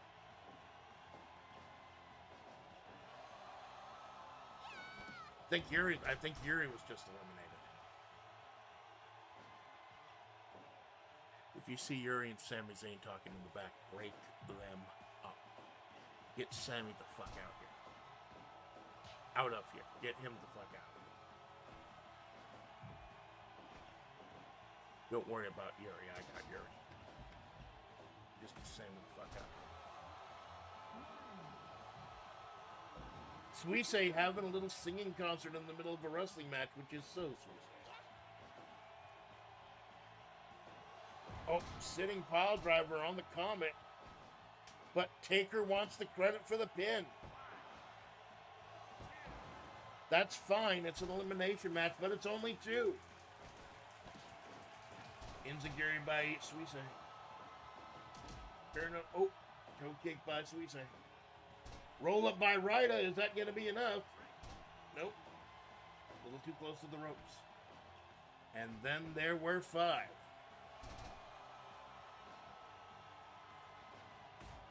Karn going up to the top. Driving the knees. And the dead man has just eliminated Cherno. It's not Tuesday, so it's not Too Tuesday. Maybe the odds are just not in her favor. And right after that, there goes Ryder. Ryder of the Mist. The hope of the Bounty Hunters Guild. Bridget still retained the Hardcore Championship. Ryder's leaving empty-handed. And then there were 3. Taker, Cherno, and Kincorn Karn.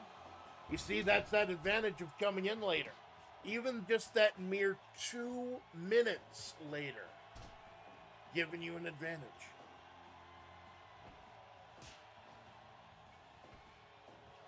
So we say switch it up on Taker. Kincorn Karn, originally a member of PepsiCo. PepsiCo now disbanded, as is the RCM.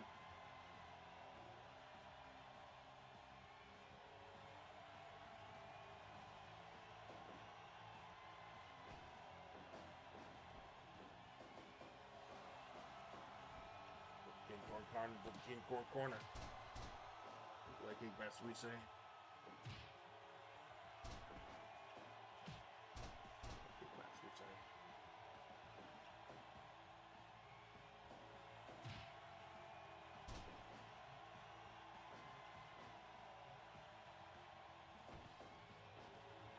Oh, going for the last ride. Kincorn Karn tries to break up the last ride. Unsuccessful. That Mongolian kick hit a little too high, and Suisse is gone.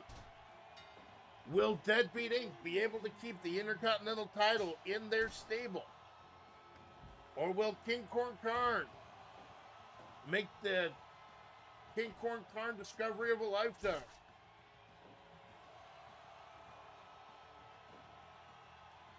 Karn already guessed. Undertaker, legend of the WWE, Hall of Famer, on many people's wrestling Mount Rushmores, including mine. He never won the Intercontinental title. Is he going to fix that mistake here?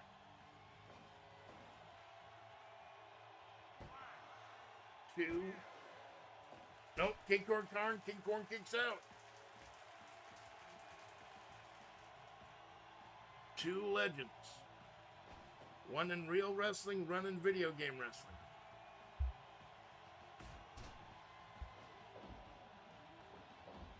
And like I said, this is just the second match. We still have a tag team title match. We still have the world heavyweight title match. We still have the finals of the Young Lions. The third act is going to be even more amazing. So please stay if you can. And if not, I hope you're enjoying the VOD. I hope you're having a good fucking time. I know I am. This is one of the best shows I've ever had. Like, no hyperbole. This is one of the best shows I've had. Like, I've had a string of mediocre shows. This is one of the best I've ever had. Taker is done. Taker is done with his bullshit. The last representative of Deadbeat Inc. That's his comrade crony, lies on the mat there, unconscious. Carl, why don't you get her the fuck out?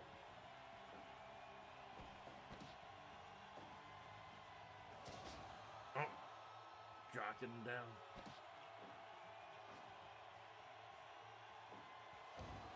knees. Short arm with the punch.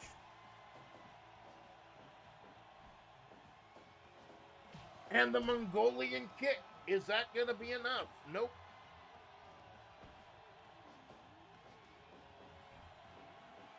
Another Mongolian kick. That's literally how I play pro wrestling on the NES. And 3.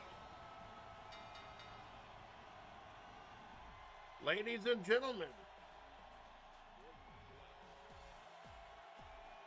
he won that spot, the last spot in the Royal Rumble, by breaking Rob Van Dam's spine. And 30 minutes later, losing that last spot to his advantage, he is your King Corn Continental Champion, Intercontinent. There's a little bit of a row in the House of Deadbeat Inc. That was almost matching the entrances. Even 2 minutes, even just leaving like 2 minutes later, you are that much fresher. You have that much more stamina, that much more HP. We got a new King Corn Continental Champion, and it looks like Crony may be injured. We got Crony, Redman, and Crony, Redman, and G-Man all injured. Maybe we're a little too rowdy, maybe we're a little too crazy. But things go crazy in Shadow Moses. Ladies and gentlemen, we got one more breakout. Yes, usually this is when the show ends. We're just at the end of Act 2. When we come back, the Mayor of Flavortown Championship, Tag Team Championship,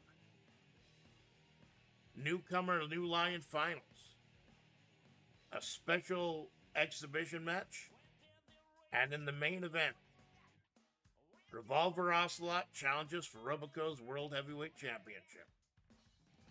We got some absolute bangers. We had some bangers so far today. We will have more bangers in a bit.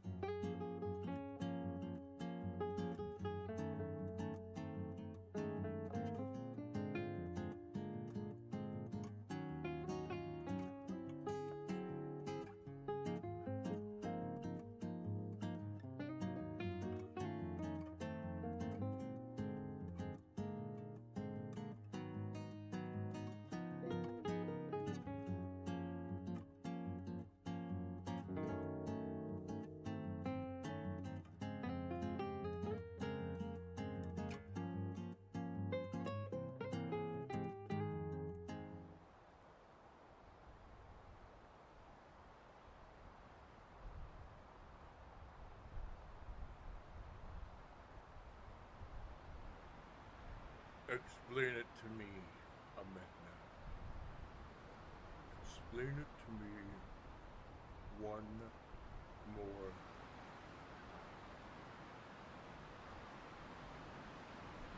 I'll explain it every way I can, James. You fucked up my plans. It was supposed to be a 16-man tournament for the European title. You pulled the Hakeshu, pulled the Heavenly Kings. All four of you were supposed to be in that tournament. You demanded to be at Shadow Moses. I put you on the card.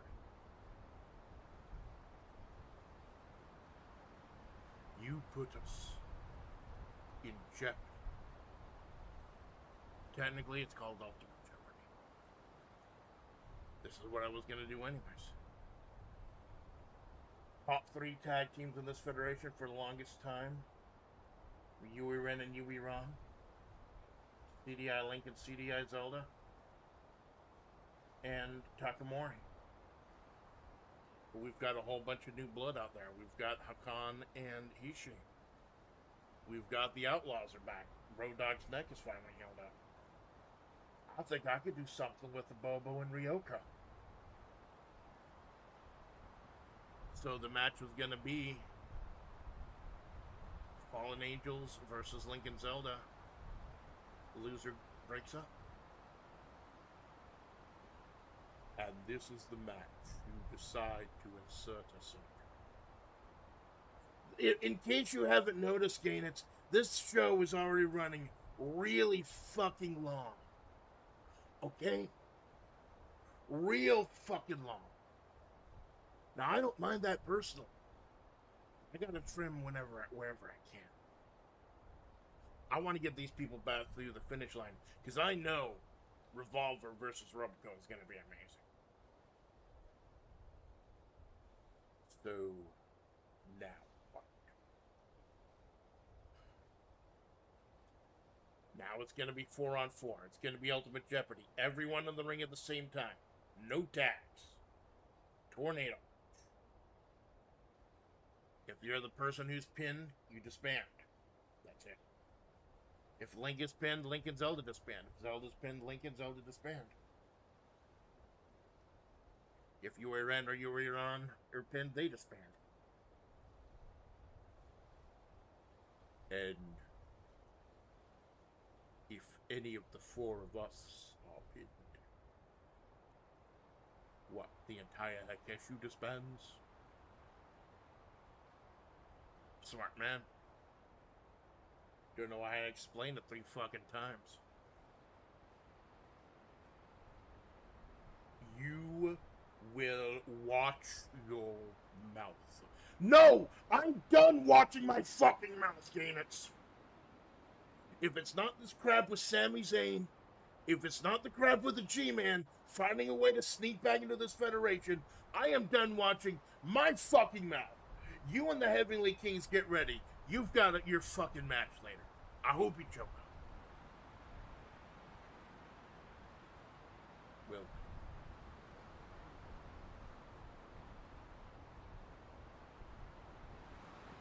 it breaks me up. Aside of not being able to win, like, I know we could have beat Lincoln Zelda. See why you're the ones who beat us with the tag belts. So don't know what we can do. We're gonna be alright, big brother. Regardless of what happens, we're gonna be alright. You've watched over for me for years and even promise I'll watch over you. You've watched over me. Do you trust me, big bro? Yes. Yes, I trust you. You ready for our match?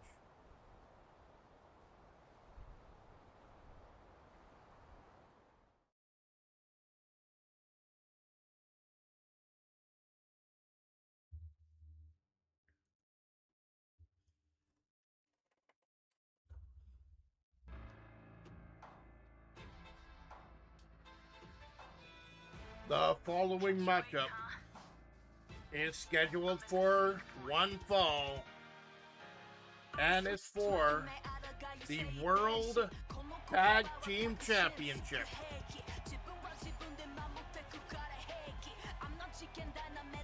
First,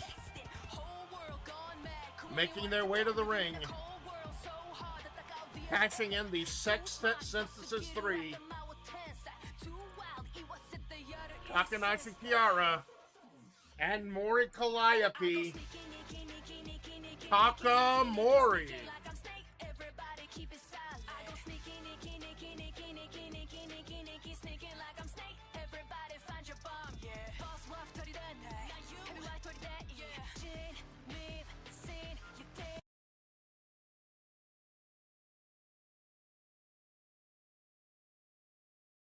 And their opponents.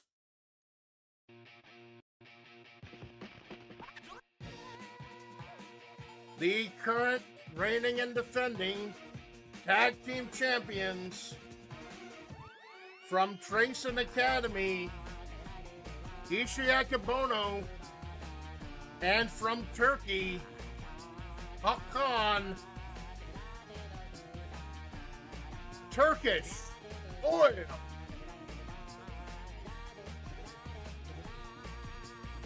It was Ichi Akabono and Hakan who shocked the world a couple weeks ago during our European vacation, getting the tag team belts off of the G-Man and Dag Boomer and bringing them back to our federation. And now it's the biggest challenge they have ever had, defending against legends of this federation, Mori Calliope and Takanashi Kiara. Kiara, who has had more 5-star matches than anyone in this federation, period. I believe their match with the New Age Outlaws brought them up to 7. More 5-star wins than anyone. And Mori's not too far behind, actually. Look at all the 5-star matches. They've all been tag matches. And Hakan oiling up early, but Mori's a little bit too slippery. Hakan hasn't had a chance to oil up yet. The strength of Mori, right off the bat. Mori trying to prove her dominance, sending Hakan right out of the ring. It was G-Man and Dag Boomer who stole the tag team championships. Dag Boomer, not even a member of our federation, stole it on behalf of the SWA in Sturgis. Stole it from the Hakeshu, CYS. And then we righted that wrong during our European vacation, during the European Championship, when the 2 members of the Muscle Gym and Hakan himself made a statement by pinning the G-Man. The G-Man who broke his fucking neck earlier today. Thank you, Bubba. Oh, Takamori, though. Former tag team champions, 5-star players. Even though Ishii and Hakan go into this as tag champions, it's going to be the gravest challenge they've ever had. Human Slam by Kiara, who has won more 5-star matches than anyone in this federation. I believe 7. I do keep track of all the 5-star matches. And they're mostly tag teams, like 3 stars and up. It's Yui Ren and Yui Ron, Link and Zelda, and I think the Outlaws. The Outlaw, I think. I had to double check the records. Scuba Slam by Ishii.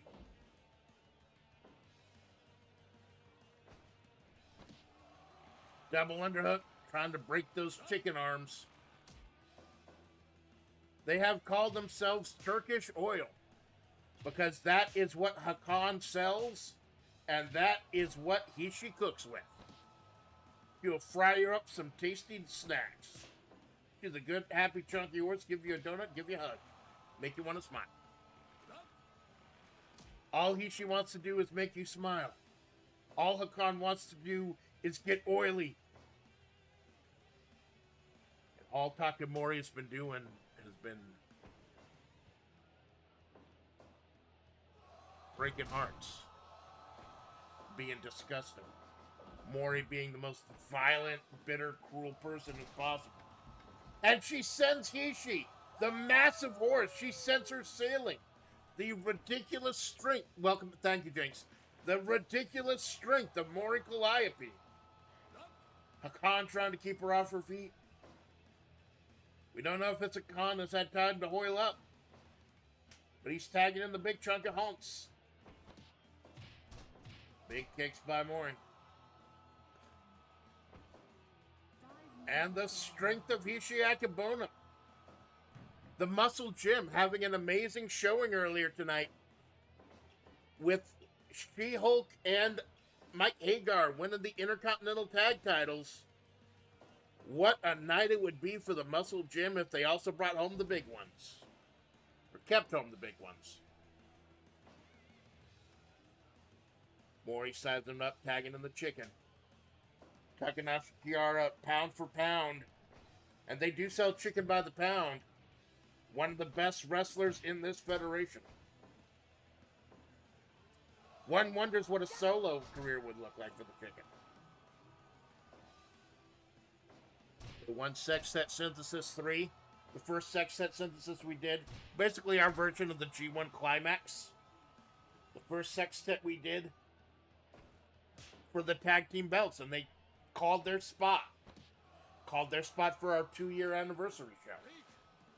As this show is part of our big 2-year anniversary celebration, I will be streaming 7 times over 3 days, including a career retrospective on Friday, 2 p.m., 2 years to the second. Mori wrangling Hishi to her feet, a little bit too chunky for her to follow up. And Hishi Akibona powers, her mouth is open. I think she wants someone to feed her a donut. I would if I had.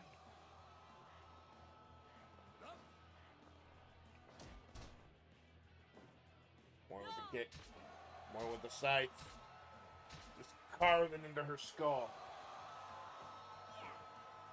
And the chicken just strutting. And those are those disgusting tactics that Deadbeat Inc. uses. The blood. The gore. That they've used to win those belts. That they've used to discourage wrestlers like Yui Ren and Yui Ron. And I don't care what people say about Yui Ren and Yui Ron being my pet project. They are 5-star fucking wrestlers too.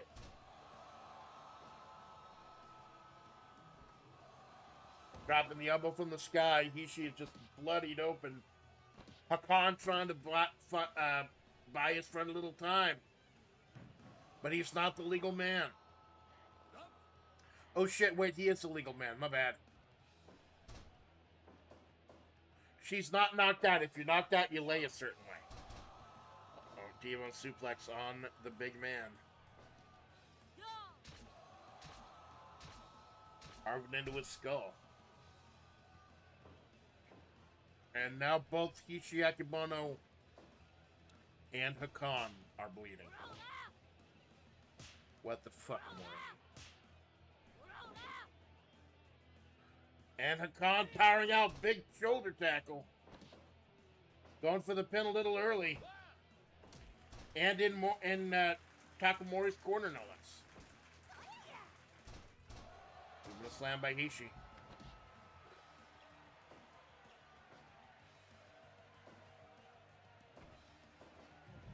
He whipped more into the corner. Set him up for Hakan. This man, he made a star out of himself at the European Vacation. Top rope slam. Super slam. Thank you, ma'am. It's a little hard to tell that Hakan is busted open with that weird orange skin of his, or that reddish skin of his. Apparently, that is a reason. The reason that his skin is like that, it's like Turkish red. It's a special Turkish red. And the champion's looking very strong. Very strong against Takamori. Yakumono dragging him over. Dropping the knees.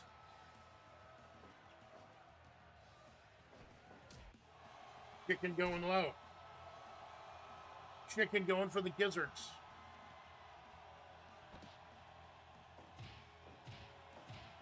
Center up those kicks, those Daniel Bryan style kicks. Big wheel kick by Kiara. But she's right back up on her feet. Tag belts are on the line. And if this odd couple tag team can beat Takamori, they will have cemented their place in this federation's history. Mating press on the chicken. 2.9. The sheer girth. The girth of Hishiaki Bono. Keeping Kiara down for a 2.9. The chicken's about to fly.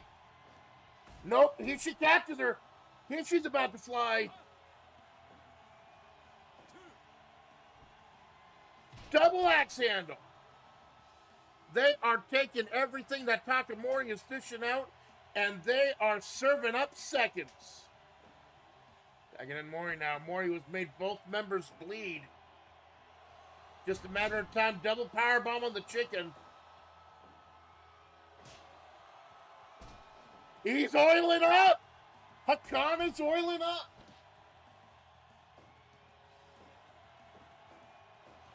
I finally understand now why they gave them the Rob Van Dam finger stomp. It looks like he's oiling up.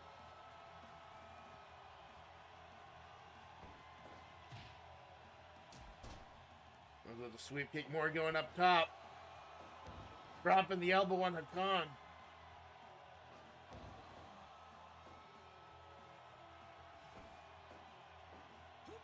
Oh. Put her down.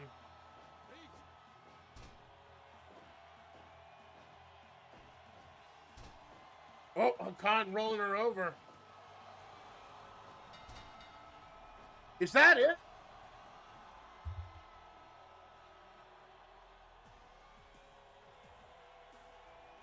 Holy shit!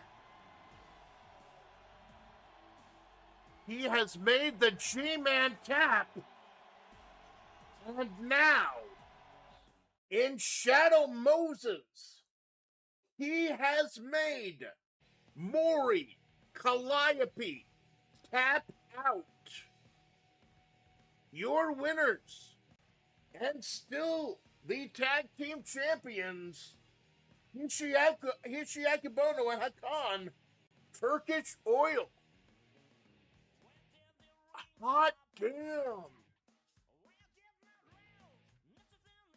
So Takamori turning the sextet synthesis and lose. This makes the sextet 1 for 3. RVD won the original sextet, lost his title shot to Geese. G-Man won the second sextet, cashing in against Bridget and won with Robert Landel. Takamori called their shot and lose. Hakan has made a name for himself here today. Hishiaki Bono already made a name for herself. When she fought Geese Howard in the fishing village several months ago and almost won. Turkish Oil and the Muscle Gym, Marissa's Muscle Mommy Gym, now holds both the Intercontinental and Tag Team Champions. Intercontinental Tag and Heavyweight Tag. Hot damn. It looks like the new generation has finally come to play, ladies and gentlemen. And speaking of the new generation, we got a tournament final. Got a little prize for whoever wins.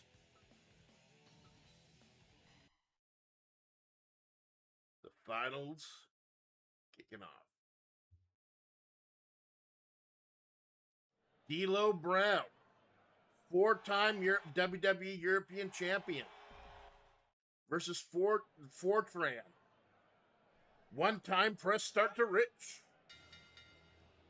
Who's it going to be? The Master of the Sky High and the Lowdown, the Member of the Nation of Domination, or Mr. Jiangxi Mali? Is it going to be a meme or is it going to be the living bobblehead? The winner gets a special prize. Going for the forearm.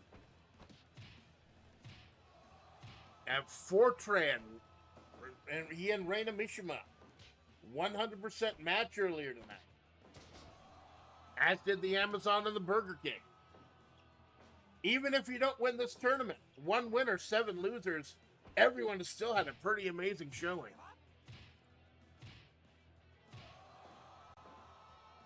Fortran with the punches, D'Lo throwing him in the ropes. Big clothesline by D'Lo Brown. Like I said, this match will be relatively short because damage stacks in a tournament.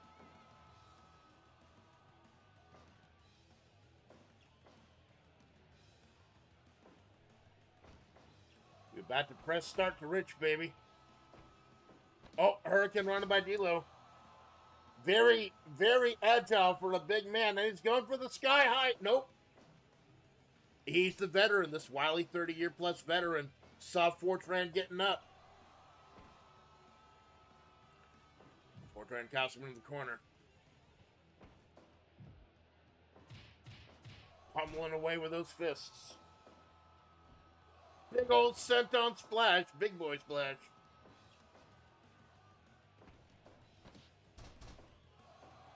That was weird. That was fucking strange.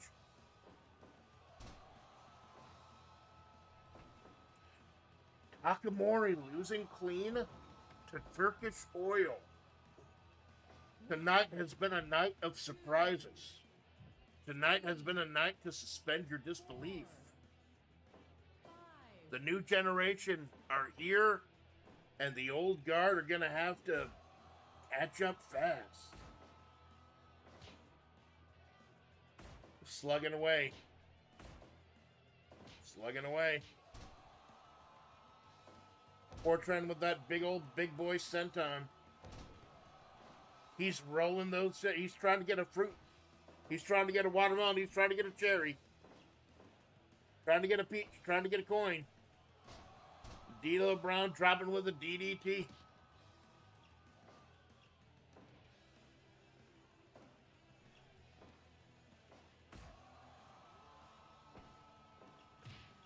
With the kick. Oh, Pele! Wow! Agility we have not yet seen from this massive slot machine man. Oh, ring-a-ling ding, rolling the wheels.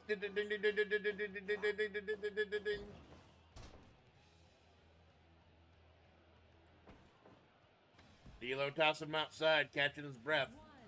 Again, damage and exhaustion stack in a tournament. And these two have already had 2 amazing matches earlier tonight. Talk about amazing. Talk about a Bobo and Ryoko earlier tonight. Oh, big fruit splash. A Bobo and Ryoko having a hell of a time tonight. I hear Ryoko's actually invited a Bobo to the Masaki Shrine to get their drink on.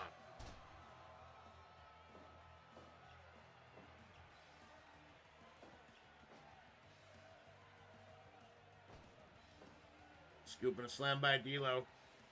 That boss man slam we've seen a few times so far. Picking Fortran right back up.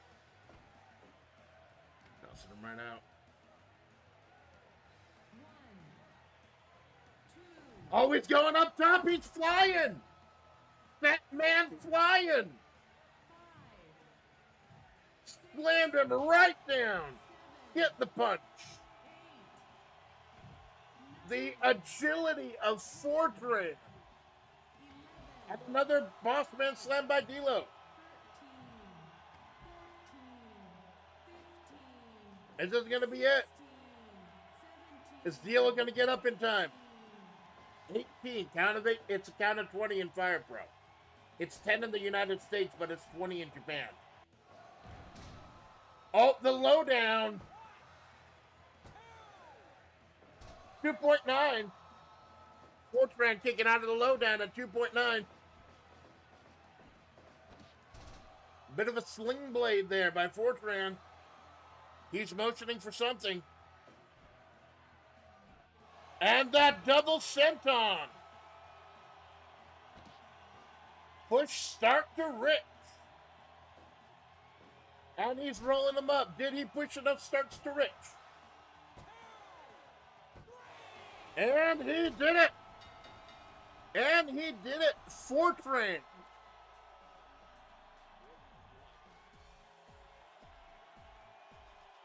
Somehow defeated all of his competition. He did, in fact, push start to Rich.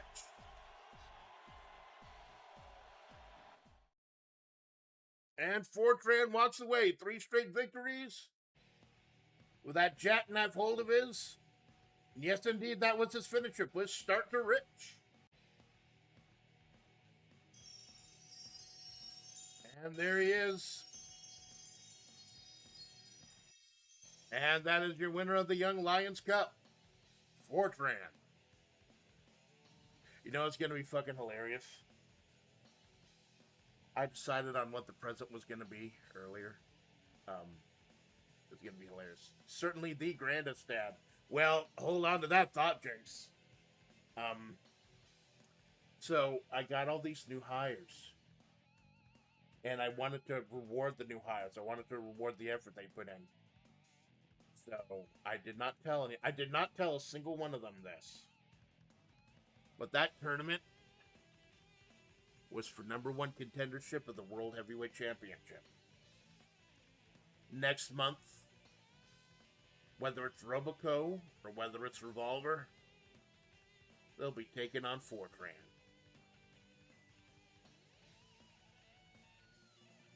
You're shattering your expectations all over the floor. It's great. We got 3 matches left. I hope my voice can hold out for 3 matches. So Fortran winning that shot at the heavyweight title, but everyone on Fortran's side of the bracket, Fortran, Amazon, Burger King, Reina Mishima, amazing purchases, are purchasing their contracts, of course. We got 3 matches left. Holy shit, we got 3 matches left and my voice is already dead. Don't worry, these next couple ones will probably go pretty quickly. So I got to tell you about Geese Howard.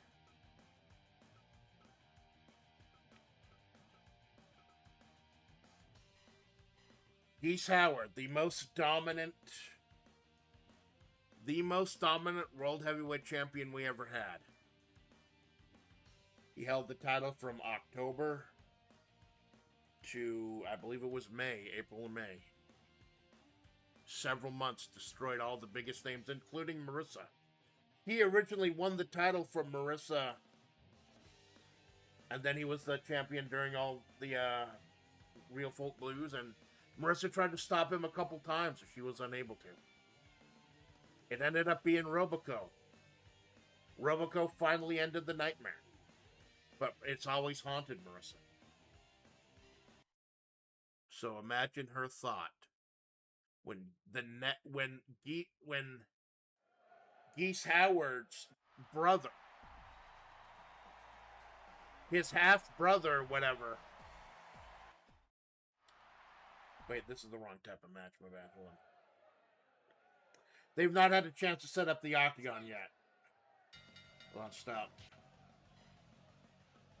They've not had a chance to set up the octagon yet. I didn't think they had entrances in an SWA match. So a match, it's good because there's a little more lore to this.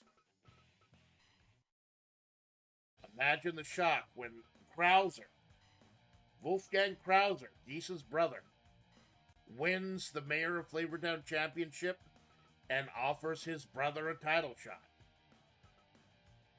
It was literally in Sturgis, a pay-per-view called Road Out of the Nightmare, celebrating Geese no longer having the belt, where Geese won the Mayor of Flavortown Championship. So now Marissa, she was not able to stop Geese. Maybe she can stop him now. And Geese, of course, he's happy to have an opportunity to humiliate Marissa one more time. So Geese Howard, the mayor of Flavortown champion, landing right on his feet after losing the World Heavyweight title to Robico, versus the woman who could not stop the nightmare, Marissa. Geese with a Caroline lift. Marissa showing strength, but Geese starting out with his own strength. Here in the 12-sided octagon. Don't think about it. Again, KOs in this don't count towards the injury pool because you can only win by KO. Big toe kick. Geese had her scouted. It was originally Marissa who defeated Geese within a matter of minutes, almost a year ago, to defend the Fighters Cup. That one win has stuck in Geese's craw ever since. Then he both beat Marissa for the World Heavyweight title and then successfully defended it against her. Now she's trying to stop this new nightmare. It's like Wes Craven. We got a new nightmare. Geese rolling her up. No pinfalls in the octagon.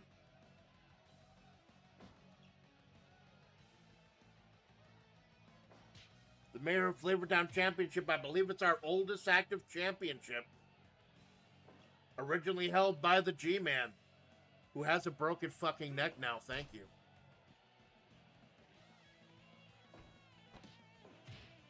Big knees by Marissa. I heard Marissa in the muscle gym and backstage with the pep talk. Oh, just a punch to the back of the head. I do like this custom Marissa. They made custom moves that match what she does in Street Fighter 6. Is the mood about to change? Geese Howard, who was kicked out of the Hakechu. A takeover by Gainitz to move his cult in.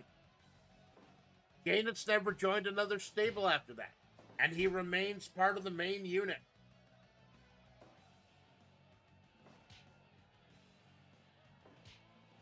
Geese Howard, very careful with those jabs. Marissa with a big, nasty punch. Enjoy your lunch. I need some lunch.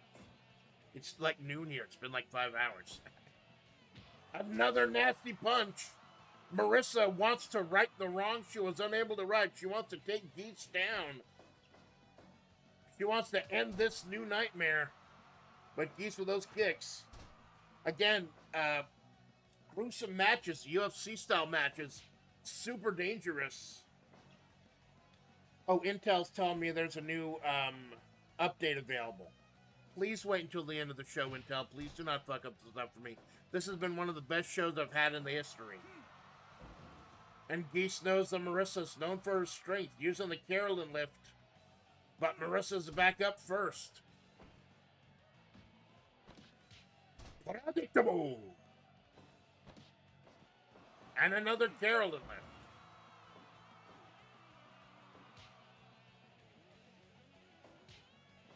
He's the master of Aikido, the counters. Marissa, master of Pancratium, which is just fucking murder a dude. No rules, just right. Let's go Outback tonight. About to take him out back to the woodshed is where I'm about to take him. Geese with the Kakina clutch. Remember, any move can knock you down. Any move can KO you in a gruesome match. That's why KOs don't count for injuries. Got 3 injuries to roll for so far. Nope, send him twirling away.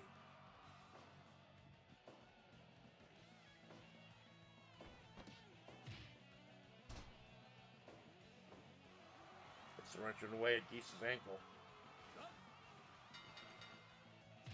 Saved by the bell. Both of these, neither of these two seem worse for wear. They are tan-toned and in their element. They are perfectly happy where they are. Take her love, take all of it. Problem is, I think her finisher is a corner move, and you can't do corner moves in the octagon. The 12-sided octagon. Double axe handle. Right through that leg. No pinfalls, but submissions are legal. Marissa taking full hold here. She does not want another nightmare to emerge.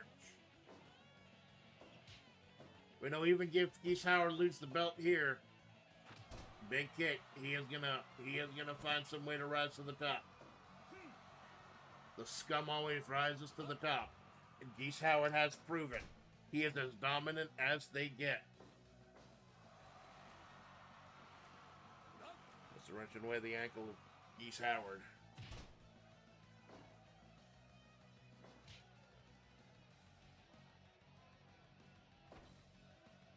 And another nasty punch. Just having to use that strength. Geese has the technical abilities. Geese has the prowess. Geese has the counters. What Marissa has is raw fucking strength. And she needs to use it. Another Carolyn lift by Geese. Another Katahajime.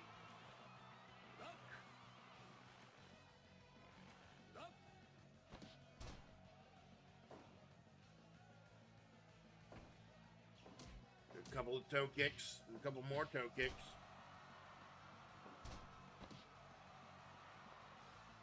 Pushing away the neck.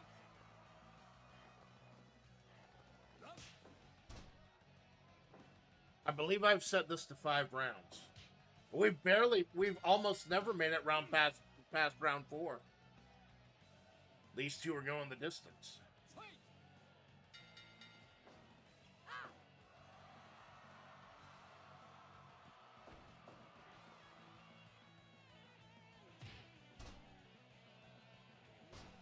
Little double axe handle.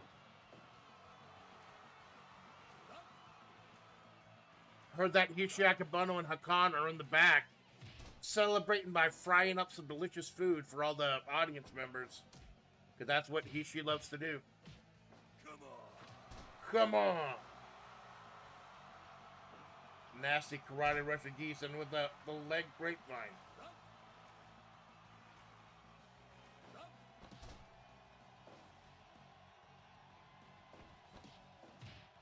An amazing night of action, and it's not over yet.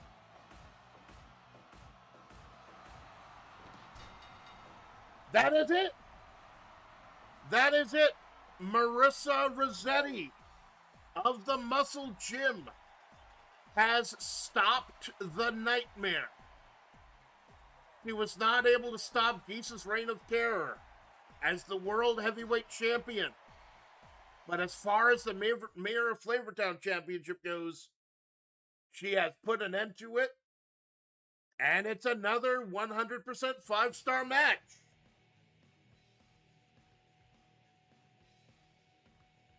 And I tell you, it's damn near impossible to have a 5-star match in the octagon.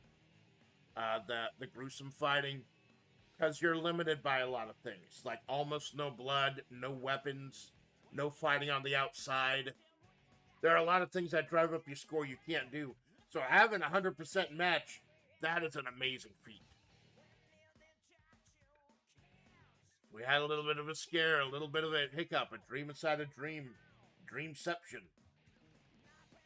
But the nightmare is truly over. For now. And in at least one small way, Marissa has written her wrongs. The Muscle Gym are covered in gold tonight. Marissa, the tag champions, the IC tag champions.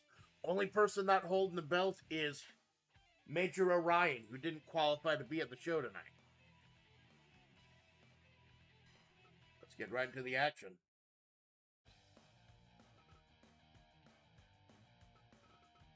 Clear everything out. 2 matches left. My voice is almost fucking dead. I'm gonna be fucking dead at the collab tonight, and it's...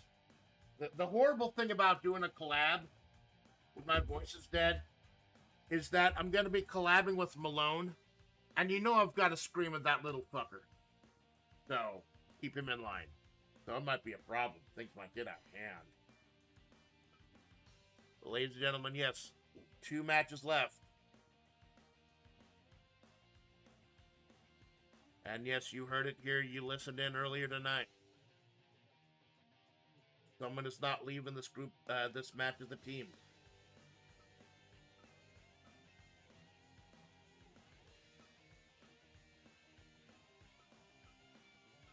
CDI Link and CDI Zelda.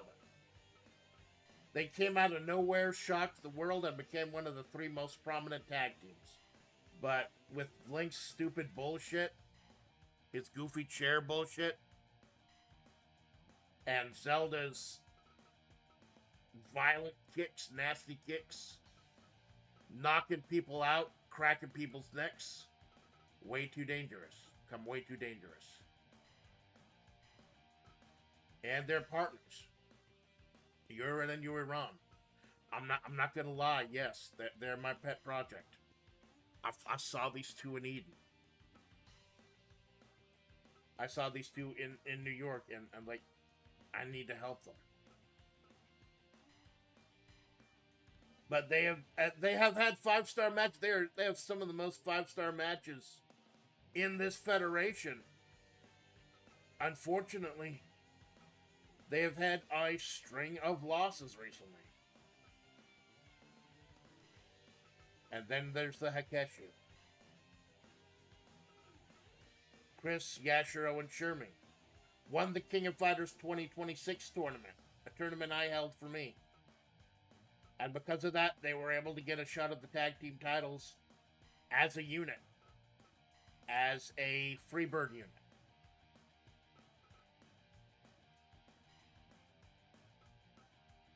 And then they showed their face, the Awakened Orochi.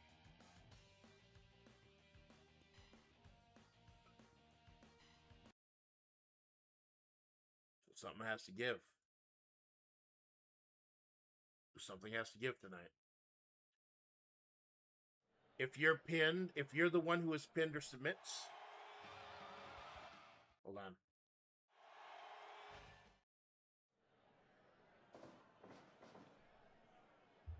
Fight! I fucked up. Hold on. I'm sorry. I fucked up. I need to change one thing. It's going to be Ultimate Jeopardy rules. Tornado, everyone is in at once.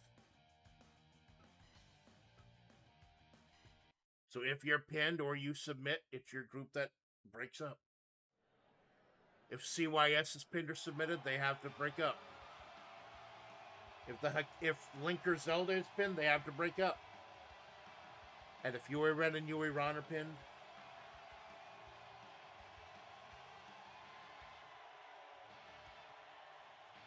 then I guess the experiment is over.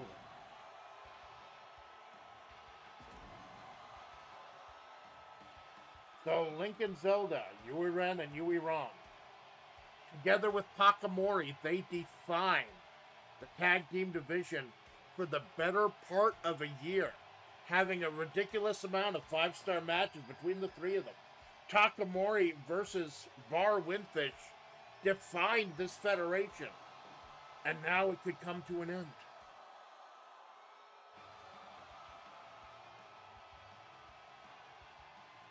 Something's got to come to an end tonight. There's a lot of things are coming to an end.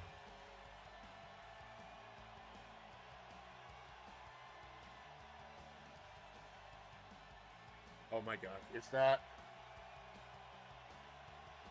Oh my God, have they? Zoom in, zoom in, zoom in! Oh God. That's just Chris.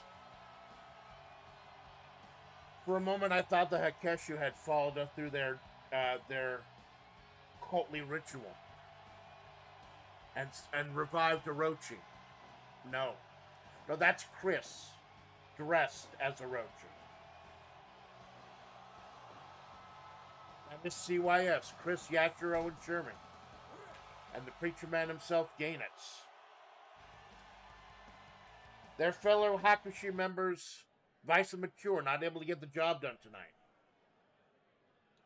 Fight! 8 on 8, or 4 on 4. Absolute chaos. I honestly don't know how I'll be able to call this. I honestly don't know. And I've got to keep an eagle eye out. If Link or Zelda pin or submit, they have to break up. If Yui Ren or Yui Ron are pinned or submit, they have to break up. If CYS is pinned or submit, they have to break up. Don't know what I'll do if Gainus is the one pinned, but I'll figure out something. That's why it's called Ultimate Jeopardy. I wanted to make this a War Games match. I thought this would be the type of thing you do in War Games, but you can't do a War Games match in Fire Pro. I'm feeling the limitations, but I don't want to switch over to 2K because the 2K's predatory bullshit. This is still the best option if you want to simulate wrestling. Fire Pro World is still the best option by far.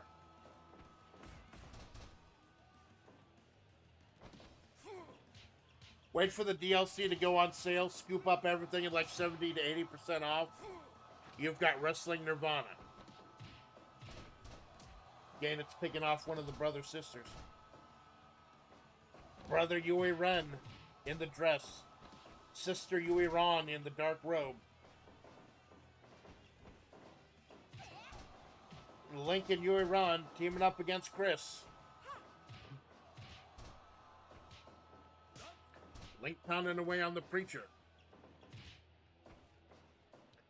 It was CYS who humiliated Yui Ren and Yui Ron. Won the belts, tag belts for them in under 10 minutes. And sent them on this downward spiral.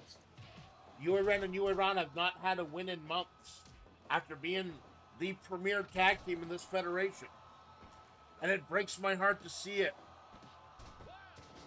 But then again, it broke my heart to see my Oshi Aski suffer. And I'm not allowed to put my thumb on the scale. Why am I not allowed to put my thumb on the scale? This is my fucking federation. Why am I not allowed to put my thumb on the scale?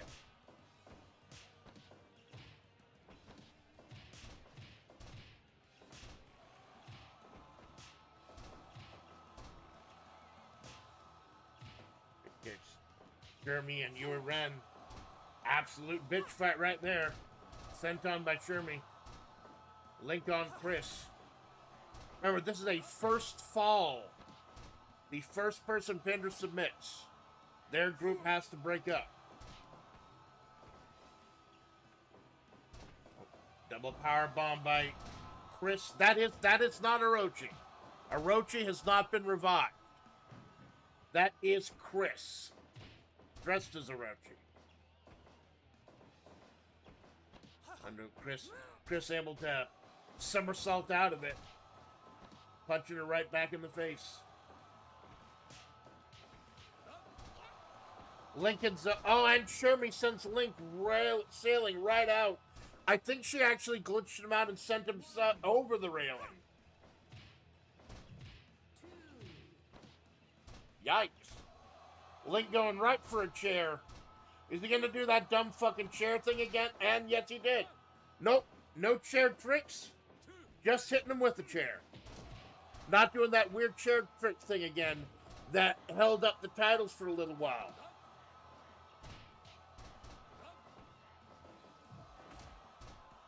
The battle between CYS and Link and Zelda. I almost fired Link and Zelda right on the spot. Zelda breaking someone's neck. Link winning the match by disqualification with that chair illusion move. But it's a title match, so you can't win titles by disqualification. Link is just being a fucking idiot. Something's got to end today.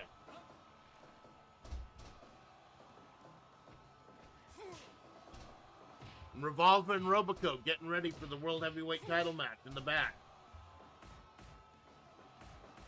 This has to end. The tag team division has a completely brand new face. Hishi Akabano and Hakan. The Outlaws have returned. She-Hulk and like Hagar, the entire landscape of the tag team division has changed. Some of the old ones going to go away.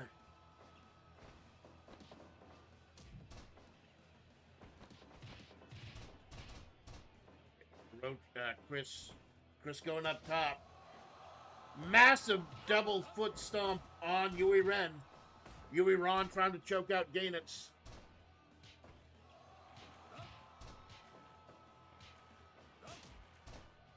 The Preacher Man came to me 2 days before our European tournament and said he demanded that he and CYS go to Shadow Moses instead, turning a 16-person tournament into a 12-person tournament. And who was I to refuse him?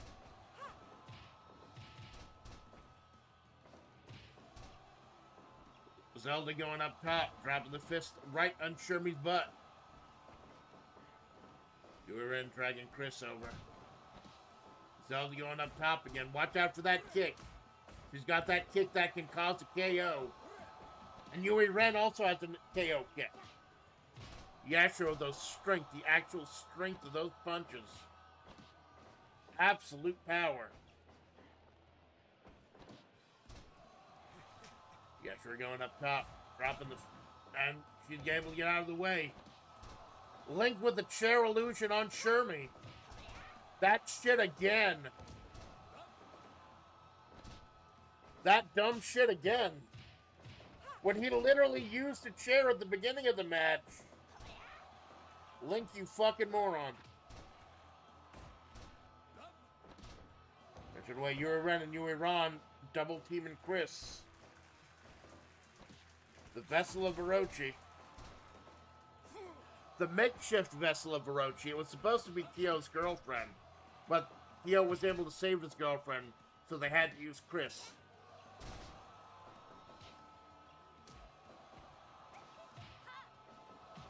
Jeremy taunting Zelda, getting picked up by Link, putting him in the drink, the metal clink. Yui Ron rolling up the Preacher. It is absolute chaos. And in this absolute chaos, the only person I would trust is Karate Champ Judge. He's a man of few words. In fact, he's only a man of 2 words. Point. Begin. And occasionally, if he's feeling extremely saucy, half point. Yashiro pinning Link. 2.9, Link able to break out. Zelda a little too occupied with Gainitz. As the Hikeshu are a well-oiled machine. A well-oiled team. PLE kick by Yui Ren. Chris has rolled up Zelda at 2.9. Link slipping through the Preacher's legs. Total elimination by Link and Zelda while Yuri Ron tries to make Shermie tap.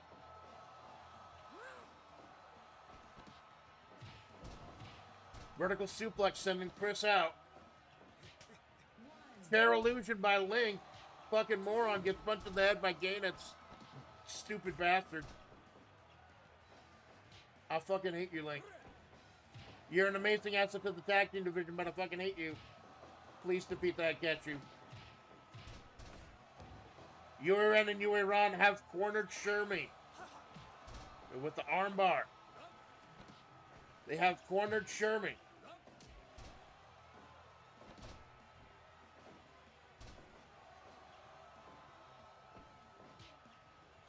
Shermie fighting back with the German suplex. One of the few wrestlers here who's from a fighting game but actually uses wrestling moves in the fighting game she's in. Oh, a bit of an Osaka street cutter there.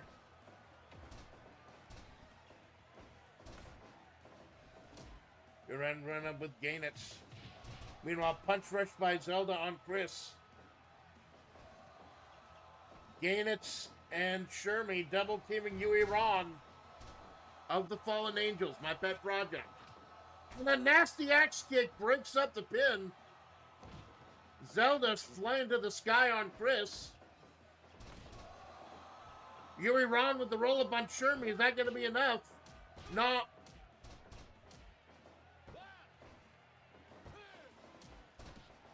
$2.9. Oh, God. We almost saw the end of the Fallen Angels. We almost saw the end of the Fallen Angels. Yuri Ron, the command sambo specialist. Link doing the fucking chair thing again. You dumb shit.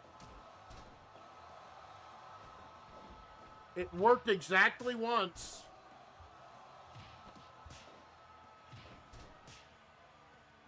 Vertical suplex.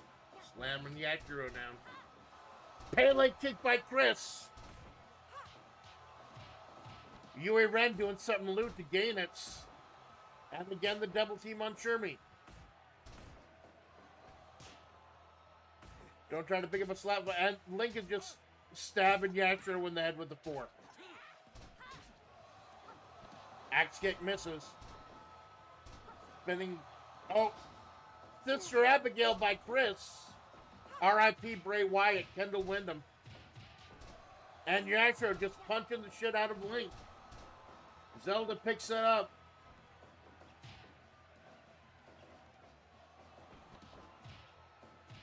Gainon's kicking back both Yuri Ren and Zelda. Link with another fucking fork. Microsoft Defender Summary. Did not find any threats. Cool. Thank you. Thank you for telling me that right fucking now, Microsoft. Time to make the preacher tap.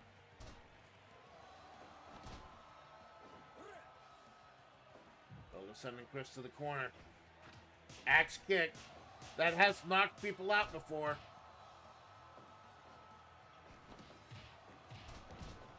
If it's your team that's pinned or submits or is knocked out, you have to dissolve. Your group has to break up.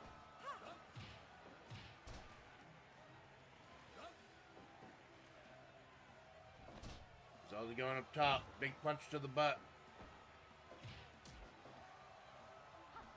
Axe kick by Yui Ren. That has ended 5-star matches. Oh, German suplexes by Shermie. Chris slapping the taste out of Zelda's mouth. Oh, God, 2.9. Oh, thank God, just a 2.9. Chris with a diamond dog.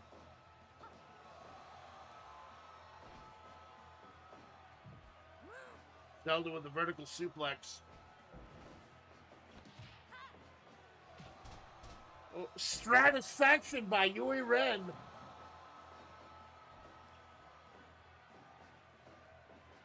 Zelda is gassed. So is Yashiro. Rope break. The command sambo master, Yui Ron. Going to the well again. So there are rope breaks in this match. Neck breaker by Chris. German by Shermie. Not looking good for Link, Zelda, and the Fallen Angels. Bar wins it. Link going up top and then not.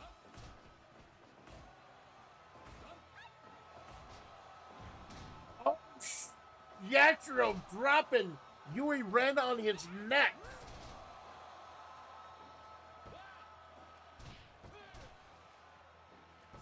And it's over. There were like 3 pinfalls there. There were like 3 pinfalls at once. Which one did he count? The Hakeshu won. The Hakeshu won, but there were like 2 pinfalls at once. There's a big, throbbing mass of bodies there.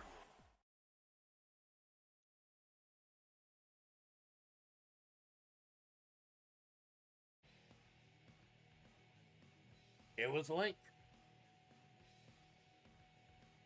It looks like Shermie pinned Link.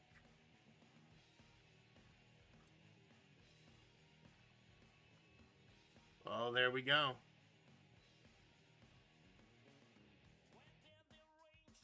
I hate to say it. I really do hate to say it. But it looks like the Hakeshu solved one of my problems.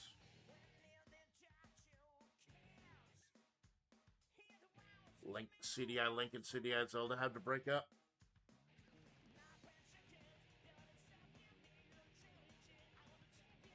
And I didn't say it out loud, but I guess I have to right now. But now that CYS has won the match, they are going to be back in contention for the tag belts at some point.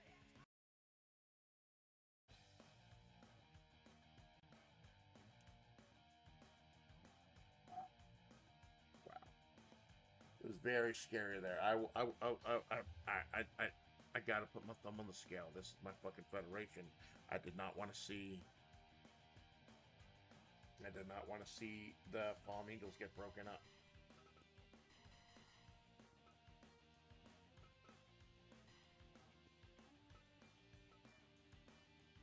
So we still have to deal with the cult. We still have to deal with. We still get to deal with the Bounty Hunters Guild, you were Ron members, but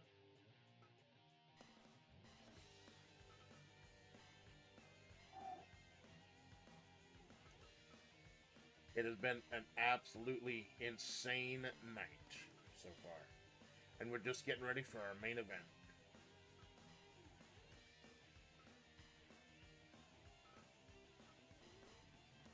Everyone's getting to the arena. Everyone's setting up.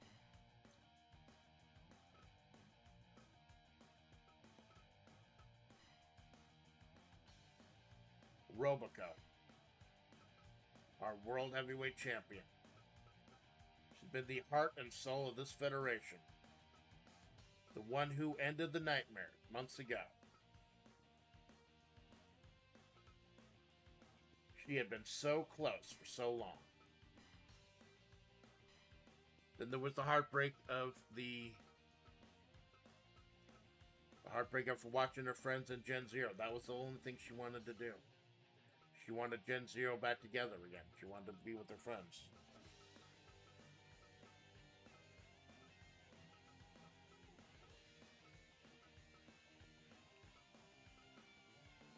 It was Sakura Miko. Of the 5 members of Gen Zero, it was Sakura Miko who didn't want to come back to the Federation, period.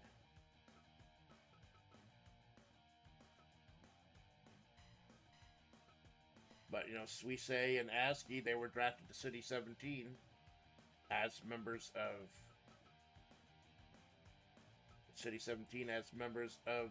G-Man's group. And it took more Calliope freeing the full flock. Like Perry Saturn freeing the flock, quote unquote.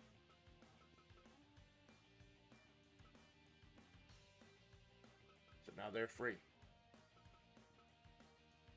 Robico's still here, and she will be taking on Revolver Ocelot.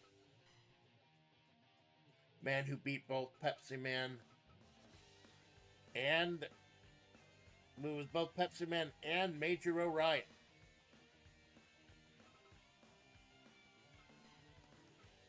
Hold on. Just making sure I got all the settings corrected. To apologize.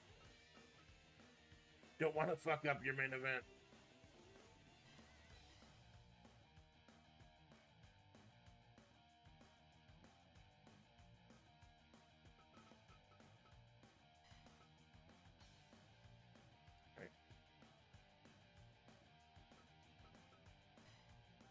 Supposedly there's a way to set entrances for people. I'm not sure.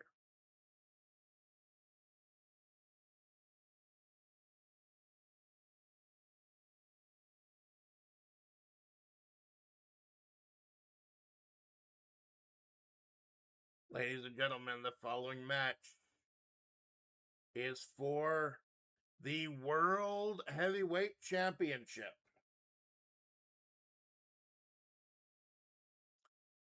First,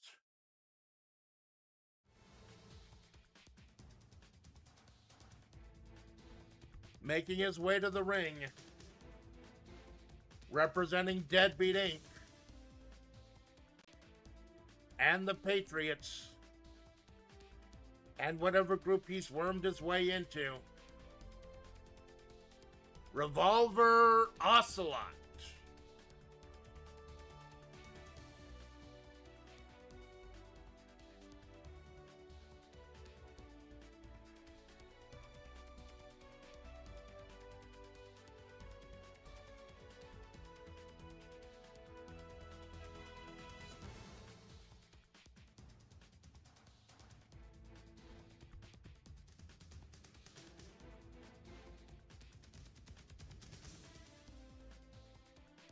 And his opponent,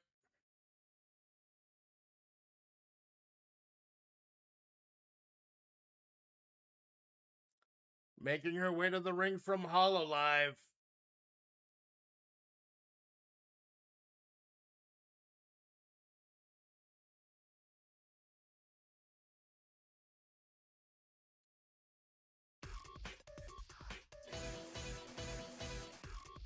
Roboco.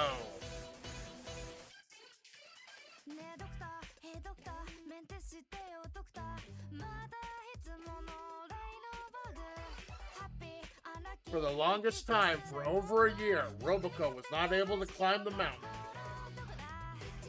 Lost in the finals of the original heavyweight title tournament, lost in the finals of the HoloLive tournament. But the best technical wrestler this federation has seen was the one who ended the nightmare.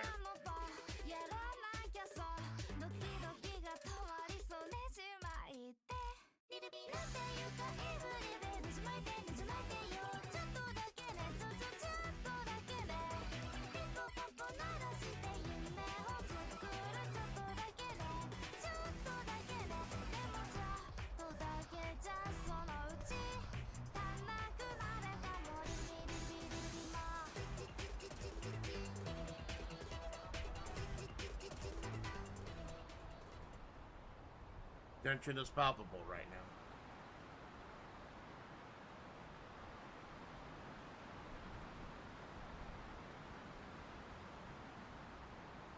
Two staring each other down.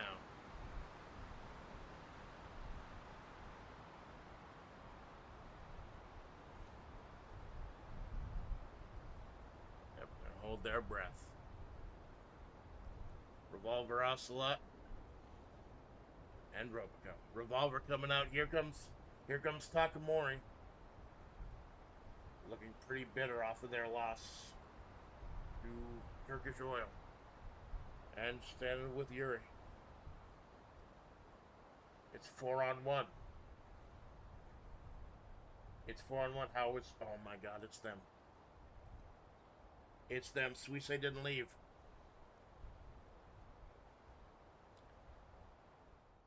Suisse didn't leave.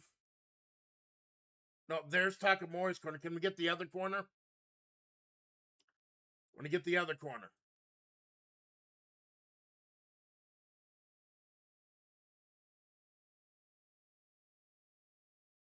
Go with the kick. Yes, around. Yes, look. They came. They came to back her up. ASCII. Suisse. Sora. Gen Zero. They came to back up Roboco. To watch her back as she takes on Deadbeat Inc. in the biggest challenge yet. Revolver, those got the early on. Our Deadbeat Inc. gonna walk out empty-handed. Kincorn Karn holds the IC title. Deadbeat Inc. were unable to win the tag titles. Will they leave empty-handed? Broken out big kick. World Heavyweight Championship on the line. Punches by Revolver. Big axe kick by Roboco.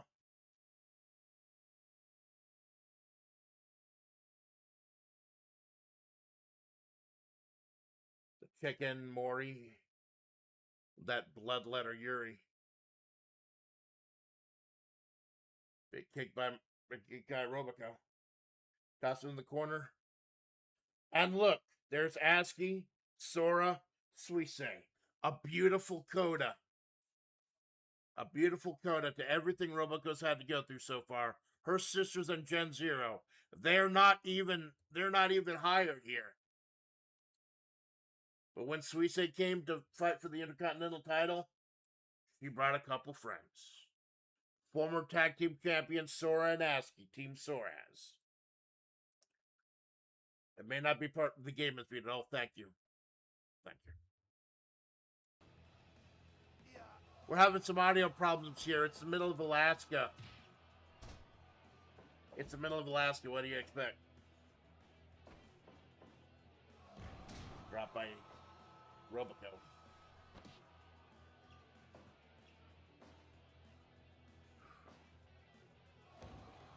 That nasty headbutt. I wonder if the fact that she's wearing glasses makes her headbutt even worse.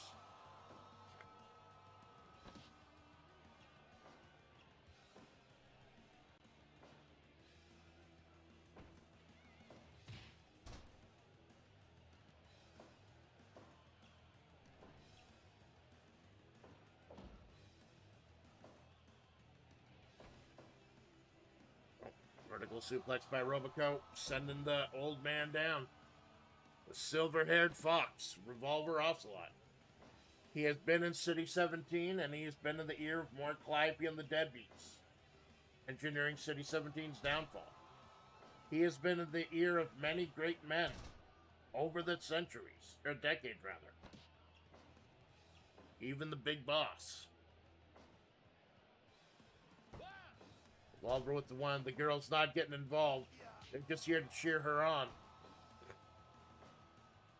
High spec, high angle slam. Kurt Angle couldn't have done it better. Kurt who? Snapmare by Revolver.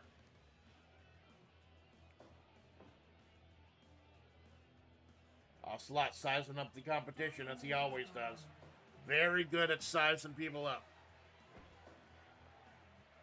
But we've got a bunch of young, hungry rookies. Oh, big German by Roboco. We got a ton of young, hungry rookies. Fortran's gonna face one of these two. We got the Outlaws coming back. We've got apparently a budding friendship between Ryoko Hakubi and Abobo. The face of this company is changing today. The face of WebP is changing today, I promise. Promise. Big exchange by Roboco and Revolver, both dropping down. This is it. This is for the World Heavyweight title. Our main event. Oh, missing the uppercut. Punch. The old windmilling forearm by Revolver.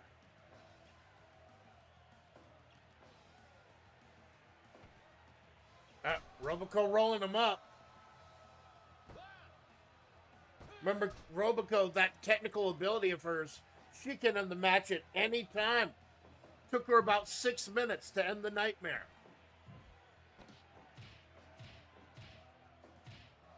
Revolver with the knees, going back up top. And diving the knees down into Roboco's back.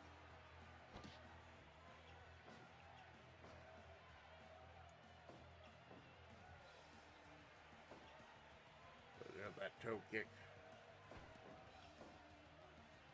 And lifting him up, dropping him right on his back. Old man getting right back up. Nasty punch into the face. Some very European uppercuts from Revolver. He's pointing directly at Gen Zero. Directly at Gen Zero. He was the one who told G-Man his obsession with Gen Zero was going to be its downfall.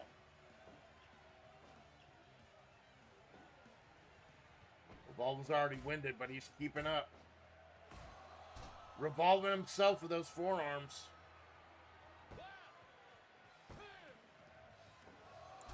2.9. And he did that 2.9 right there in front of her friends to make a statement. And Robico fighting back.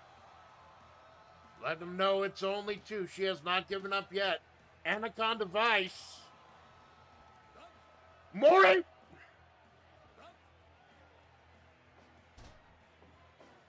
Don't you fucking dare, Kiara. Don't you fucking dare. How fucking dare you. Mori throwing in the chairs. Kiara distracting the referee. Letting Revolver get the advantage.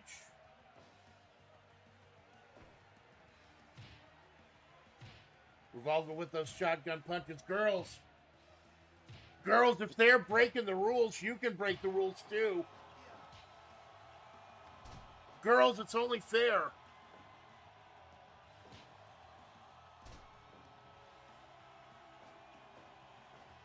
And roll it by Robico.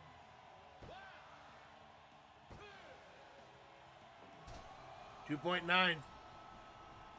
I think he ordered Kiara out of the ring.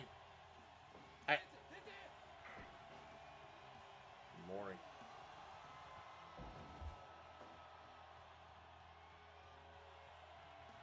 No, she's making a statement right next to her Federation mate Mori, making a statement right there. These two are in hololive together. I thought Mori respected her senpai.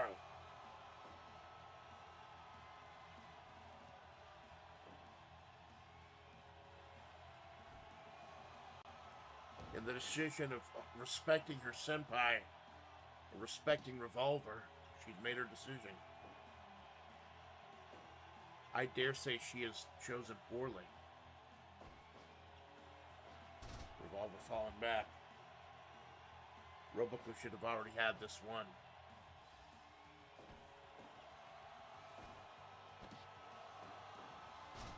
Oh! A little too close to the ropes, just a little too close. Revolver with that situational awareness. Robico lifting him up.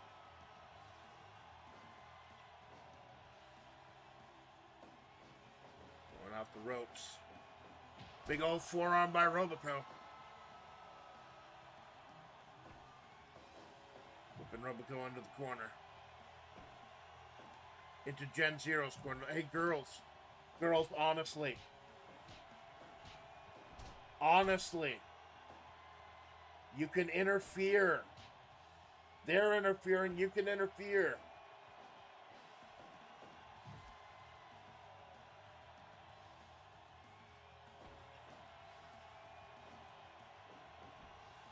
Robico taking him up top. Grabbing by the back. Top rope double underhook. Belly to back suplex. Revolver is on Dream Street.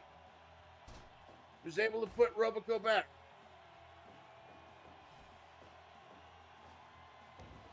Running stomp. Robico gets right back up. Revolver's gassed. Going to the corner again. Oh my God.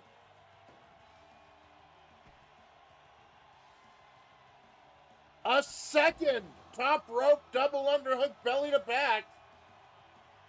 She's tuning up the band. Shotgun drop kick.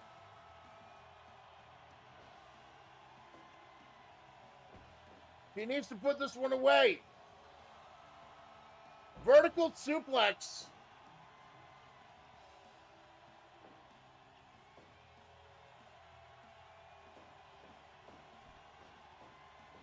We go clothesline. Both of these two are exhausted. They're both panting. Both out of stamina.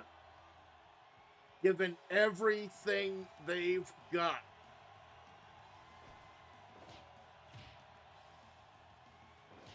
Trading blow after blow after blow.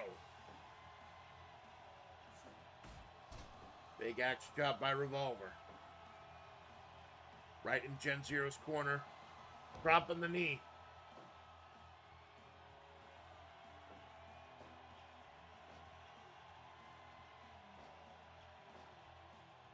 Gen Zero watching, not interfere, not distracting the referee, but just cheering on her Robico.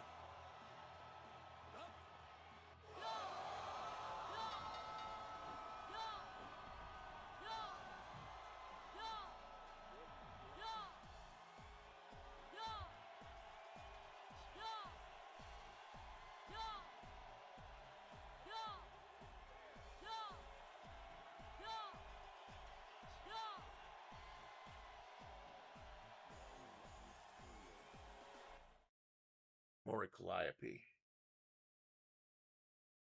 Takanashi Kiara. I'm going to tell you right now.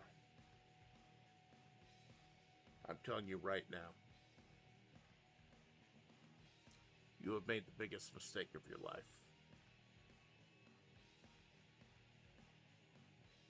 Takamori has made the biggest mistake of their life.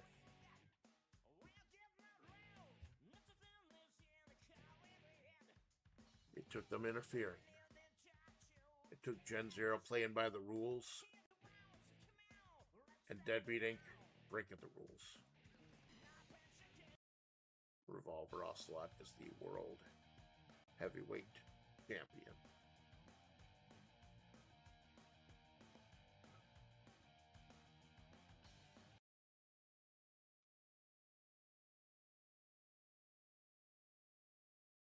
I don't think I've ever quit Fire Pro before. Revolver Ocelot and his sneaky, disgusting tricks. And sneaky, disgusting tricks of Deadbeat Inc.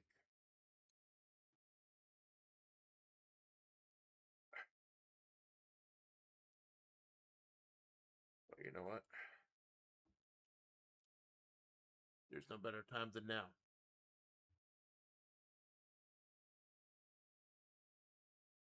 Revolver. Do it.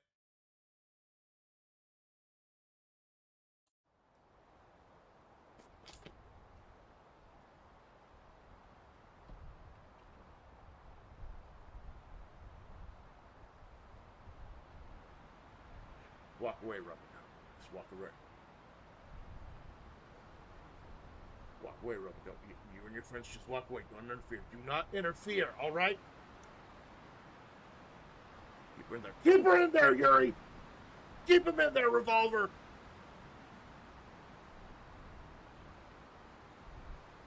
Keep him in there!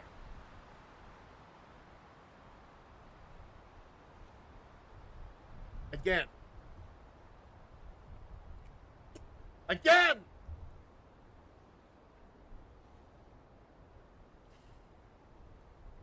Come with me to the back. Cameraman, come with me to the back! God, thank God you're still here.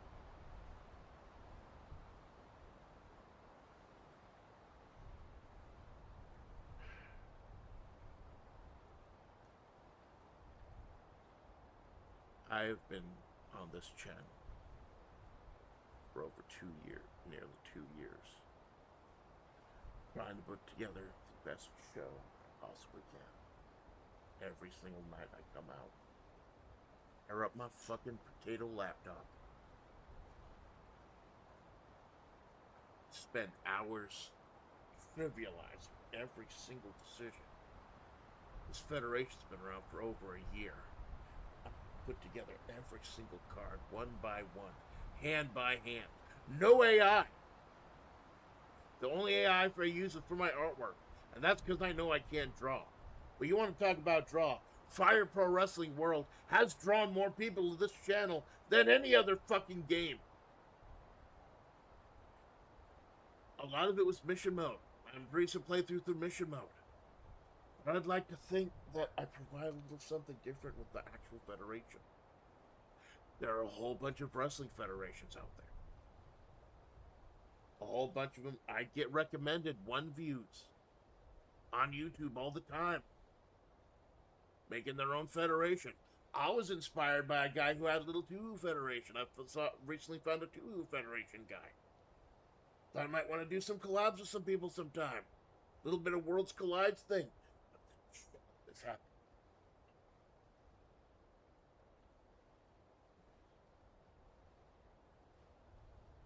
At the... It breaks my fucking heart to think that this channel is on the downswing. That World Extreme Battle Pro is on the downswing. But I've seen the numbers. At our height, at the actual heights, at the actual glory of this federation, there were 3 tag teams. Lincoln Zelda, Yui Ren and Yui Ron, Taka fucking Mori. What changed, Mori? What changed, Mori? 5-star matches, night in, night out, month in, month out. Now what? Now you just start carving people up like a fucking Christmas ham? What part of your game is that, huh? It's not fair. It's just not fair. And it's only by the grace of God that Hishi Akebono and Hakan beat you straight. I didn't have to do anything further. To remind myself that happens sometimes. I have to remind myself that shit sucks.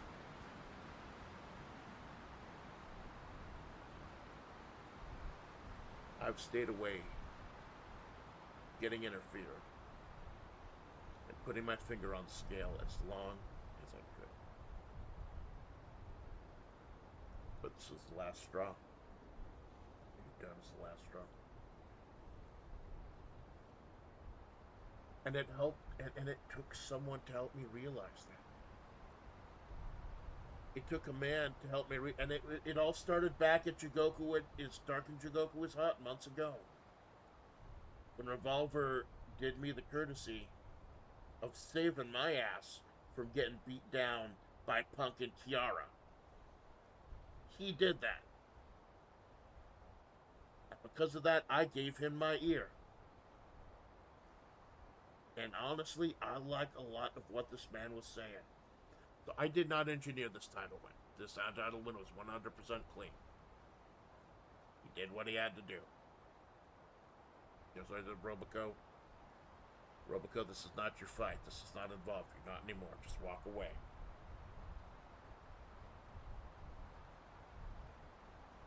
It's about what Takamori has done. What they have become. What they've made me become. What they have made me become. And that makes me sick more than anything else. This is the house that I've tried to build. Webp is a house I've tried to build from the ground up. Something I want to leave behind after I'm dead. That's what this channel is. The Amanda Splatts Project. Something I'm trying to leave behind after I die. You know what? That actually kind of fits, if you think about it. Something to leave behind after I die. And the house that I tried to build.